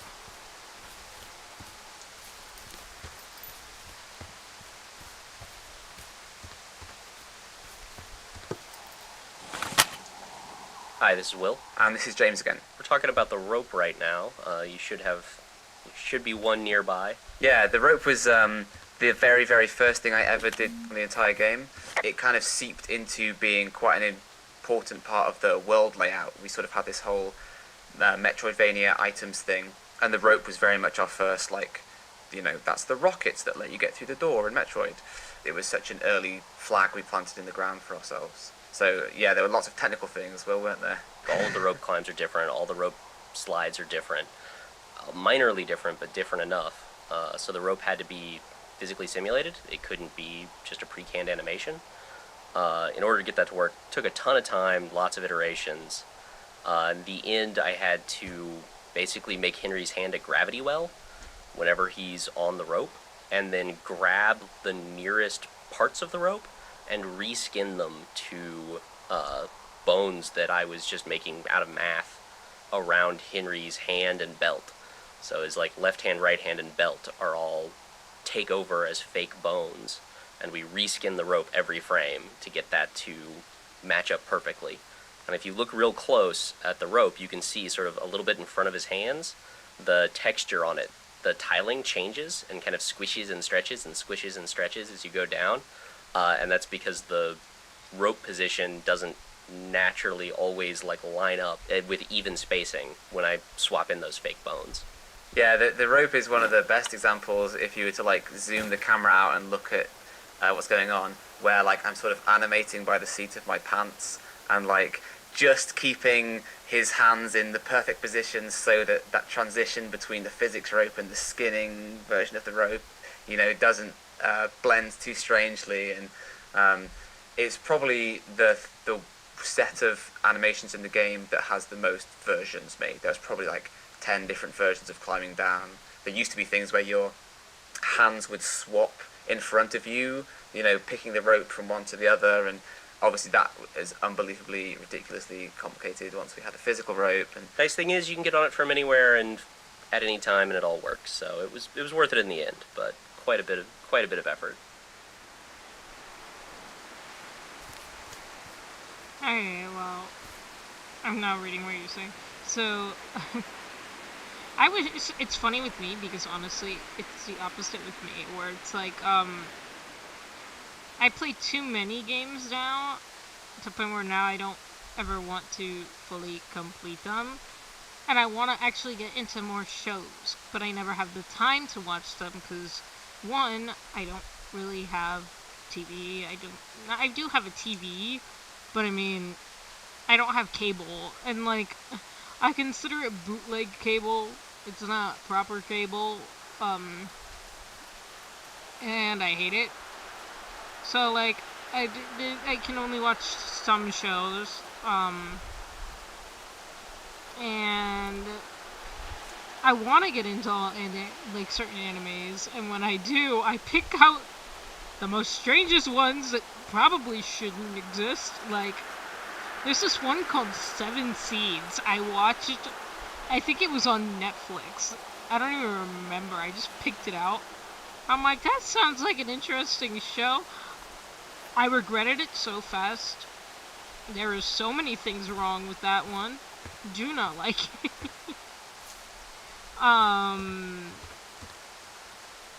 What is it? Then there's, like, I don't even remember, but I know I wanted to watch a couple shows that I haven't seen. Yeah, Seven Seeds. Don't know what it's about.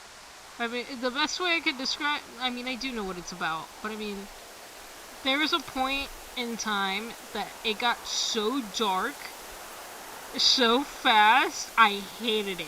I was like, why did I pick this one? It was on Netflix. I have to, let me send this to you to show you a picture. It's a thing. I don't even know what it was. It was just, I wanted to watch it. It seemed interesting. I was like, ooh, wow. And then when I watched it, I'm like, I'm traumatized.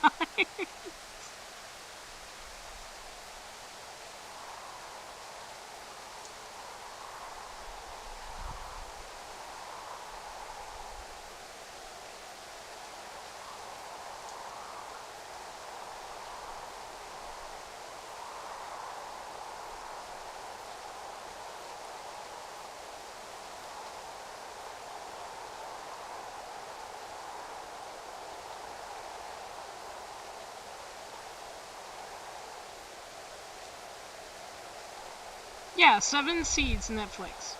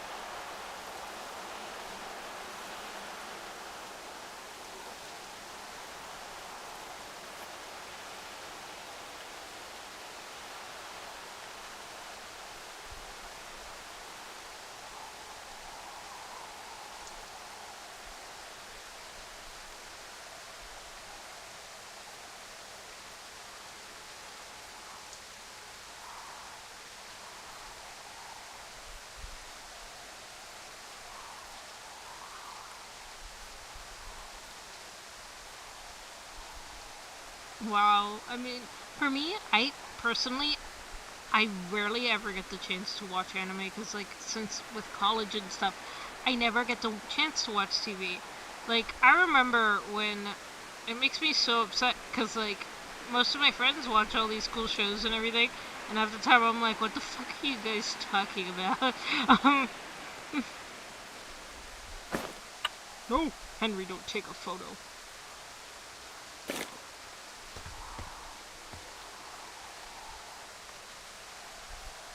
I think there's one that's not, that I never even watched the anime, but I have played the games.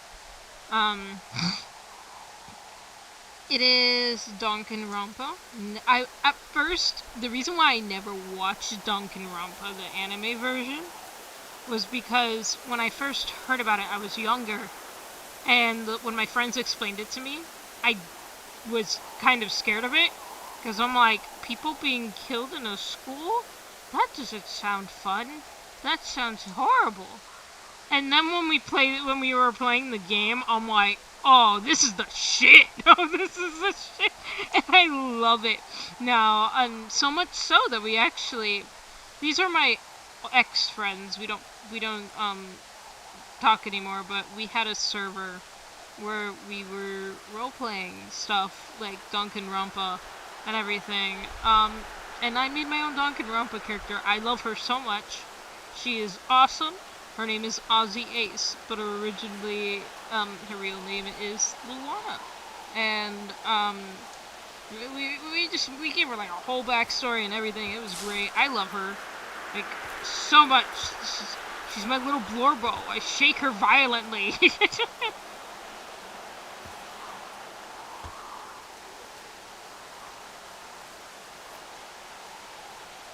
There's some that I want to get into, like,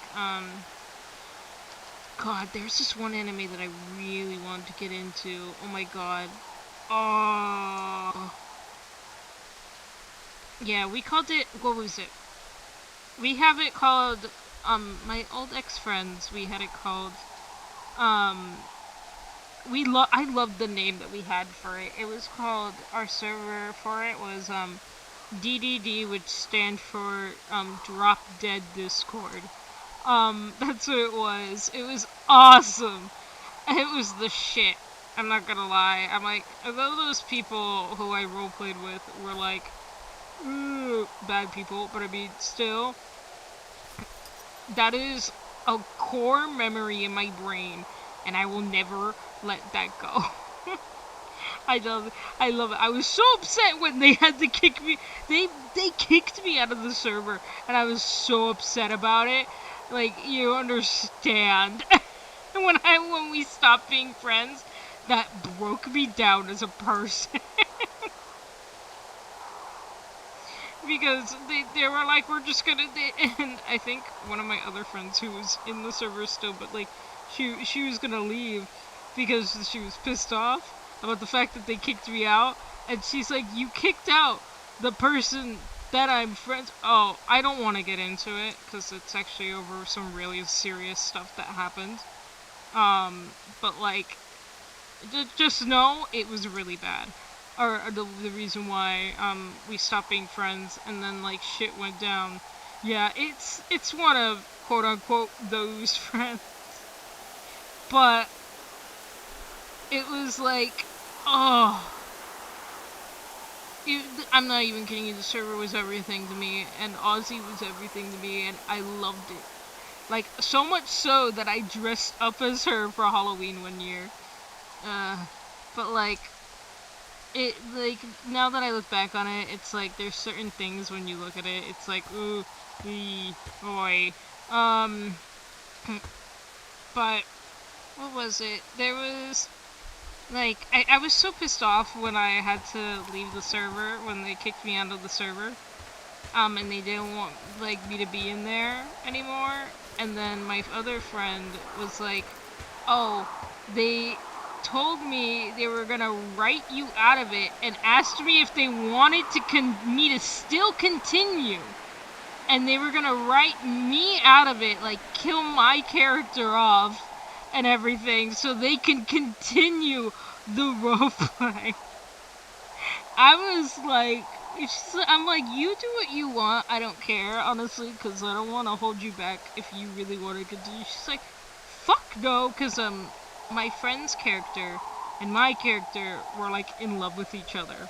And, she's like, if they're gonna die, then my character shall die too. She's like, we're gonna go out together like lovers. I'm like, fuck Yeah, she's like, I'm not gonna let them kill you, just you, and leave me alive. What the fuck do you think this is? It was, but no, but then afterwards, we don't post anything about it. But since me and my friend were so upset about how the way they treated all of us and everything, because I'm still friends with some other friends that also left that server because of the same reasons. My other two friends don't so much like talking about it, but me and my other friend, we love our characters so much. So what we did was we decided to change things around, but we don't post anything because, of course, we're not the creators of the story, but we still love the story. So we're like, why don't we just change things up and make things for ourselves? Just for ourselves and our sake to be happy. But, like, it's not like we're gonna post it anywhere. It's just for us, to keep us, sane. I'm like, what's gonna happen? It's not like they can come yell at us for just being happy. And so no, because you don't understand. There were certain things they did not allow our characters to have. So, like, we changed it up a bit where my friend's character, her character, like in our world, they were able to have magical powers. So, like, my character, she was like not my character, but my friend's character, hers was like the ultimate florist. And we wanted her, she was so angry about this. So she asked the person who came up with the whole RP, was like, look, I want my character to have the power, since she's the ultimate florist, I want her to have that. She's like, I don't want her to have anything OP, like overpowering. I just want her to have the power to grow flowers, like make flowers grow. But of course it would weaken her a bit, like she kind of gets winded and everything. Like it tires her out when she tries to grow them.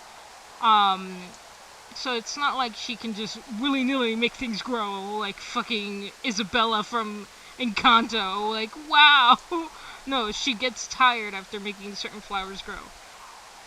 But freaking the person who created it, one of our ex-friends, said, no, that's too overpowering.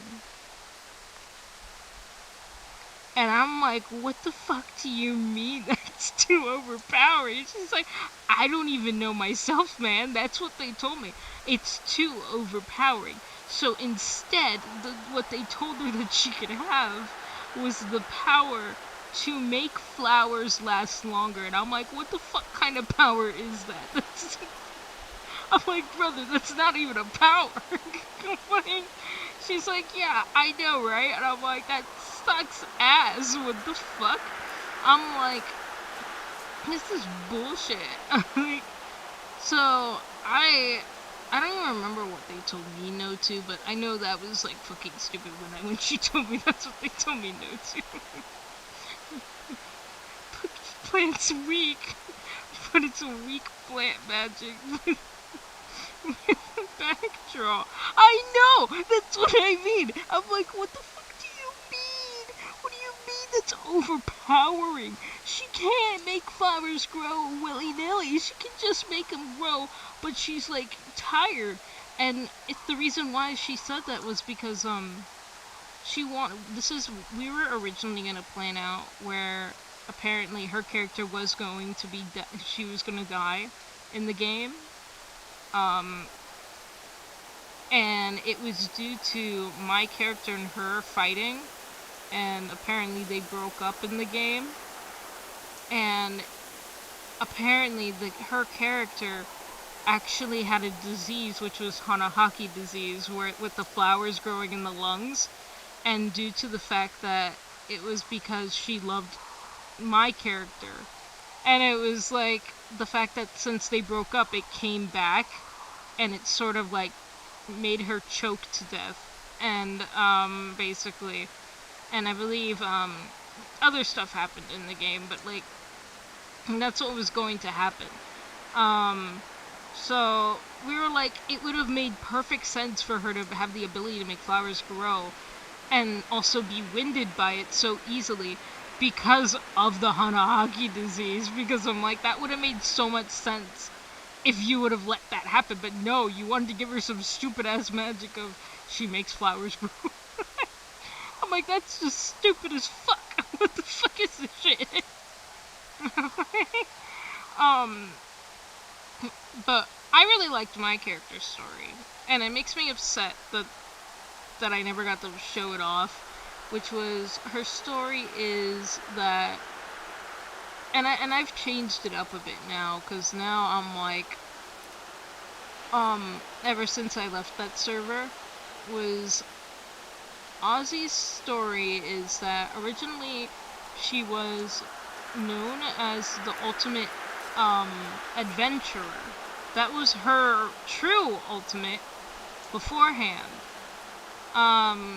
She originally was known as the ultimate adventurer in her past, and she had a partner and everything. Like, she fell in love with a guy, but yeah, that's a dumbass ability and ex-friendship problem.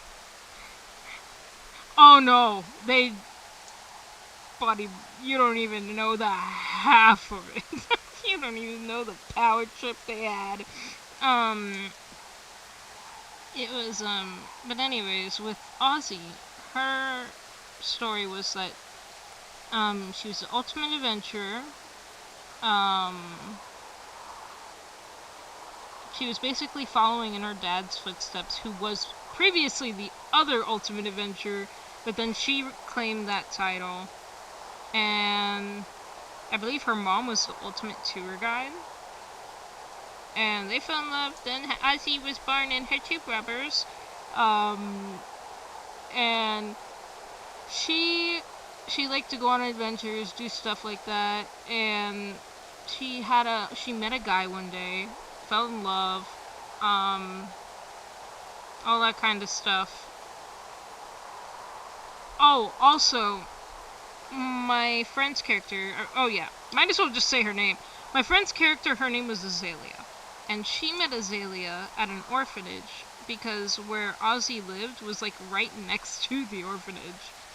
And Azalea was on the other side of the fence of the orphanage, and Ozzy was just like on the other side of the fence too. Like, and she broke into the orphanage like, hey, what's up? How you doing?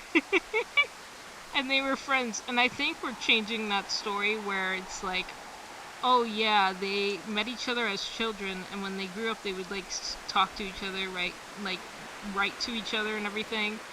And I think Azalea started liking Ozzy at that point, or Luana, but then Luana told her that she had a partner, and like she's like she told her, so like that's why Azalea's Hanahaki disease started happening, because of course she didn't tell her that, hey, I like you, but like so she just watched as Ozzy's like, guess what? I am dating someone now, haha. And after a while, I was like, it gets really sad, because then like another detail added was that we decided to make Ozzy, while on one of her adventures, her mom passes away, all that kind of stuff. Then we had another thing happen where the boyfriend ends up betraying her on one of the adventures, shooting her in the arm to steal the treasure that she found, and basically making her look like she's been stealing all these artifacts from these places. Sort of like a Carmen Sandiego kind of shit. Some type shit, you know, where it's like, oh, you think you've been doing good shit. No, you're actually the bad guy, stealing all the shit for me. Thank you. So he shoots her in the shoulder, and she has like this awesome scar on her shoulder. Kind of, it's like numb and everything. And Ozzy ends up running away from home. She cuts her hair off. all that kind of stuff, and makes herself look like a dude. So we get Trans Aussie for the win. Ozzy starts to go into hiding. She runs away from home, doesn't tell anyone where she is,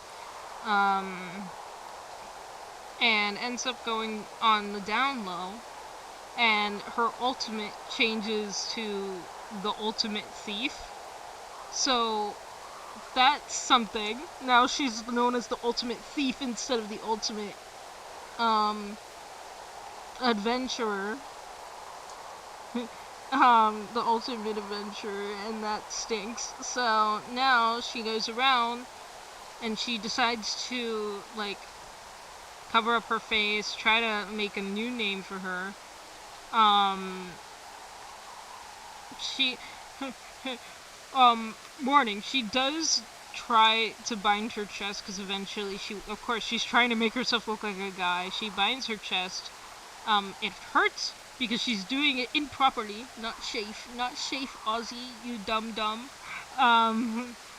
And then that's why she decides, because of course this is a world where magic exists, so like,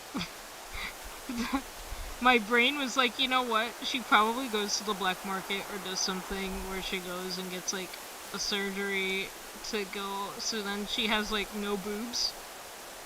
Ozzy with no boobs, but like she's still a girl and everything, but it's just that she didn't like the fact that she had boobs over time. So that's how she sort of slowly became Ozzy Ace, and she changed her name, like aliases that. And as a cover-up, she became Ozzy Ace became the ultimate adventurer. So but her true ultimate and her true identity was Luana Hester, the no titage. Yes, no titage. But anyways, her true ultimate, she was Ozzy Ace was known as the ultimate adventurer, but her true identity was actually Luana Hester, the ultimate thief. And I loved that so much in the RP, and at one point the mastermind, that fucker used a spell, there was this part that I loved so much in the fucking RP, that the mastermind, was like,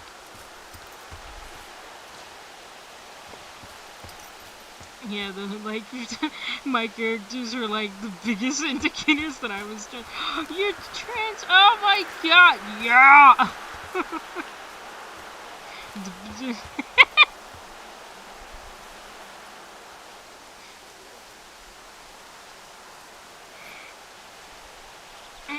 No, it was just really funny, cause like, that's one of the things, the problem that you can realize when we were doing the RP, was, at least what I realized, how bad it was that you can tell, like, with these friends,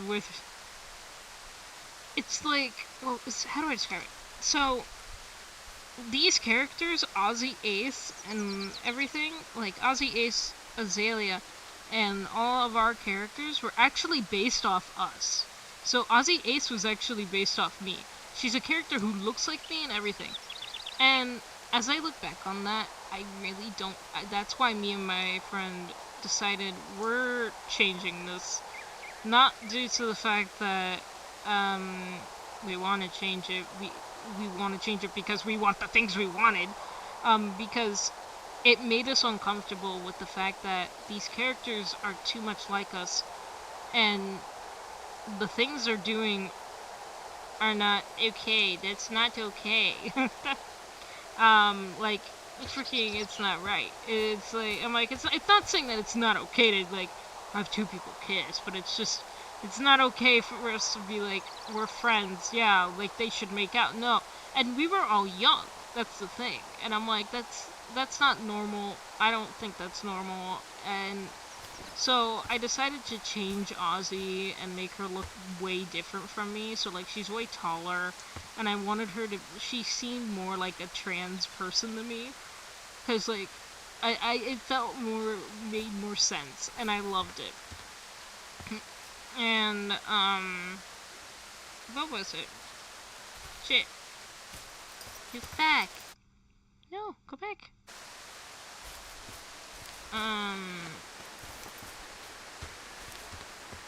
My brain is going off the rails. I don't remember. I drink to remember, but I always forget. Or I drink to forget, but I always remember. That's how that goes. Oh no, I love Ozzy. I love Ozzy so much. I think let me send you a picture of her. She's my favorite little blurbo. I love her.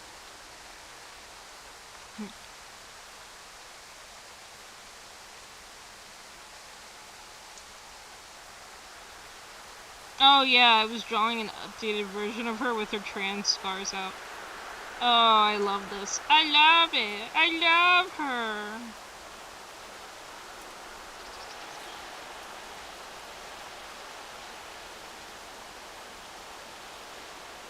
Oh, my little Borbo. My little Borbo.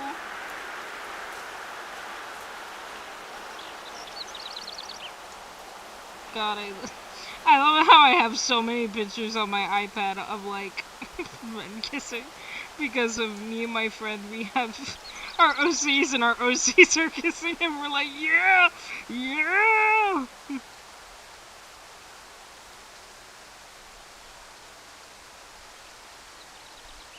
I know, right? Oh, yeah. This was, hold on, let me get my arm.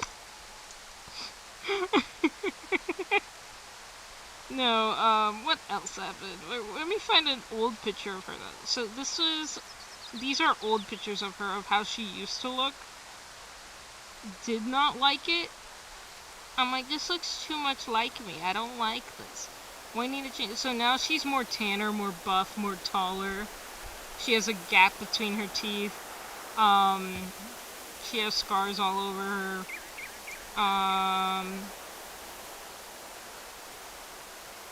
What is it?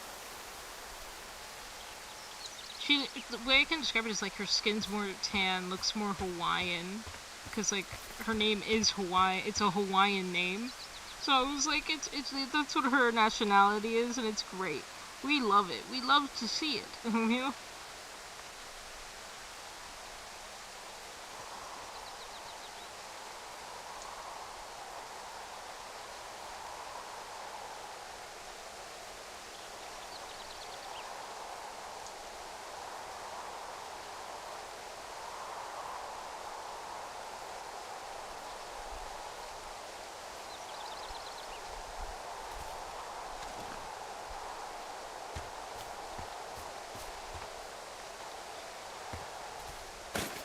No, I don't want to take picture. No picture. Go away. I know. She's my little blur, but let me find... I think I can also find Azalea.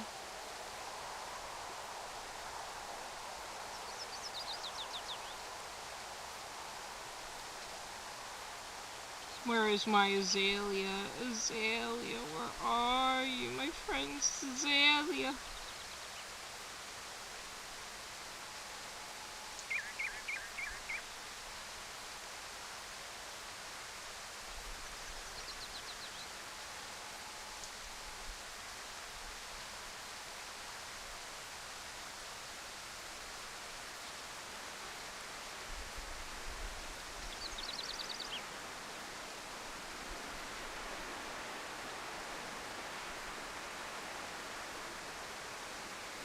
God, I'm looking back and I'm finding so many memes.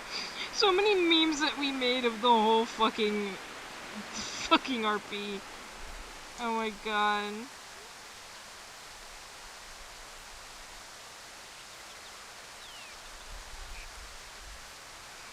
No, dude, I'm going all the way back. This is bringing so much fucking memory.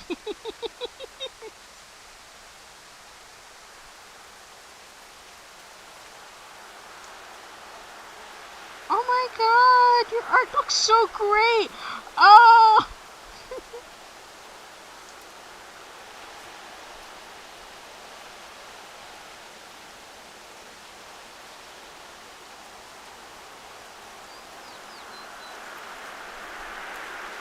Oh my god. There's this one that I found where it's like the fucking Gru meme where it's saying,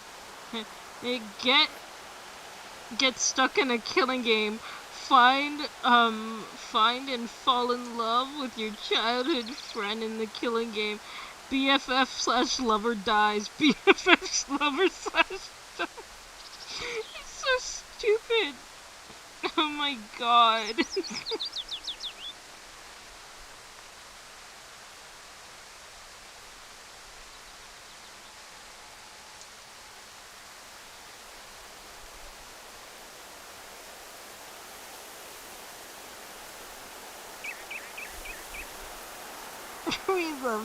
I love to see the, dude, there's so many things. Oh, by the way, so this, my old friend group, we were really into Jacksepticeye and everything, and the Jacksepticeye egos. So, like, of course, the person in charge of the whole server, they added them in there. Like, we had them in there, but they were under different aliases. So, like, there was, like, Jackie Boy Man, who was known as Cedric, and, he was the ultimate, I think the ultimate superhero, if I'm not mistaken.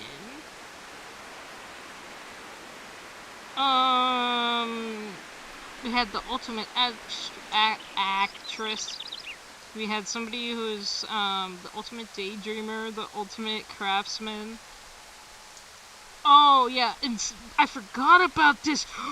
Cedric was also, he had DID, where, with the two personalities, so he was known as the ultimate hero, but his other personality was the ultimate villain. It was like, which was kind of cringeworthy, but like, oh my god. Dude, I am going through it right now.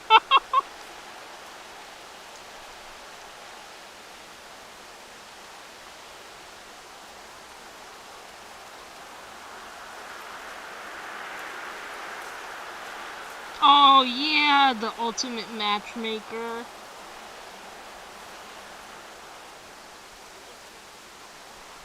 Oh yeah, I did. I had so much fun. I'm not kidding you.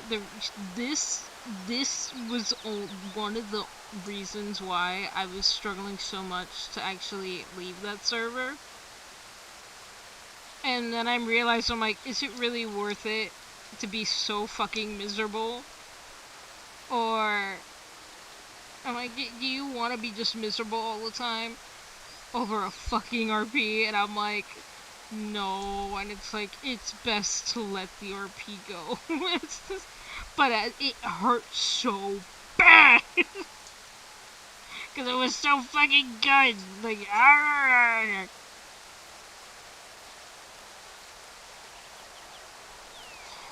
Like, what was it? There was a, yeah, like I was saying, oh my god, the cans!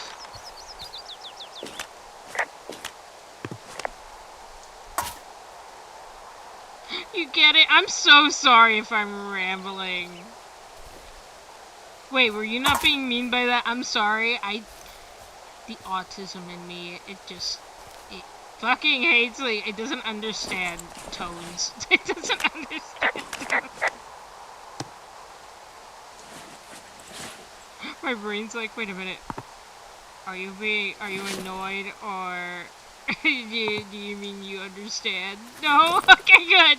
I was like, are you annoyed? You mean you can relate? Okay.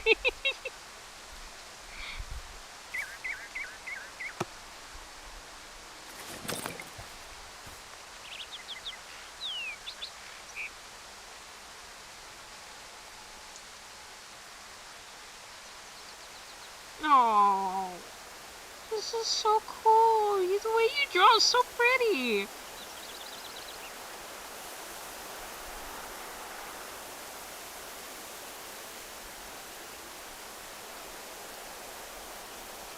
What is the most recent drawing I made, I think?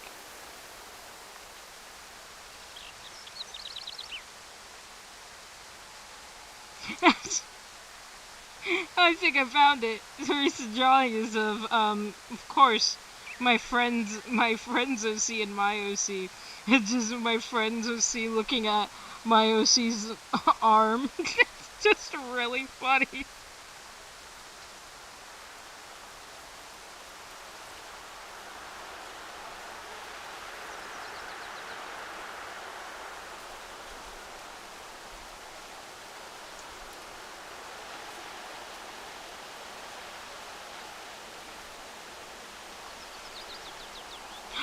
Oh, here's Azalea. Okay, so this is the updated version of Azalea. I found her. This is updated version of Azalea. At least the way I draw her. But originally, I think I have her somewhere. Where is she? Hello? Hello, princess.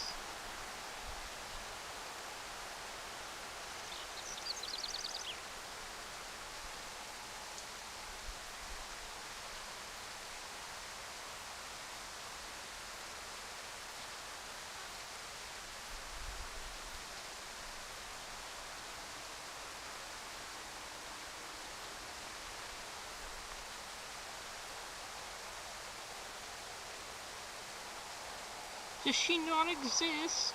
Where the fuck is her? Where is she? Where is she? Oh my god.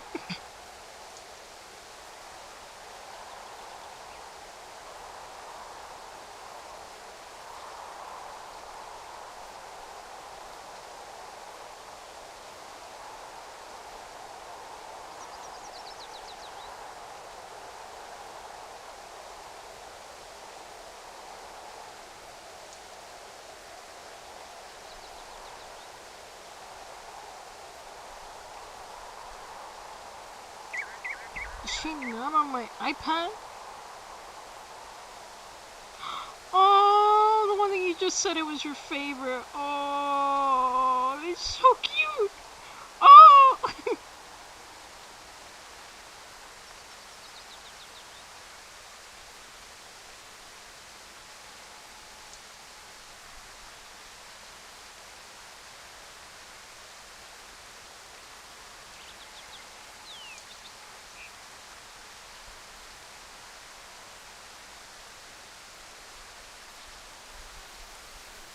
Trying to think which one's my magnum opus. Where is my magnum opus?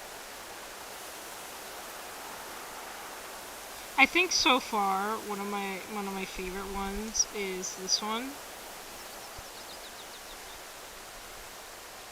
It's because this is a character. It's actually Sly. I hope you know. That's actually Sly, that guy, because it's very complicated. So, our first campaign, we had a ball, like we were gonna go to a ball. And, of course, we were like, Sly's not gonna be allowed let into a ball. It's a fucking smelly ass raccoon.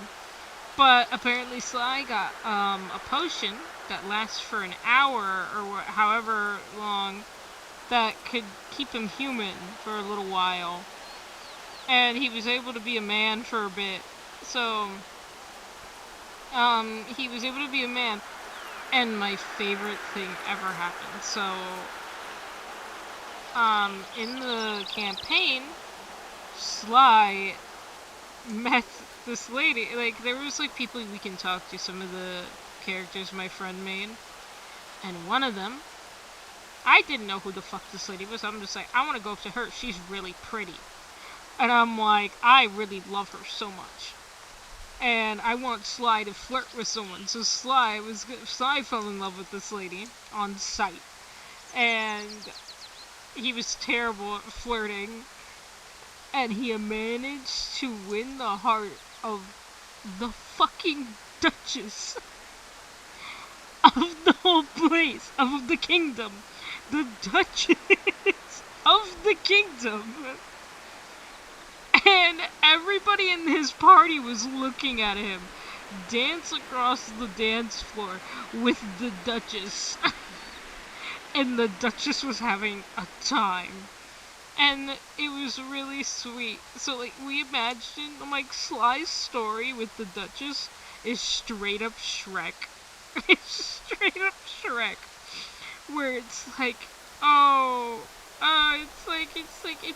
but instead, like, imagine Shrek, but instead the princess just likes Sly for Sly. So it's like the princess isn't a monster. It's beautiful. And we love him. We love to see it. So, when our friend group broke up, of course we had to end that campaign. So, what my friend did, her name's Angels, she's our DM, they, decided, they're like, I'm gonna make you guys something real good.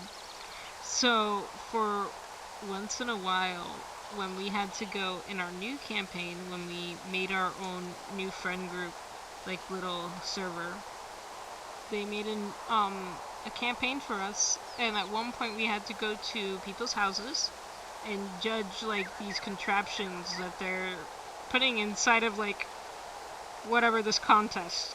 And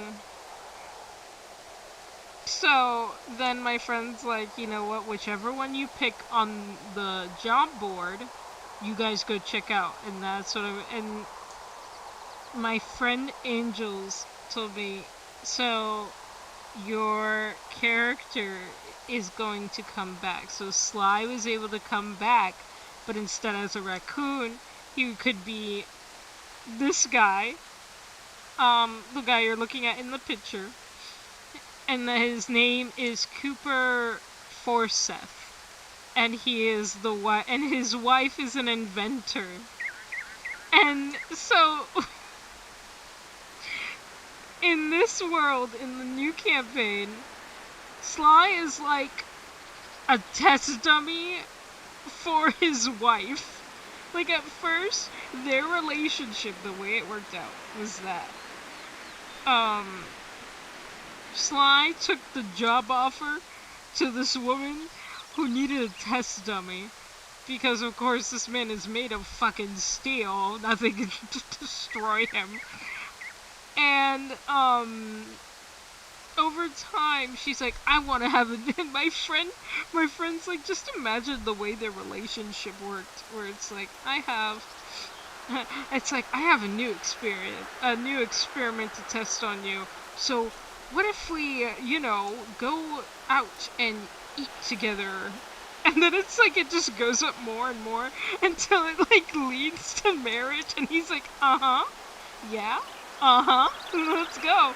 And he loves his wife so much. So it's like a wife testing on her husband every time. So, the best thing ever happened. When we were first introduced to Sly, all you hear is like, when we get up to the mansion, there's just loud crashing at the door or whatever. And it's like, before the door opens, because when we knock on the door, they're like, what the fuck is going on in there? And then all of a sudden, when you open the door, you see Cooper staring. He's like, oh my god, hi! And he has a fucking arrow in his knee. He has a fucking arrow in his knee. And they're like, oh my god, are you okay? And that's what everybody in the party was like. And he's like, oh yeah, I'm fine. And he's like, oh yeah, I'm fine. Don't worry about that. That happens sometimes. So, like, it just gets gradually, it's beautiful. So, that whole, like, session, I think, was us basically, imagine going through a wipeout course. And there's some, like, funny quotes we have from it. Like, some of my favorite quotes we have, because, in our little D&D server, we have, like, a little area that we write down the quote book of things that happen inside of the campaign that were really funny that we said.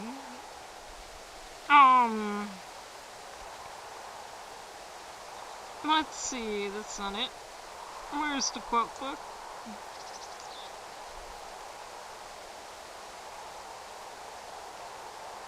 Where was it? Where was it? So, like, I think one of my other friends, their character's name is Rue. And Rue was like, oh my god, she's so hot. And it's like, Cooper's like, no, that's my wife. And then, they're... So Cooper was like failing in the obstacle course.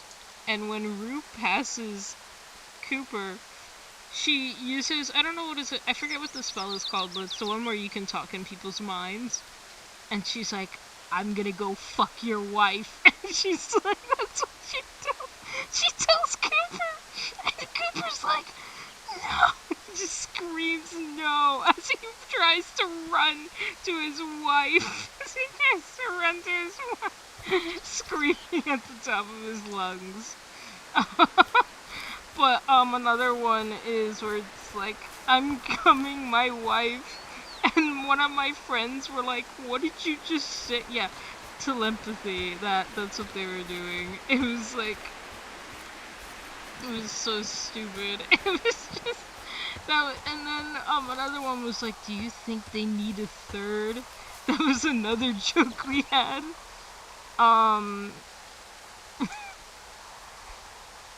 Like, let me just read you some of these quotes in the quote book at least, because we had to pause this campaign at one point, but I mean... So, one of the quotes was, I'm like the other mother, but from down under. I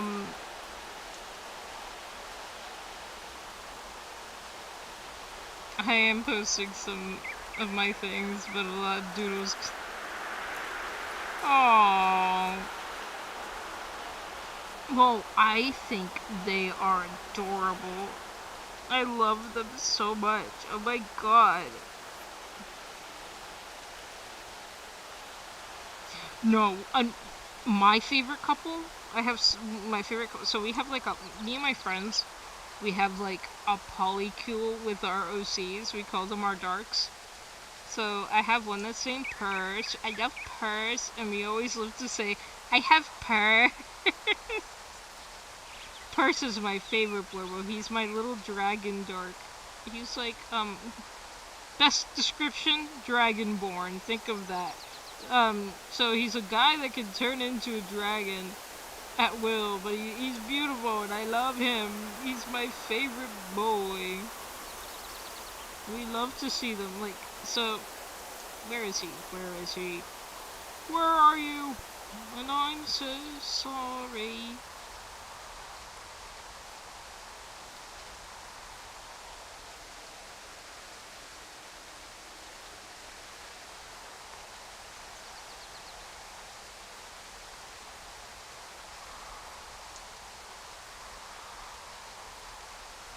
Where are you? I had a beautiful one.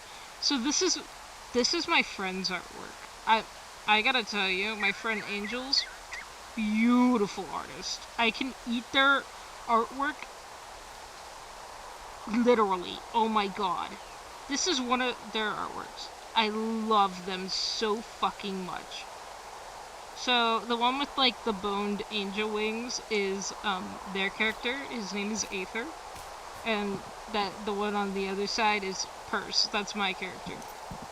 I know, right? I fucking eat their artwork. I eat it. It is so good.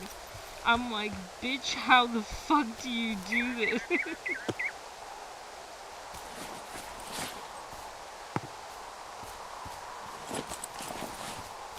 I'm like, please, teach me the ways of this. This is not okay.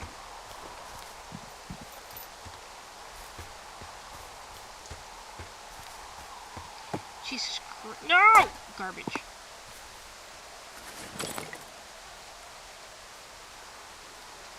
The urge is going to cause so real because I love to vap, but you're streaming and I don't need you.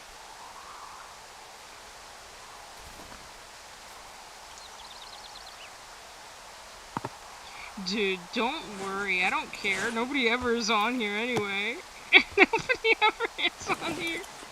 I can bab for hours. You are honestly the first person I have ever had to actually talk to on here.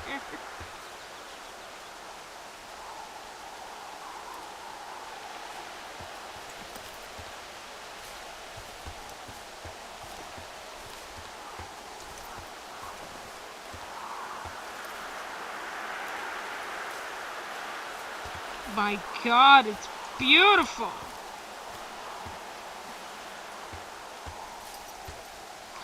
Oh, I should get you a picture of Sly when I have a chance. Let me find that. First of all, I gotta figure out where I am.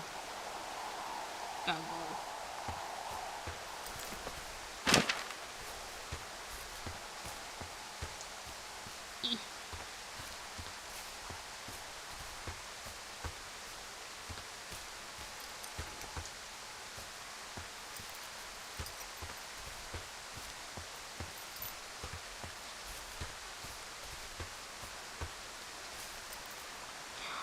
Oh my fucking God! It's beautiful!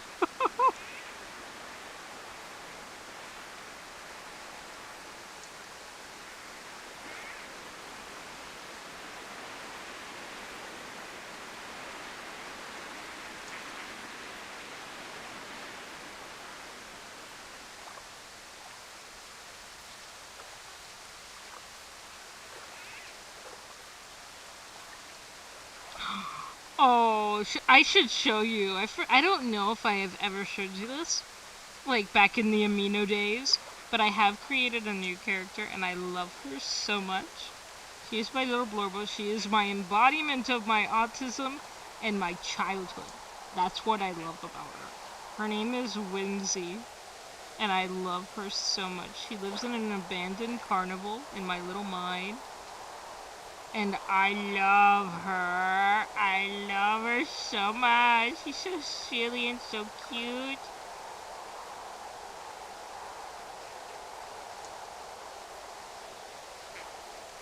Where are you, Whimsy? Whimsy, you better get your ass over here.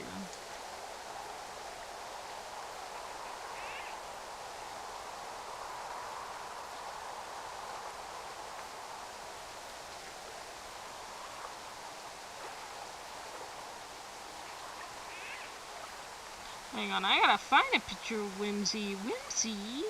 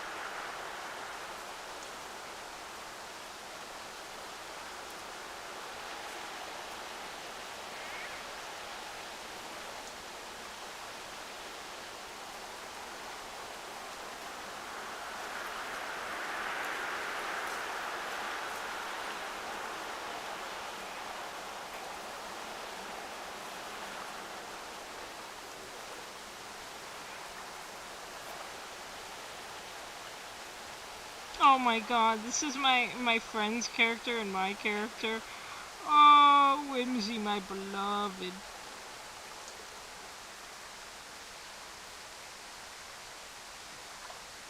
This is my Whimsy, my beloved. I love her so much.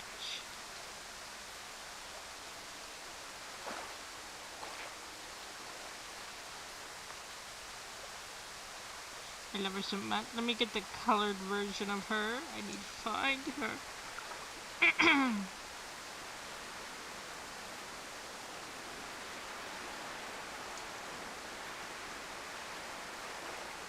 Oh, I know. I love her and I love her story and everything. She's just a little girl who lives in my brain, who wants to. The best way I can describe it. She lives. My friends and me call our like the worlds in our head mindscapes. That's what we call it. And they live there. So I picture Whimsy, the way where she lives is like in an area in my brain that's like deep in a forest, surrounded by a carnival like an abandoned carnival. Like everything's like all broken, worn down, surrounded by vines. And this carnival is supposed to represent basically like my inner child or slash childhood, where it's like it's a broken down childhood, and you wanna and the only thing she wants to do is fix this childhood. So she wants to fix the carnival and make it work again, and for people to come and visit. And all she wants to do is make friends and be silly. And she's magical. She's the embodiment of my childhood. And the thing that keeps her alive is this music box that plays. There is a song from a game that I love that is a childhood game to me. It has my core memory in it. It is Kingdom Hearts, specifically the song Dearly Beloved. And it is that song because I remember watching my brother play that game all the time, and that is a core memory. And that music box is literally holds all my happy memories, and Whimsy guards that. So, not really guards it, but like, she watches over them, and it's in her,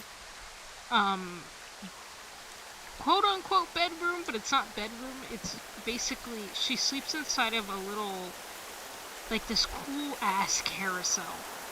So, she sleeps in a broken carousel, specifically in, I don't know if you know, like, certain carousels, but, like, imagine the one part of the carousel where it's a cart, so like a carriage, like a horse's carriage almost, but instead it's like a full one, like one of those ones you would see like with like it's like a little box almost, a little carriage, and it has like a guy holding a lead to have like little horses in front of it and everything. It's so cute. I have a picture of the concept art of what I have it. What it looks like, and I love it so much. And she sleeps inside of that area, but in there has like drawings that she made. She has little lights in there. She has the music box in there too, and that's where she sleeps. And the best part is that this isn't like your average carousel. It's like one where every time when she gets it to work, when she gets like an area to work, it means that I'm giving in to my inner child, and I feel happy. That's what it is. And it's like when I get goosebumps. That's what she is. She does. So she tries to make me feel that way. Like it's like just give in to your inner child. And so what's really sweet is that so when I give in to my inner child, normally the carousel would start working, and there are animals on these carousel. The way they look, they're like wooden carved animals. So imagine, I don't know if you've ever seen like those 3D printed toys that you move around. So you know, like imagine a 3D printed, you know, the 3D printed slugs, the ones that make the sounds. So imagine sort of like something built like that. And I have a picture of it.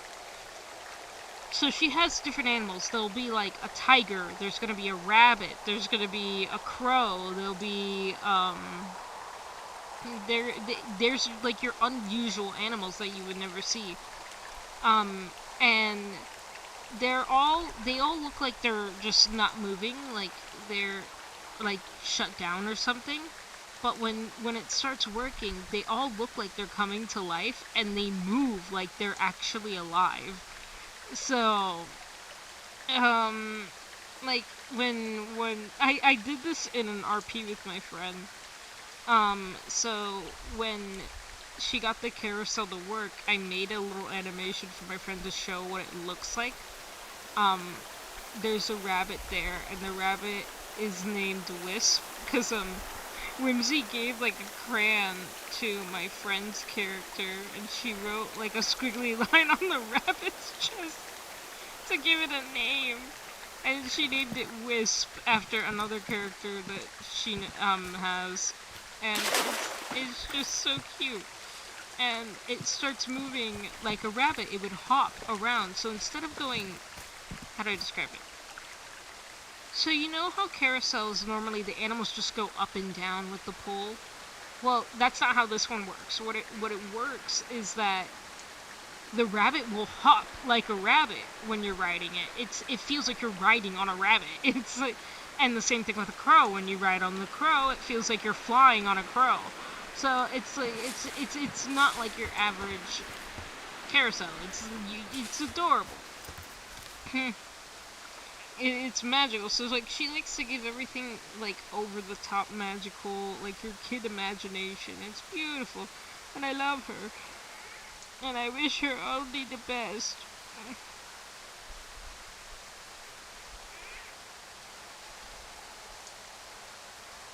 Let me find it. I have to find it. If I can find it, it would be amazing. No, thank you.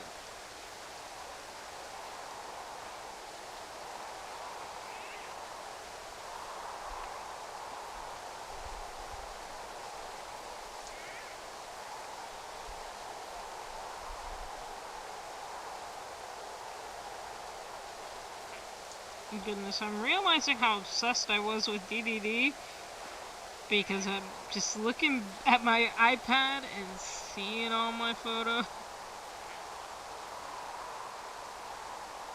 It's a gift I made you from back.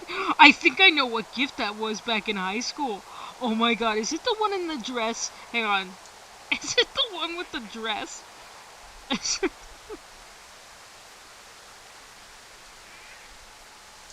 If not, I'm thinking of someone else. I don't know. Somebody made me like one with the dress. I remember somebody made me one where I had a ribbon or something. I don't remember.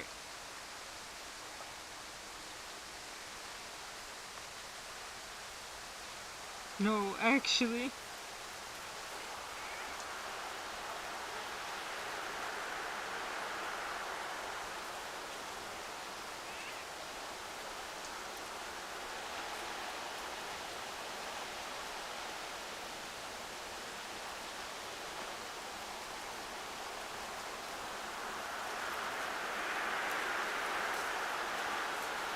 There she is, my beloved, my baby girl, my girly pop.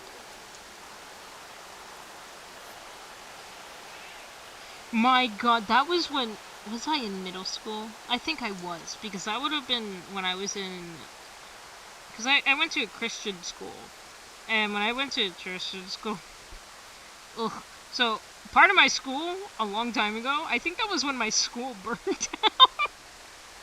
So we had to move our classrooms to the chapel.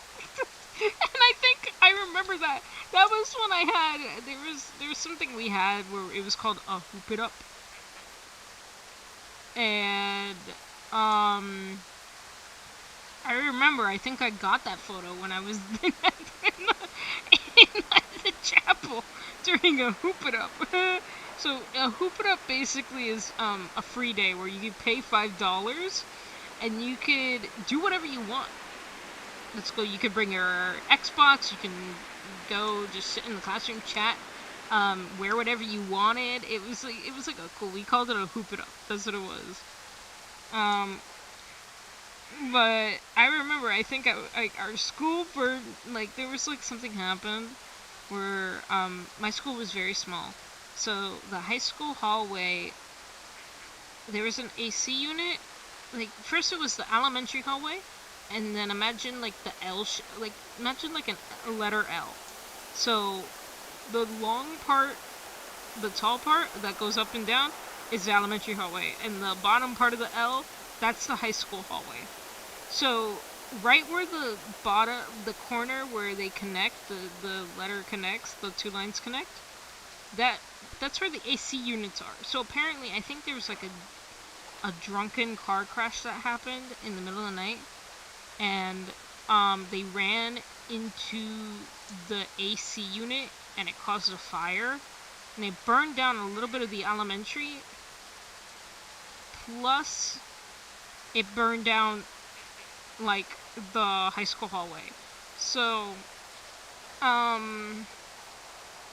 it was basic. basically, they had to move the high school hallway because they had to rebuild everything to our chapel that was like up in the front. So they divided the chapel into certain areas for our classrooms because, like, I'm not gonna lie to you, our classrooms were like really, really small to the point where my senior class was only a graduating class of 12 students. That's how small our school was. So our classrooms weren't very big, but I remember specifically, I remember getting a photo from somebody who made me like a drawing, and it was during a hoop it up when I was sitting in the chapel, and I was like sitting there talking to my friends, and I'm like, oh wow. It's like, I'm like, I got a doodle. Oh my god, I'm special.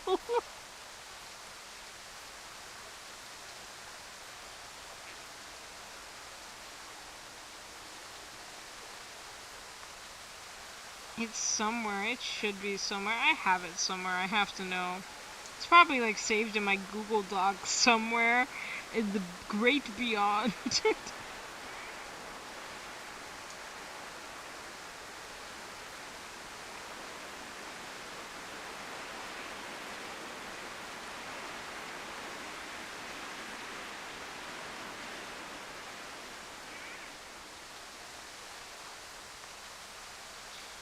Okay.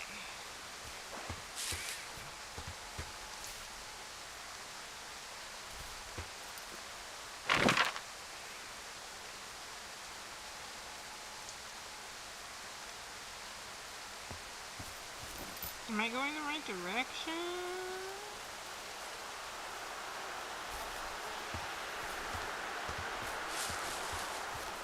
I think I remember that one, the mermaid one. Oh my god. Oh my god, wait a minute. I think I remember that one. I know what you're talking about. Isn't it like... Yes! I remember it! It's like the top part was like light green, and you made my favorite color the tail. Oh my god, I think I know what you're talking about. It's like it's buried in the back of my mind, and I'm like holding something. Oh my god, I think I know. I could be mistaken, but I think I know. Oh my god.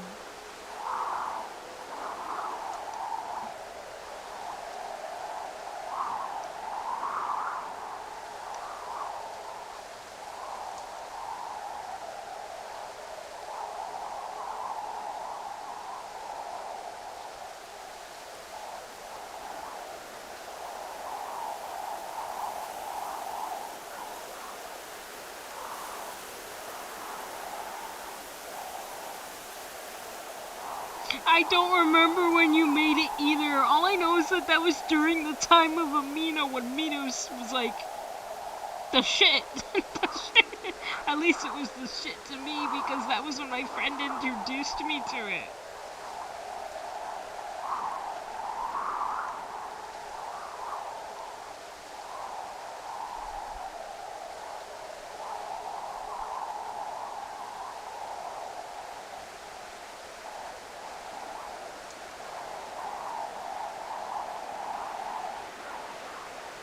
Dude, I don't care what people... Okay, granted, people have been saying, like, how bad Amino was, and granted, they were right.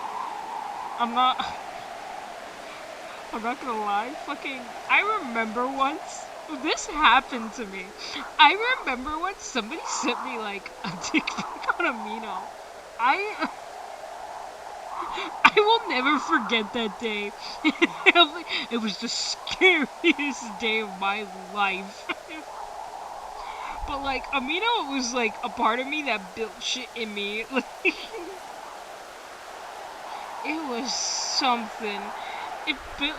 Dude, I don't think I would have ever gotten into RP if it wasn't for Amino. But, like, at the same time, there are some things that I wish never happened to Amino.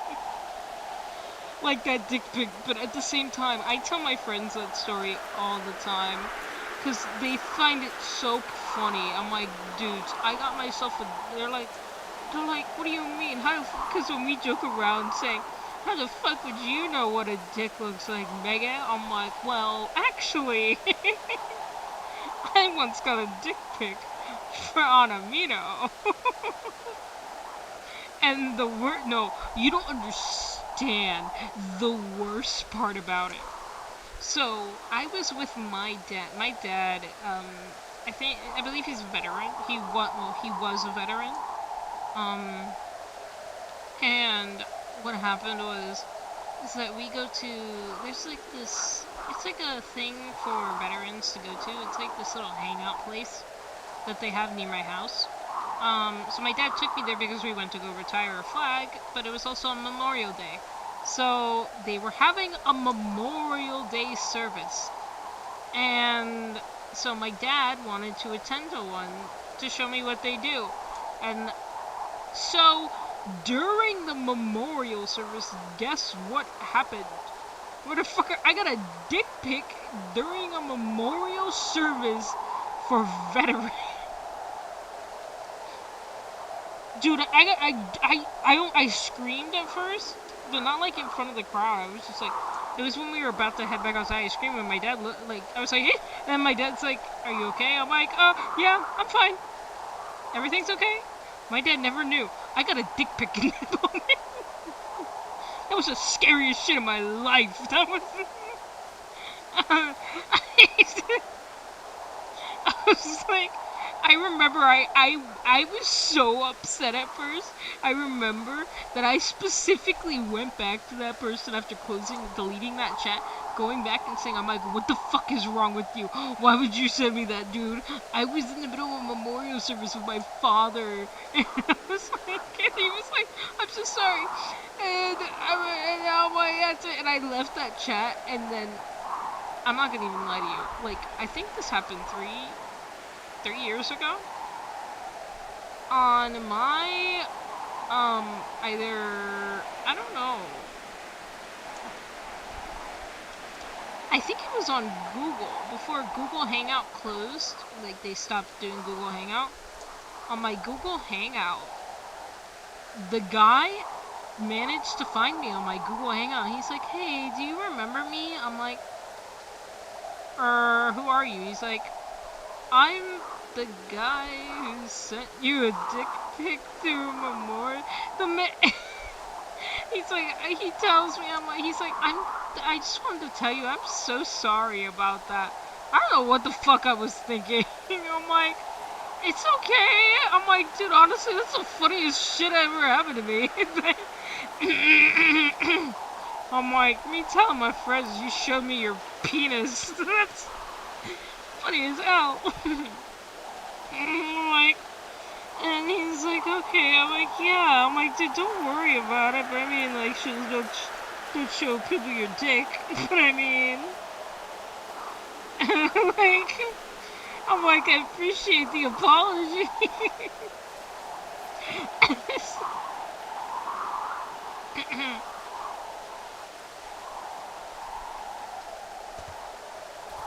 It was like so fucking funny. I never forget that.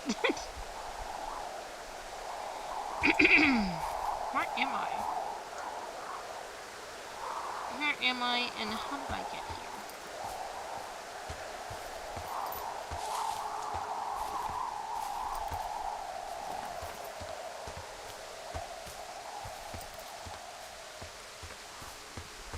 I'm appreciated, but leave me alone. He did after that. He just texted me to say sorry. I was like, thank you, I suppose.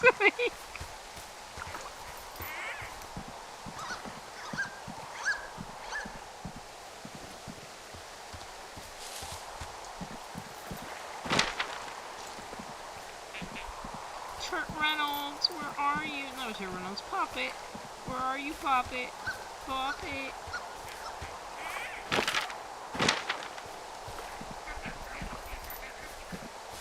Is he back over here again?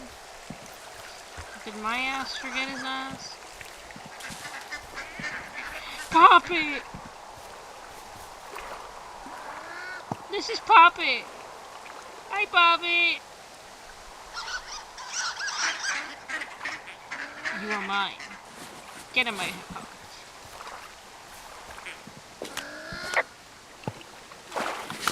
Hello, this is Jane again. And Chris. And we are now by the lake. And you might be noticing that there's some really sweet duck sounds by the lake. Jane bugged me for duck sounds for months. Actually, one of the oldest, we track our tasks on the game with like a task tracker or a bug tracker. So you rank them all by priority. And I think the like lowest or second lowest priority thing on my list for months was duck sounds for Jane. And that just sat there until I think one day I just didn't have a lot to do. And I was like, you know what? I'm doing it. I'm bumping the duck sounds up the chain. I think I just looked on the internet for public domain duck noises. Yeah, I think you were actually wondering what kind of ducks there would be too. You were I very looked it thorough. up. I researched it, and I think I was like mainly there. Like I think I fudged it a little bit because I didn't want it to just be like the same I wanted there to be a variety so it didn't get annoying if you hung out there for a while. It's not just ducks, it's like waterfowl. Yeah, of all so kinds. I branched out a bit, but we got them in. Yay! Thanks for bugging me about the duck sounds. Yeah, it won't be a real lake without duck sounds. Exactly. Won't be a real lake without duck sounds.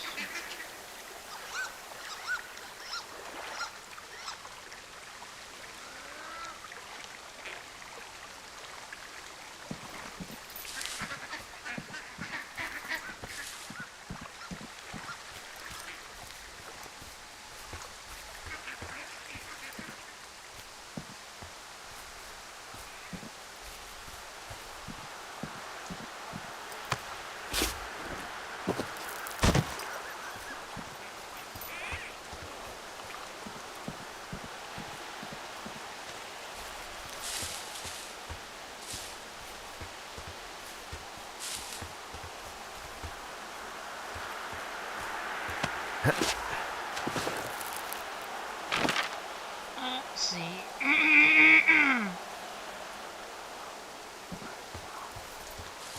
Bro, that's what makes me hate that Amino's gone. Fuck!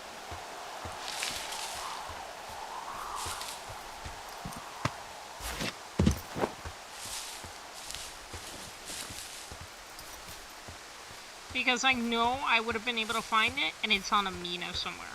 And I hate that Amino's gone, so now I will never find it.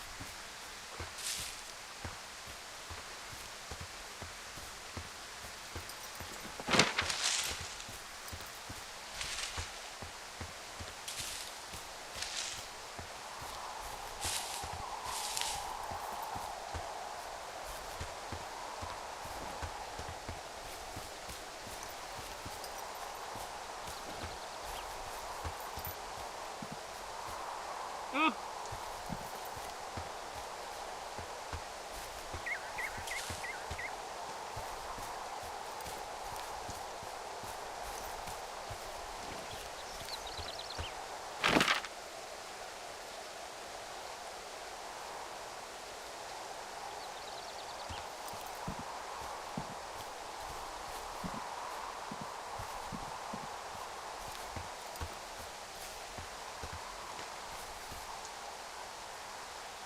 There we go. Direction has been found.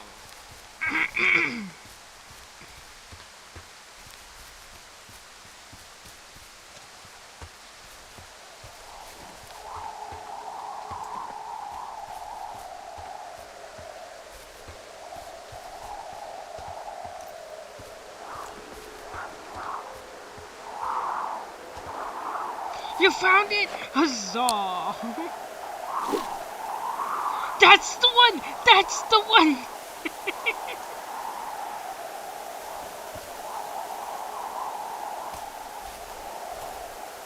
That's the one I was thinking about. Hello, I would like to rappel. Rappel. Here we go.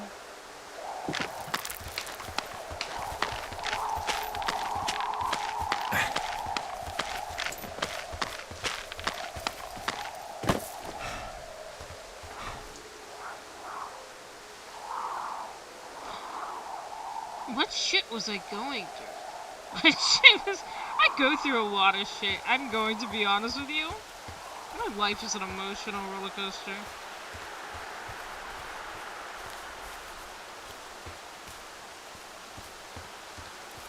I think I was going through something, but I just didn't know what. I can't remember what.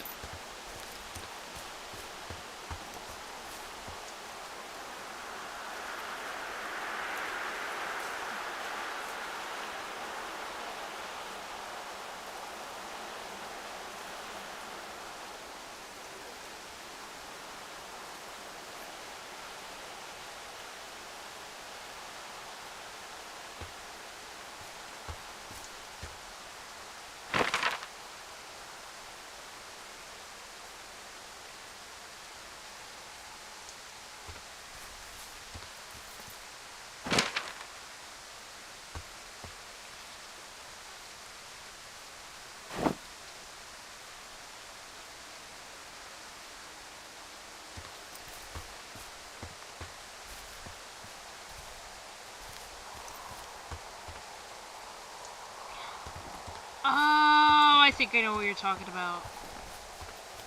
I think I know what you're talking about, because at the time when I was on Amina, something big did happen, and I know what you're talking about. And then also something else big happened afterwards. Ugh. Dude, but now that I look back on that, to me, now, that's not even that bad. It's like, the thing with my friend group, I'm gonna be honest with you, that's worse. In fact, the thing that happened with friend group was 10 times worse. Because, what happened? I think my friend group thing happened, like, maybe 2 years ago. Starting now, it would have been 2 years ago. Probably. Because literally, when my friend group ended and all that shit happened, my father passed away.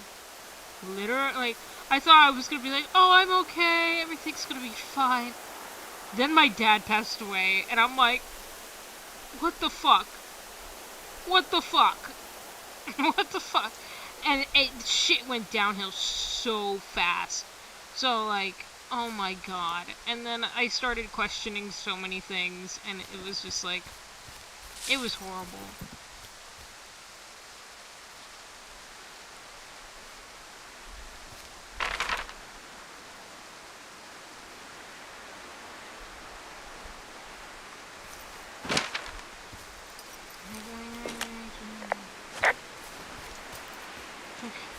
I can't have shit out here. Exactly. That's literally what I felt like. I'm like, you know, at first, because, dude, I'm not gonna lie to you.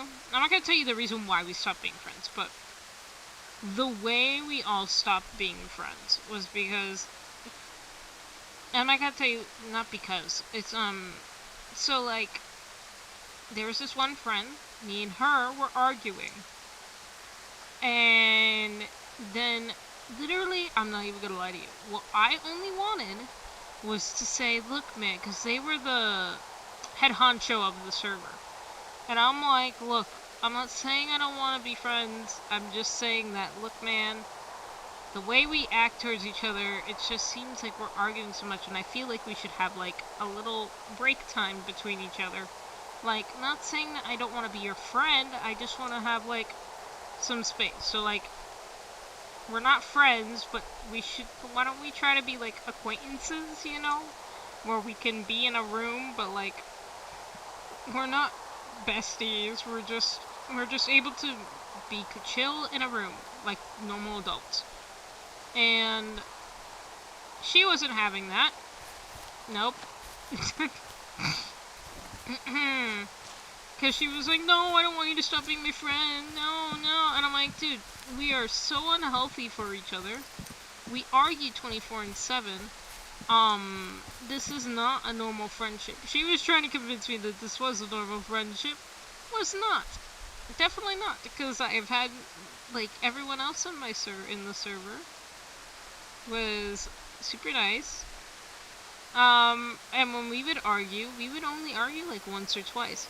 And then when we would come back, we would apologize and we would try to change. her shit was not changing. Did not like that at all. And then later, apparently, I'm like going back to the server, trying to be friendly with everyone else.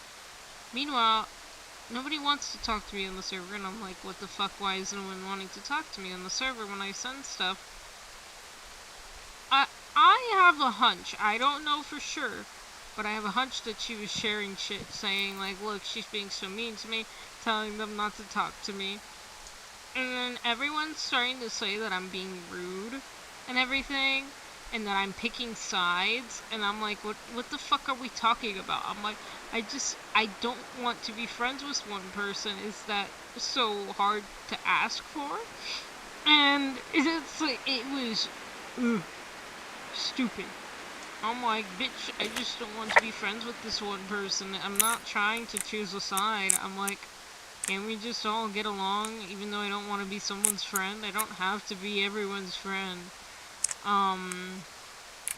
And yeah, so we just decided, no, she's not, we're not gonna like that person.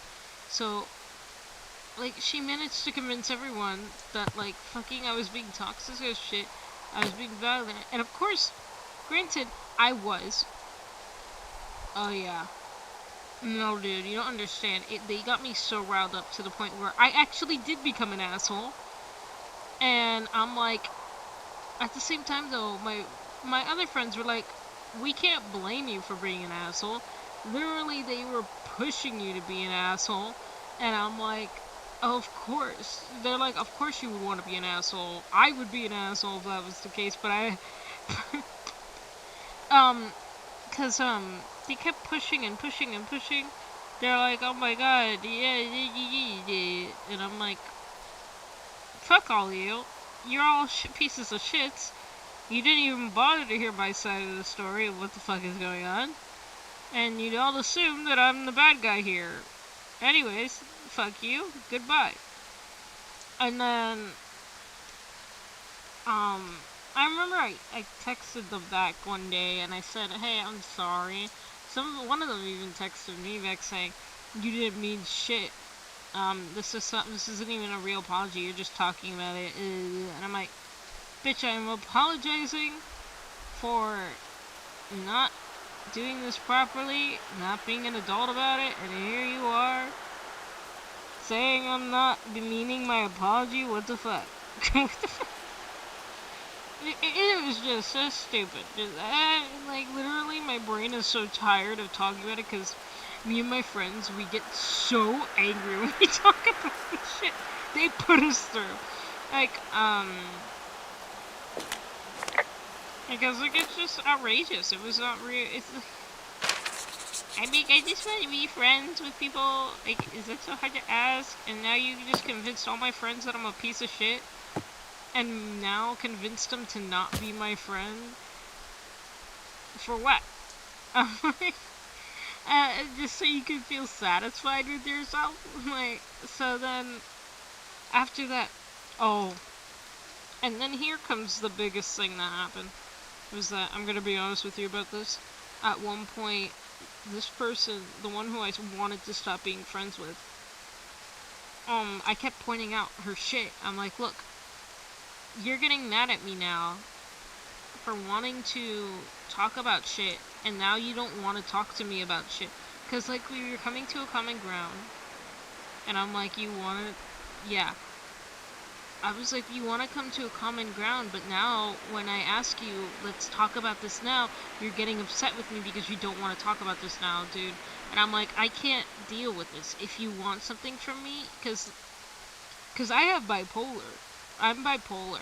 And, so, our friendship was getting so bad to the point where I thought I was the problem, to the point where I was about to ask my doctor, hey, I think the medicine's not working for me. I think maybe we should go higher, which is, my medicine dose is already high enough as it is. And it's like, dude, you're making me question about my medication to the point where I shouldn't be, because the things I'm getting mad at for euphor is valid. It's like you're going back and forth with me, and you're making me feel like I'm crazy. and and then I remember at one point, I forgot why she told me this, but I'm like, dude, oh, she was, yeah, it was very dangerous. And then she was telling me how she was talking to my therapist about me, like, she was, like, saying, you want to know what my therapist says about you? And then I'm like, look, dude, I could care less what your therapist says about me. And she tells me, her therapist told me that I'm a narcissistic abuser. And I'm like, bitch, the fuck you, and this stuck with me super badly, where I think, and it still sticks with me now, to the point where after that, like, my friends, the ones who left that server too, Angels and my other friend Ivory, they constantly have to remind me that, look, dude, you're not being narcissistic, you're not an abuser, you're okay. They constantly now have to, like, remind me that. And like, tell me things like, look, you're not bad, you're not a bad person, you did everything right, you were being abused, you're fine. It's, and, yeah, it was really bad, and then, like, I was like, it was good. Then my mental health was stabling down even worse, and I'm like trying to mentally trying to do it myself, like stabilize it myself, and then right after that, my dad passed away. So you can imagine the emotions, how badly they plummeted afterwards, because my dad was a person that I was very close to. I'm more close to my dad than I am with my mom. So, like, because to me, my dad was the one person who I could relate to the most. He can understand me, and I can understand him. And, it was, like, fucking hell when I heard that he passed away, my mom came into my room and told me that he passed away. I screamed, and I was so upset. And then, like, I'm like, since I haven't had therapy in a while, because when I turned 21, like, I had to stop having therapy because, of course, I was too old. Like, my insurance couldn't pay for it or whatever. I think that's how it works. And then, what was it? So I'm like, dude, if I don't have therapy, if I don't have someone to talk to soon, something bad's gonna happen to me, and I'm worried about that, and I was getting worried about my mental health, and I was like, I need to go find someone to talk to, and luckily my college, of course, they have, like, therapists, and, like, you can have 10 free sessions, or whatever, I think, and I decided to go have therapy, because, like, I started to realize I never really knew my dad that much. Like, knew anything about his past, knew anything about him. And that started to bug the shit out of me. And I'm like, oh my god, I don't know, because there were certain things that I learned about my past that were traumatizing, and my brain started doing... It was like, yeah, I started learning things about my past that were traumatizing, and then apparently my therapist and me discovered that I have this problem where, when I was a kid, and I still, like, as a, what is it? It's like, I forget the word. It's like a thing that my brain does when I'm dealing with trauma, that it forgets all the bad. And it's like, oh no, we only remember the happy memories. None of that bad stuff happened. What the fuck are we talking about?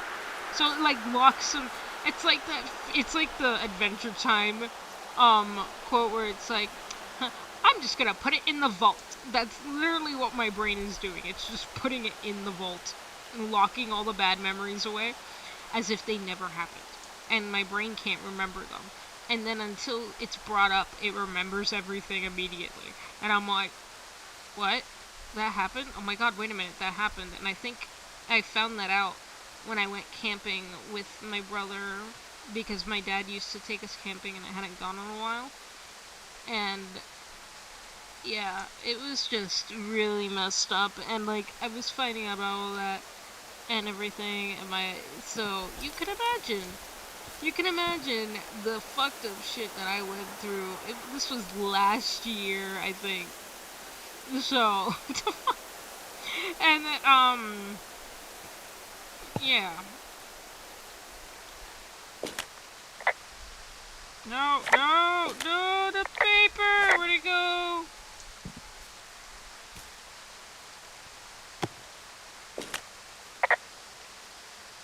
How many hikers go missing in the Shoshone? More than none, unfortunately, with most of them being in this area. The thoroughfare because it's so remote. Why? I found an old flyer for a missing hiker. It just got me thinking, that's all. Like how you said one day you were talking to the Goodwins and then the next you weren't. Ned Goodwin didn't get mauled by a bear or stuck in a ravine. He was just a PTSD'd a-hole who dragged his son out to do a job and realized it was a bad idea.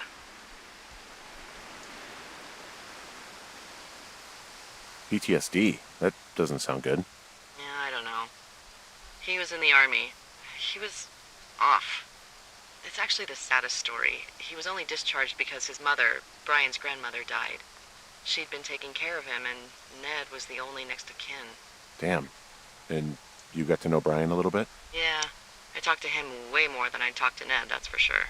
How was he at, spotting fires? Better than you. He actually liked to stay in the tower.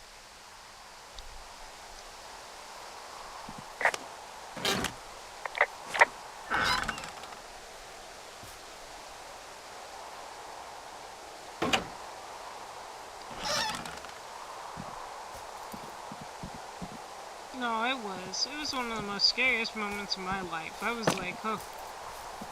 Dude, I remember one time being with her on the phone, being with my friend Angels, and I'm like, dude, can you just stay with me on the phone for a bit? And she's like, are you okay? I'm like, yeah, I just don't want to be alone. I'm worried about being alone right now. And she's like, do you want to talk about it? I'm like, no, I don't want to bring you into it. It doesn't feel right bringing you into it. Well, for as dry as it is this summer, there's an area down here that's lush. Oh, you must be talking about the Aspen Grove down there. Yeah, I think that's where I am. Those trees are actually one root organism. Did you know that? I didn't. Yeah, they share their water as a colony that can live for hundreds of years, even through fire. Can you believe you're actually getting paid to learn all of these amazing things? Also, by what it looks like on this map, you'll be coming up on a stream that should lead you towards where we saw that smoke.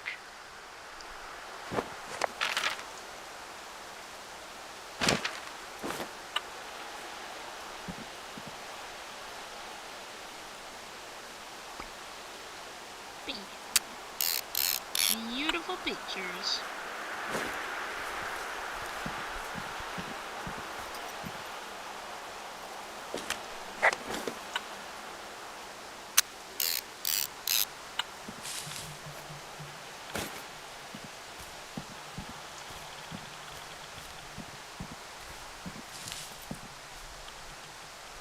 Ooh. No.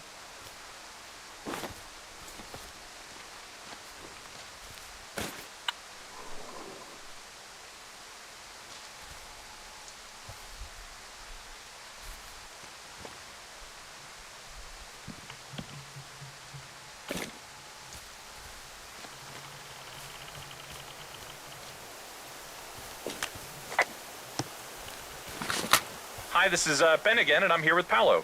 Hello.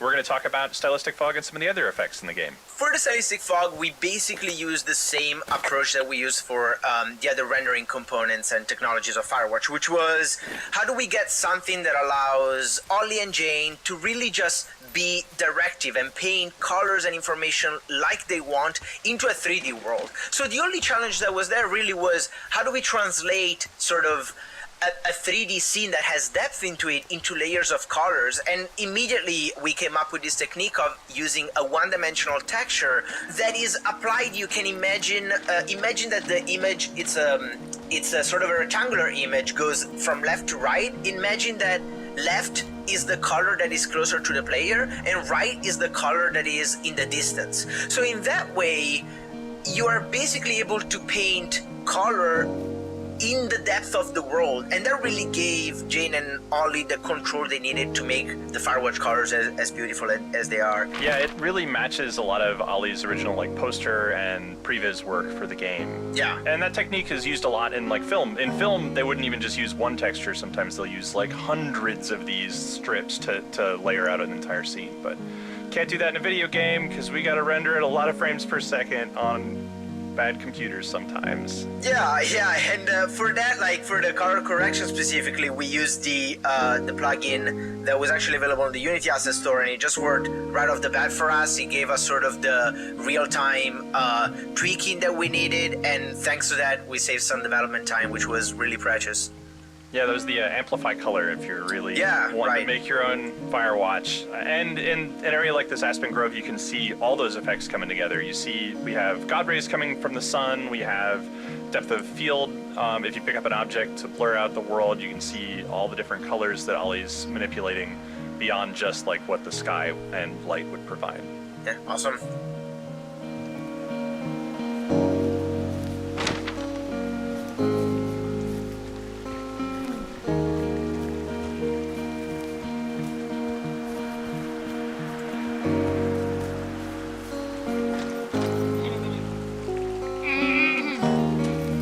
I can't remember if the statue up here is gonna be nude or not. Shit. Shit.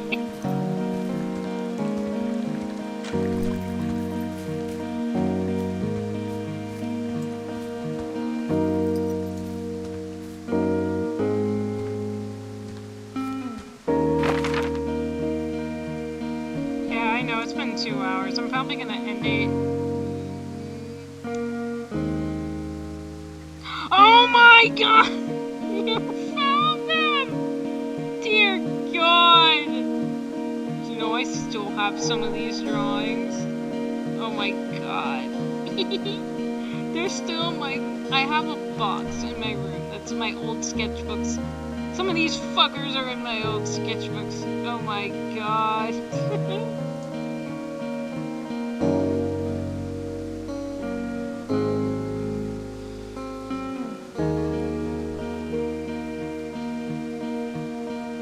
That shit never left my vault.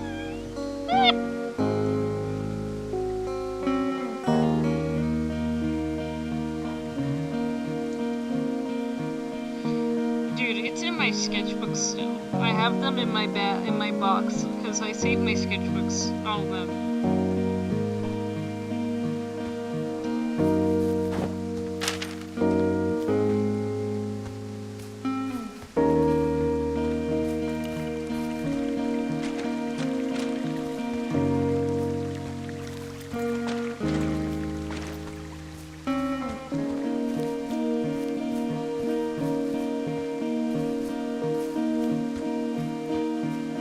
We're coming into the waterfall! Yippee!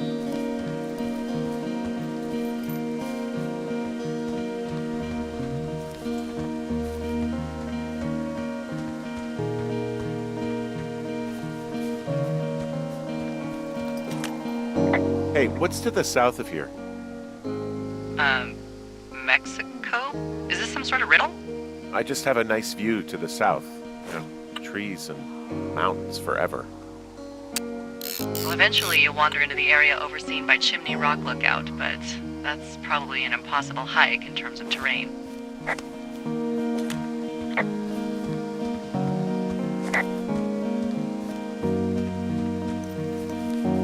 So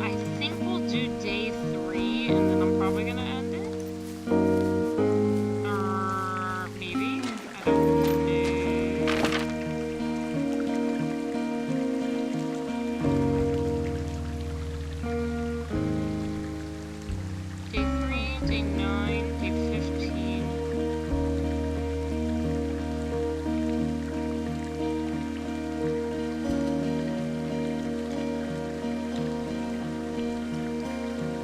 I don't know. I'll think about maybe doing day 9 and day 15 because they're only one.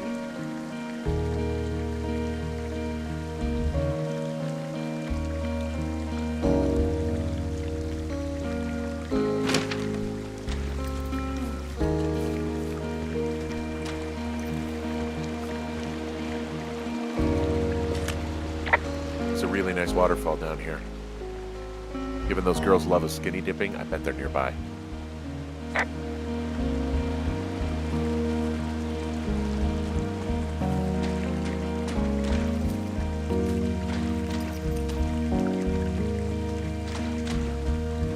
Ah! Big hand! Found one of their empties. Guess we're on the right track. Roger that.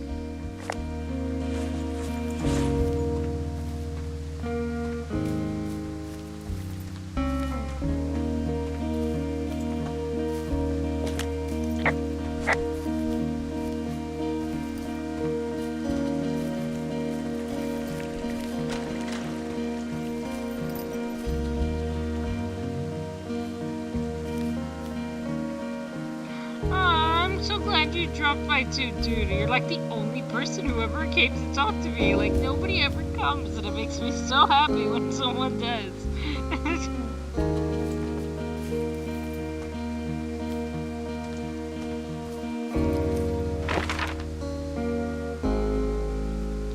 Let's see.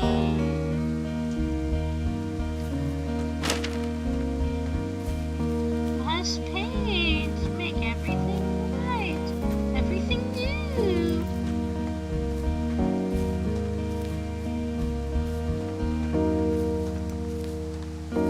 Where am I going? We're across that way. Dog, dog, stupid dog.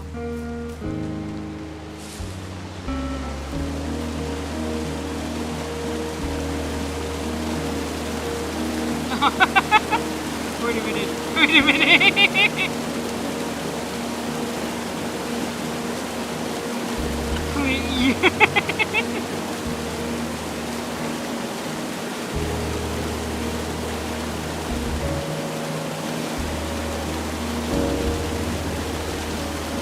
Only I can crouch.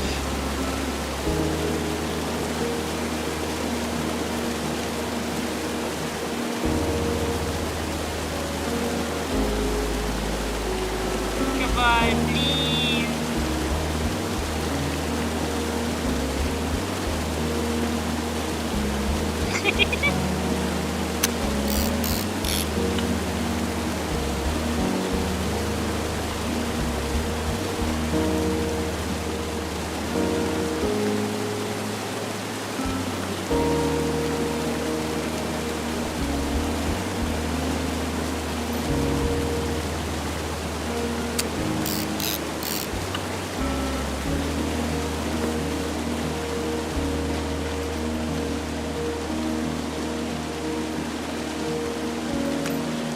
Found another.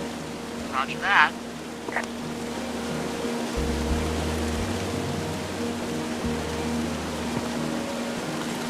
Hi, this is Ollie again.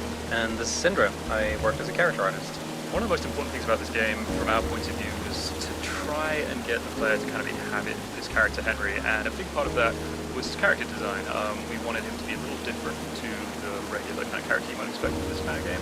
He's a little older, a little more portly, and we wanted to make sure that, you know, when you look down, you can see your body and you really like feel as if you are playing this character.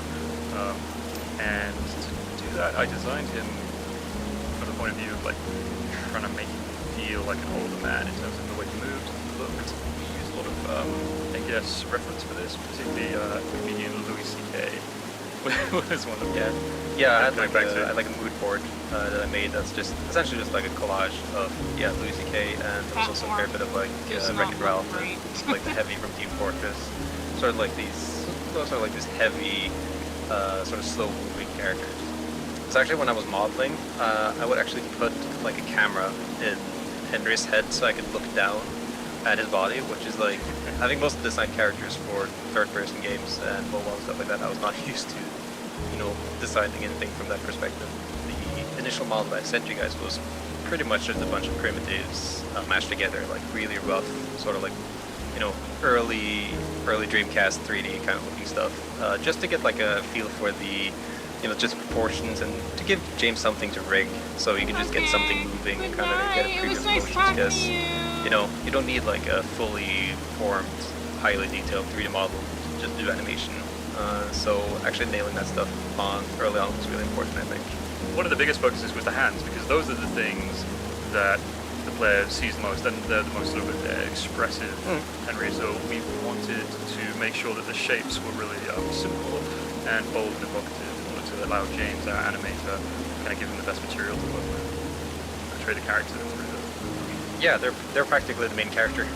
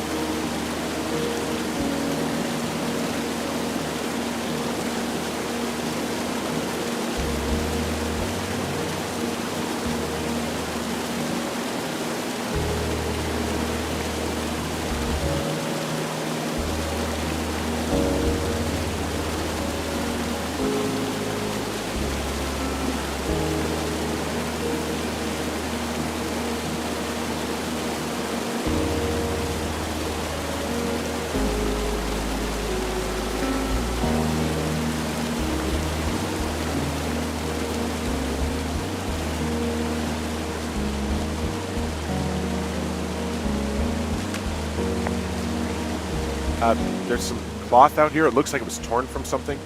Strange. I'll keep looking around.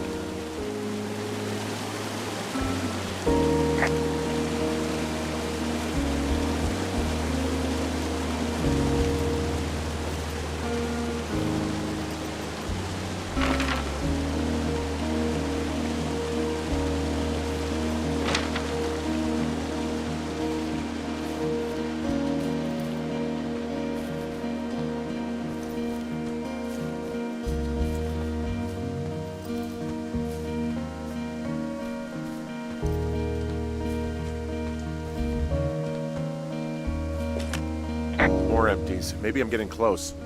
Roger that. Hey, what's with the Roger that's? I'm trying not to scream every time you tell me about the trash they are leaving in my forest. Oh. Instead, I'm focusing on some meditative poses. Really? No, I'm actually stress eating a Mr. Fun Bar. Well, my second Mr. Fun Bar. Jesus.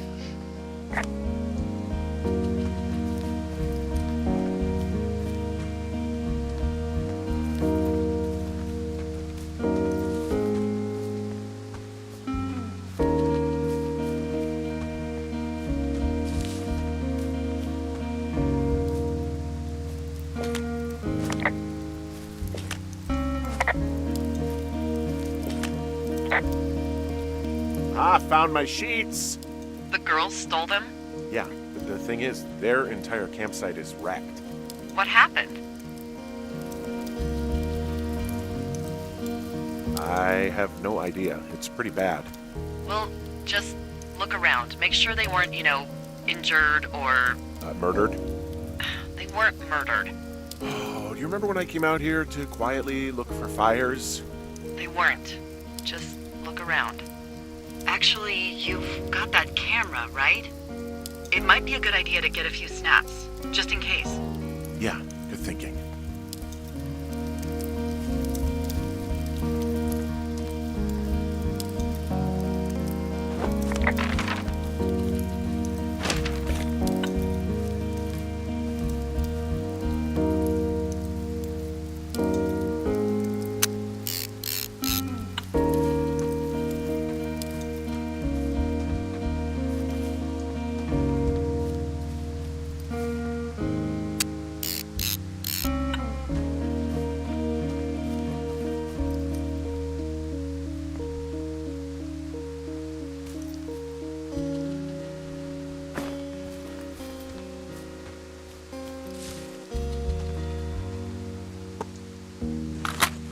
Hey, it's Sean. And Chris. Hey, Sean.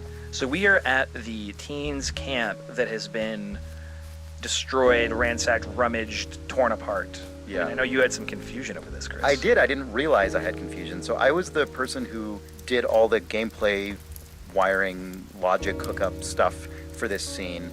And the entire time I was doing it, I, for some reason, was under the mistaken impression that it was a bear that destroyed this camp. I, for some reason, had convinced myself that, Goodwin was sort of involved in framing Henry for teen stuff, but also, just separately and coincidentally, a bear just like blasted through here and tore up the tent. And I think I didn't realize until the game was almost done that that was not the case. And I think that's one of the challenges of making a game like this, and where we're telling a story that doesn't explicitly call out why everything is happening. I think, me personally, and I think you agree with me, Chris, because we talk about movies and stories a lot, is I really find it obnoxious when a story goes out of its way to explain everything and handhold you through the plot of the story.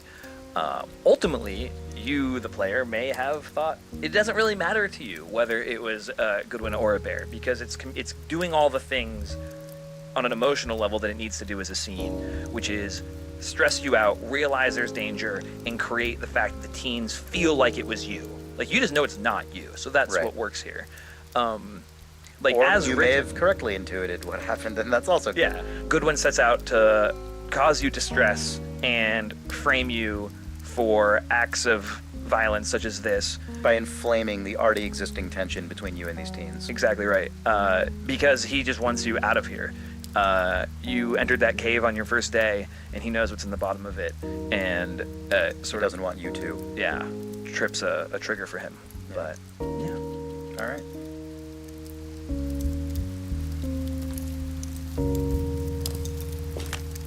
Well, I found some dangerous hunks. What on earth are you... It's the name of a magazine for girls. It's on the ground here at their camp.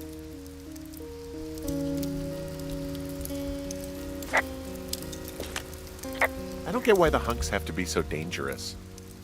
Well, you're clearly not a young woman. Girls should want nice hunks. Ugh, boring.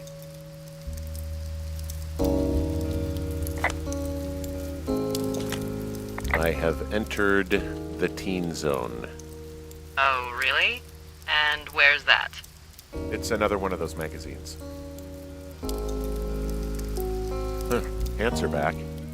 I'm sorry, pants are back? Well, according to the experts at Teen Zone magazine.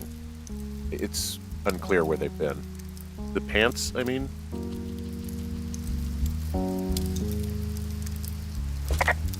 These girls have a full case of beer left here. A full case. Well, they're impressive little shits, I guess. That is some dedication.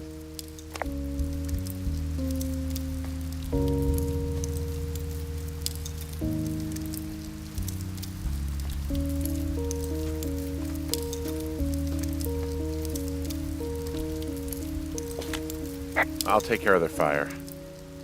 That would be great, as always.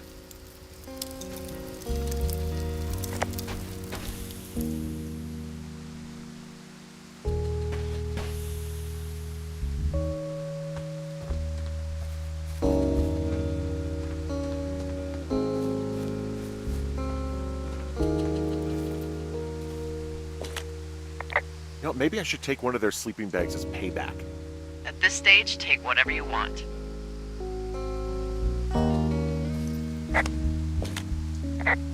Some of their clothes are all torn up. That's not good.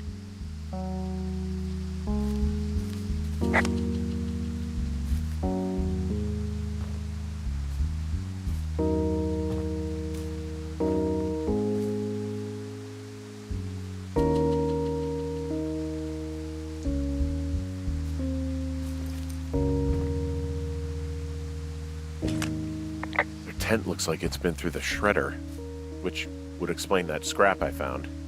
What could have done that? Like a bear or, I don't know, it sounds crazy, but even a bull elk if it's off its rocker. Whatever did it, did not hold back.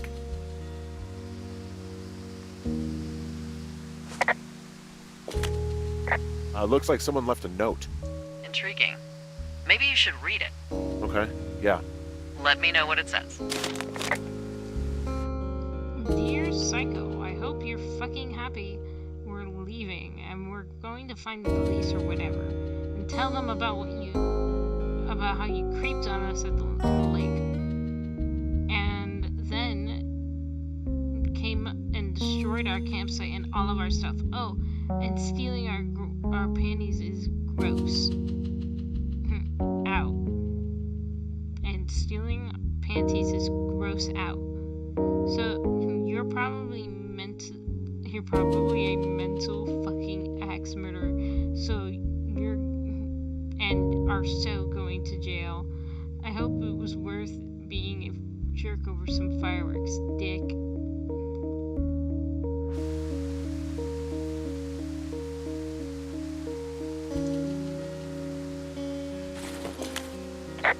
Oh, they're gone for sure. Well, what's it say?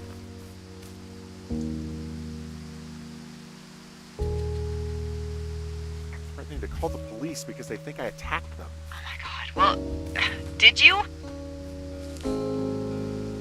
No, but I did destroy the stereo. No, well, hey, I didn't do this. Okay, someone or something went to town here, but it wasn't me. Because I told you to scare them, not assault them. I didn't. Of course I didn't. I just threw their stereo in the lake. Yeah, I really wish you wouldn't have done that. This is, I don't know, weird as hell, but it wasn't me. It's okay. I believe you. Weird stuff happens in the woods. It could be other campers. They could be having a bad mushroom trip. We really don't know, but they're gone.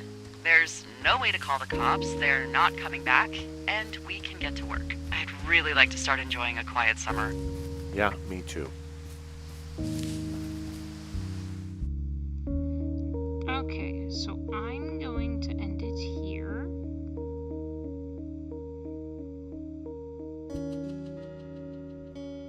Because one of my friends needs me to call them.